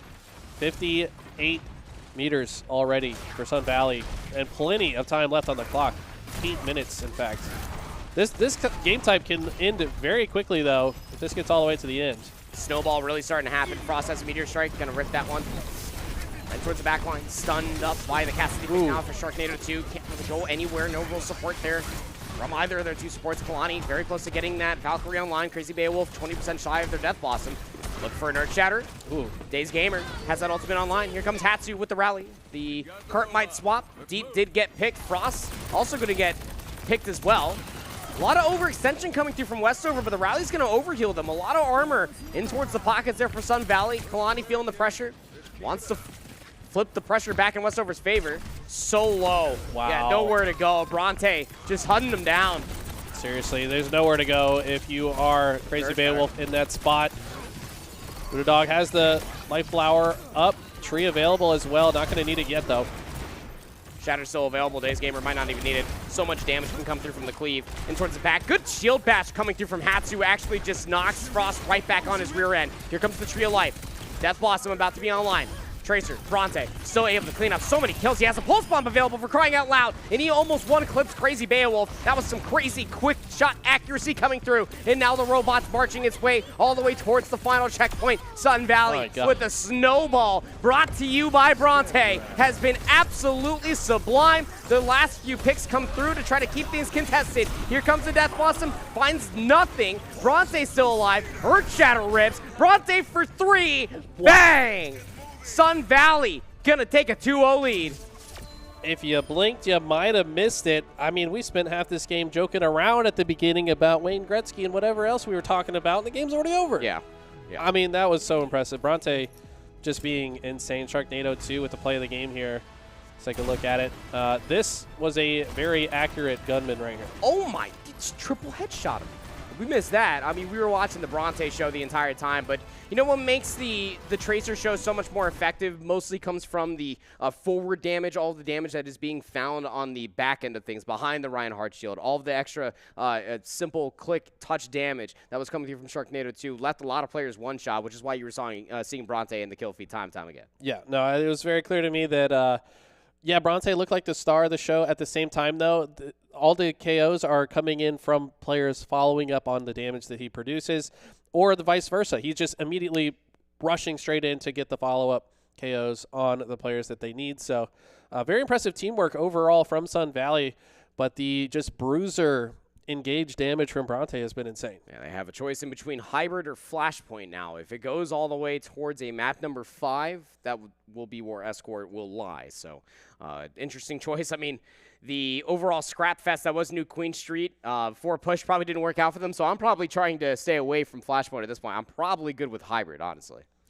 Yeah, I mean, it's hard to say what could possibly stop the Sun Valley teams. I mean, they have defeated both of their prior demons in 3-0 fashion and now facing a whole new opponent altogether and are already up 2-0 in this as well. Can anyone take a game off of these guys, or will they storm their way and stamp their foot in the state championship? So far, it looks like that's the triple 3-0s. I mean, to go 9-0 today would be crazy. Triple 3-0s against teams that they had lost against previously. Yeah, literally beat both of their previous demons. It was just one school, and every other school that they faced, they beat. I mean, that's I don't know, man. Like somebody needs to study this because it could feed families for generations. I want to ask them how many Jake Overwatch videos they watch together, because could be a difference. It might be a difference. Those are free, by the way, on the Notwork platform. Go still over free. And watch those videos. Yeah, they're still there. You know how you get there, by the way? How? You log into the Notwork. Go on. On the left side, there's a menu, right? Uh-huh. There's one that says skills. Go ahead. You click on that. Yeah. You're there. That's it. Simple. That's it. Why haven't you done it yet? You watching it. I know you're watching listening. the videos. Yeah. I'm talking to you. So Look me in the eyes. Watch the video. Look me. All right, Ghost Rider, calm down. Look me in my eyes. All right. So map number 3 will be hybrid as far as the game mode is concerned. Hollywood will be the venue. A map mode combination has been in the game since the initial launch of Overwatch 1. Very interesting map as far as its aesthetic is concerned, but also an interesting dynamic. You can get away with a lot of different compositions on this map. Specifically, probably picking this for, I would think, for Xbox. Pharah very good on this first part of the map before you actually unlock the payload, and then you can see all the high ground right here. You know what I'm thinking. Yeah, all about that Ash. Stand on top of that saloon. Yes, sir. Plan up with the DMR. Watch out for the county jail and the sheriff that might be coming out in them parts.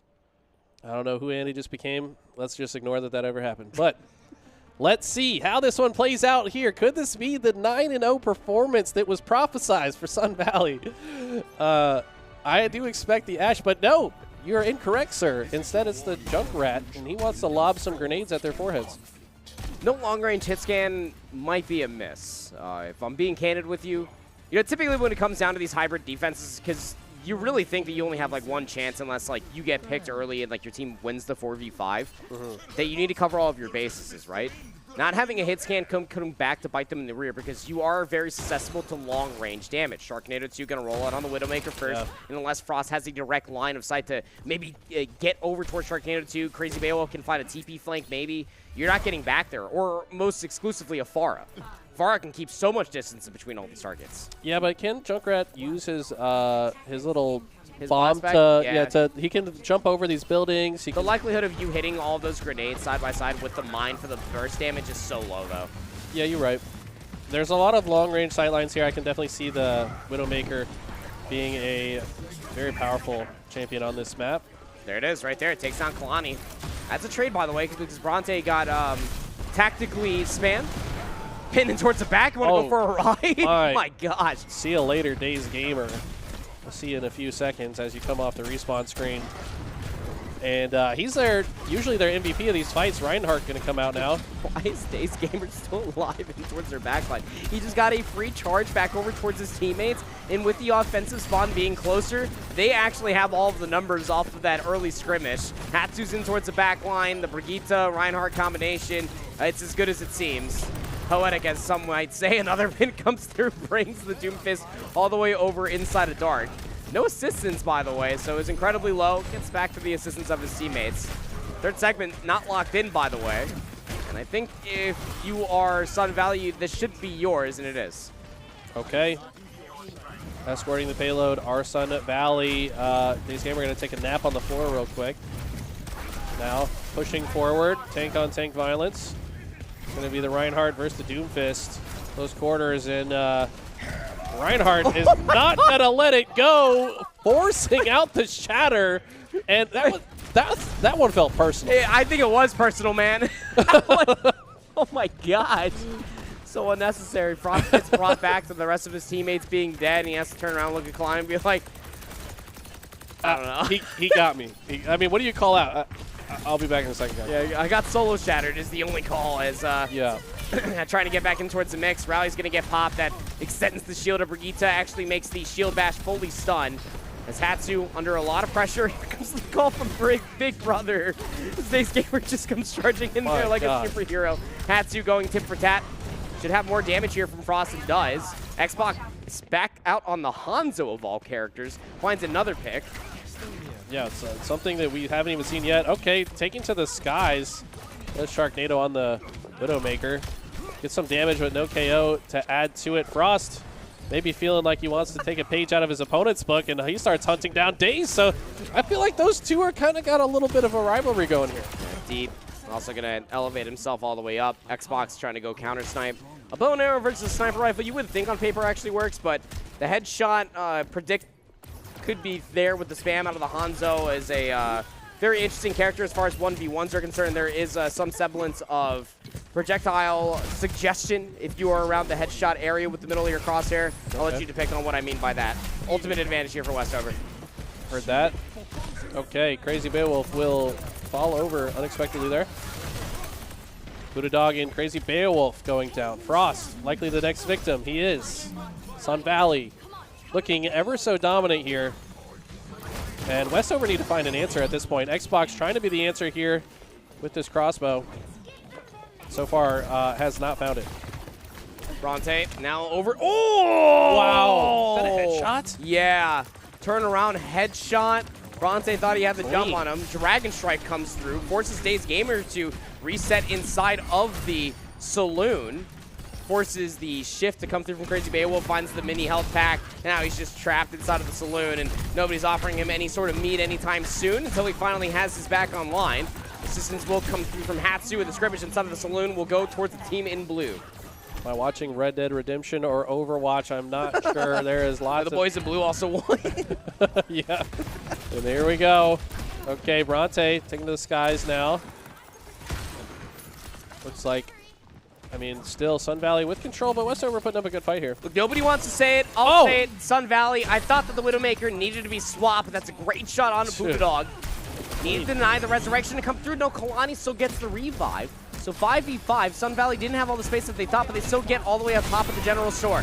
Frost is also right here. Daze Gamer, good hook, is able to find 2 more eliminations. Those eliminations will stick. Whole Hog will come through. Crazy Beowulf there with the Death Blossom. Will find the trade on towards the Roadhog, but Sharknado 2, good headshot, will come in, and that should be more than enough to guarantee the team fight win. This limousine should continue on its adventure past the jail sometime soon. But Frost! How is he still alive? Rampage comes through. Bronte gonna pull out the duplicate.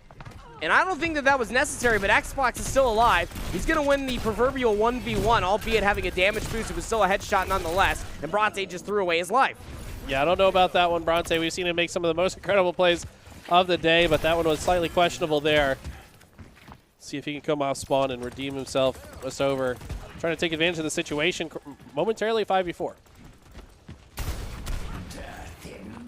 Do have at least the infrared sight online for Sharknado. Gonna be able to see where some of these players are set up on. Bronte's now over towards the Pharah.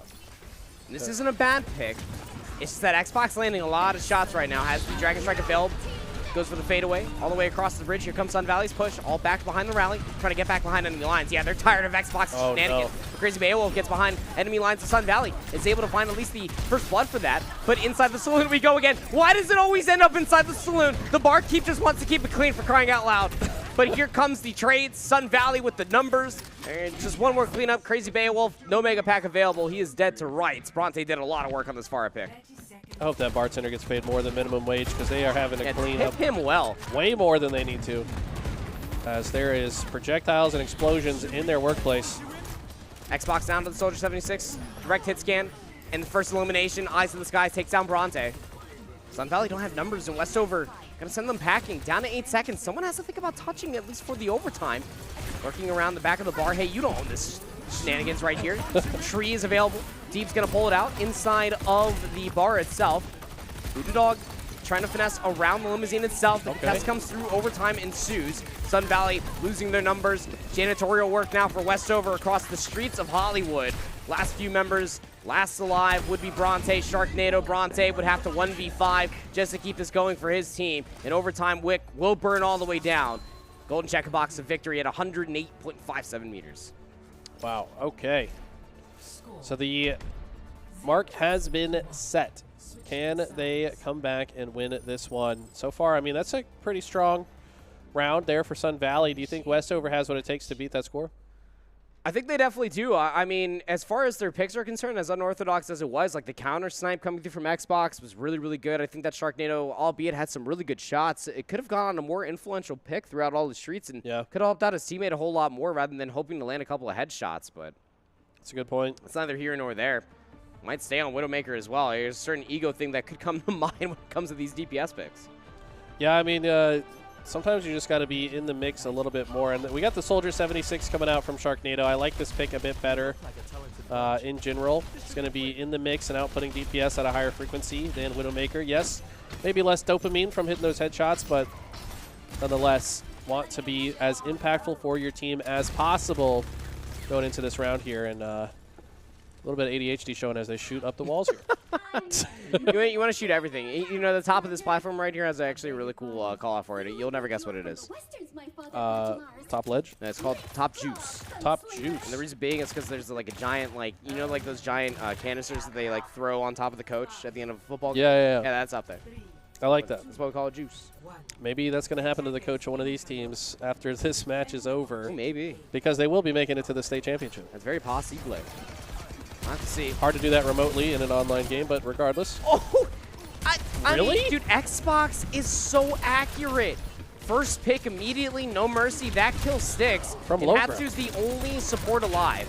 Crazy Beowulf's going to get caught in an overextension, and what a trade of events coming through. Yeah, Bronte over towards the Ash. This was the exact pick that I was wondering about, that they swapped to. Xbox will win the 1v1 versus Sharknado 2, but heading back towards the hills, a delayed elimination or a DMAC would be massive. Don't want to catch yourself overextending.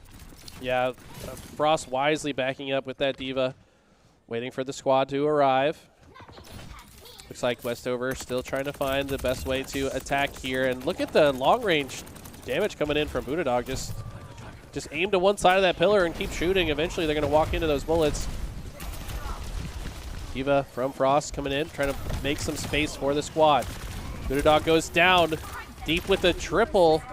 And all of a sudden, Sun Valley looking very strong in this round. Yeah, and deep again, just taking advantage of one of Juno's heavy-hitting kits. It's that right click. You can do a lot of burst healing, but also a lot of burst damage. And the one thing that couples along really well with in this meta, Eli, is that Malga, because you have that damage over time that is constantly burning through. A lot of enemies are constantly low HP, unless Kalani's getting the burst healing with the Ana, which only at 34% hasn't done all the healing in the world, or Buddha gets to them first. That damage is really, really heavy. Makes a lot of sense. You got to make sure that all of these characters work very well together. So far, this round especially, Sun Valley looking to be very much coordinated. Like we said, the Soldier 76 having a greater impact overall than the Widowmaker. And it's Bronte switching back to the tried and true Tracer, and I'm so happy to see it. This has been my favorite champion to watch today. Yeah, has been so impactful on Tracer, the hallmark character for Overwatch. Sharknado 2, Soldier 76 there to find a lot of good damage. The Helix Rockets also confirmed the kill, and I mean, we've already expunged so much time off of this game clock that we're reaching only to a handful of more team fights. Westover having to go back towards the drawing board once again. Back to the drawing board, indeed, as they have been many times in this game, or this round so far. And they have 0%. Time is ticking as well. Minute and a half left. Sun Valley looking so strong on defense. Yeah, they sure are, man. Coming in towards this fight, Hatsu gonna rent the rally first. Xbox has the Dragon Strike available. Tree of Life could be a good coupling alongside of the Death Blossom. If they can even get there first, no Tree of Life if you're dead. And Sharknado 2 just rounds the corner at the spawn doors and finds himself 3 more eliminations. What a call button to hit, the gas button. Hatsu started that endeavor, and it's going to reach almost last fight territory. Yeah, Days Gamer just pushing all the way forward, wants to keep these players away from the escort as much as possible. Here we go, Xbox pushing in, Days Gamer charging to the front once again. Oh, he just traps him in the cage. The Dragon Strike was supposed to help get them forward, and it keeps them trapped at the main arch. Crazy Beowulf is dead. Frost's also down. Everybody's dropping like fries as the orbital assistance from the gates keeps them at the bay. Oh, no. And you still have enough time, though. Luckily enough, that team fight happened so quickly. Crazy how strong Sun Valley have been, but it's got to be perfect gameplay out of West over here if they want any chance to keep themselves alive in the series.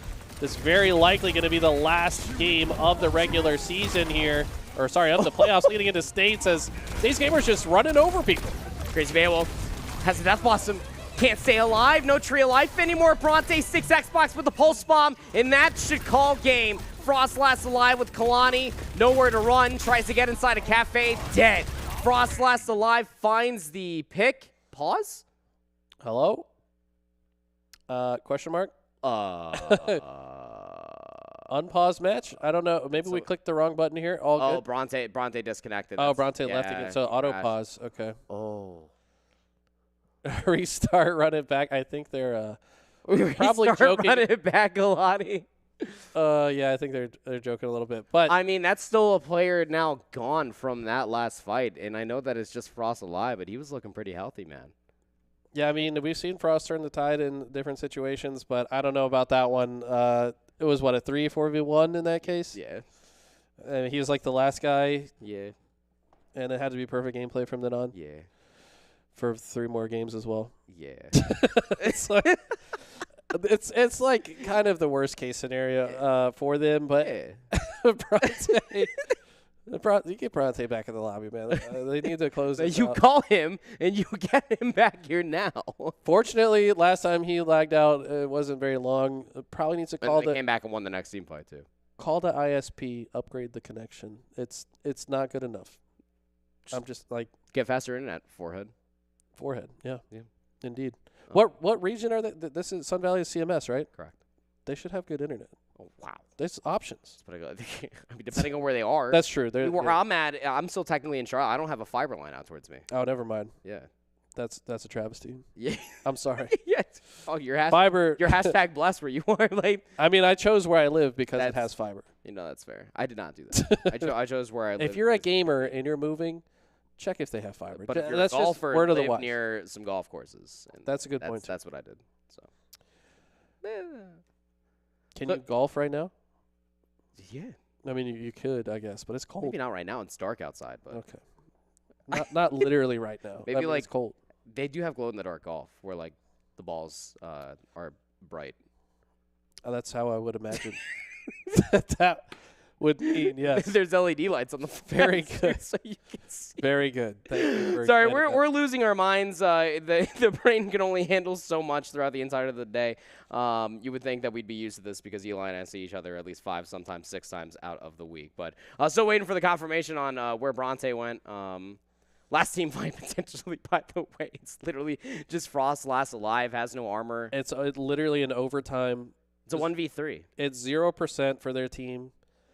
They need to get 109 meters to come back here with overtime active. But if they capture it, it's 2 minutes and 30 seconds. They add it. Yeah, it's 2 minutes and 30 seconds if they capture it. So, true. It's possible. So we gotta wait. Look, I'm not saying it's impossible, but it seems improbable. That is where I want to go. I want to go out.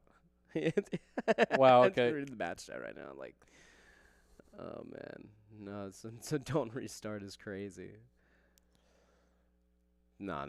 It's the other side that's saying a restart. I think Kalani mostly started this entire endeavor with just as a meme, but still waiting for Bronte to join back. So I don't really know what else to do. I can only cook waffles in so many ways. Yeah, we're trying to figure this out a little bit. I think got to feed the hamster on the wheel that is his internet connection, perhaps. Put another quarter in it. I don't know, man. That's call up Swag Boy for the hamster to roll Someone through. get Swag Boy's hamster ball into this modem because it needs some more juice. Oh, he's back. We back. He's back. All right, we're so back. Oh, he is. Oh. Ready? Question mark. Okay. Wait, hold on 1 second. We're almost ready. We're commentating the match chat right now. Oh, one said yes. That was on Sun the Valley. that was a Bronte. Okay. Sun Valley's good. Yeah, make sure that we got to make sure the other side. Okay. Make sure everybody's ready. Hatsu's good. Westover, what is your response? We're good. No. Pause. Okay, we're good. Okay, Kalani. Settle down a little bit here. Settle down. Just got to keep them on their toes a little bit. Just like, I think they just want to drag out the show.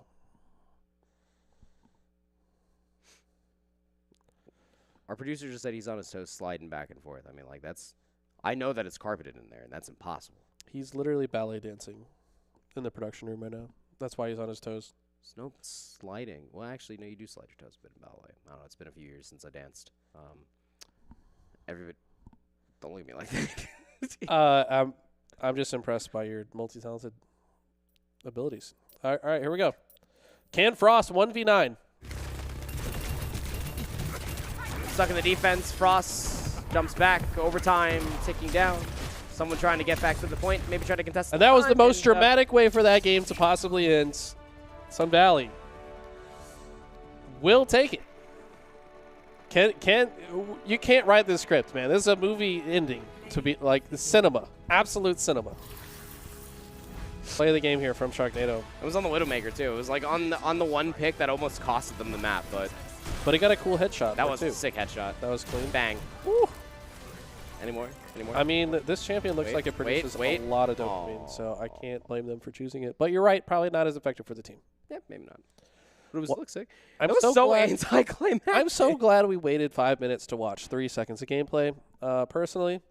But also, congratulations to Sun Valley for going 9-0 today, securing themselves a spot at the state championship. We'll be meeting you all in a week's time, December 14th, I believe. Yeah. Here in Charlotte. You guys will get some information sometime soon here. Yeah, so they're going to be joining the likes of Durham School of the Arts out of the Sandhills region, Northwest Guilford from the Western region, and then the CMS region will have Audrey Kell as the representation. Should be having Assistant Commissioner Nick coming back in here for a recap, though. We don't have to do an entire seeding poll, do we? No, because I don't think it really matters where the seeds end up because, 4 is basically 1 and 2 is we are doing a seeding poll. We're doing it for funsies. Here we go. One seed first. The 1 seed would be. Do I have one? Yep, you have one. From the Western region, it's Northwest Guilford. Okay. Number 2 seed. It's going to be. No, number 4 seed. Number 4. Sorry. 4. Why? Okay, this is. Okay, this is our first matchup. Oh, I see this. Okay, Sun Valley, who we just witnessed. Which technically would. Okay. Guilford. Number 2 seed. Okay. Would be Audrey Kell from the CMS region. Okay. I don't know why I said it like that. And we already know what's in this one, but I'll open it anyways. It's going to be Durham School of the Arts, Sandhills, with the 3 seed, correct? Okay. Wait, was Sandhills like actually low-key picked every single time we've done this so far? Yeah. Wow. Cool. Beans. All right. Well, hey, thank you for service. All right. See you later. Assistant Commissioner Nick, who the heck even is Thug Nasty? So we'll go ahead and show the bracket one. He doesn't do anything else here. This is what we have. Northwest Guilford versus Sun Valley. And then Audrey Kell versus Durham Soda. So we actually might have a CMS matchup as far as Grand Finals are concerned. And Sun Valley played this good online as they couldn't possibly play on, or if they played this good on LAN as they just played online.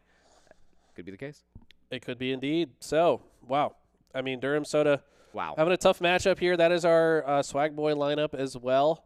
But this is going to be fun, man. Wow. In a week's time, I cannot wait. Here we go. Taking a look at our Smash Ultimate bracket. Wow. Crowned, the number 1 seed, going up against Butler A. Wow. Myers Park Peakamere against Challenger Early College. Jack Britt Misty Bot versus Westover B.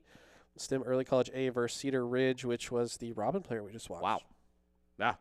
Great bracket. I mean, this is going to be so impressive to see all these players on LAN. It's such a different game on LAN too, Super Smash Brothers. So different environment, like you could definitely feel how different it is. And again, the game literally plays so different on LAN, and that goes for every single game that we're currently playing. The connection online can only give you so much justification on like this frame perfect data that some of the characters are hitting in Smash Brothers.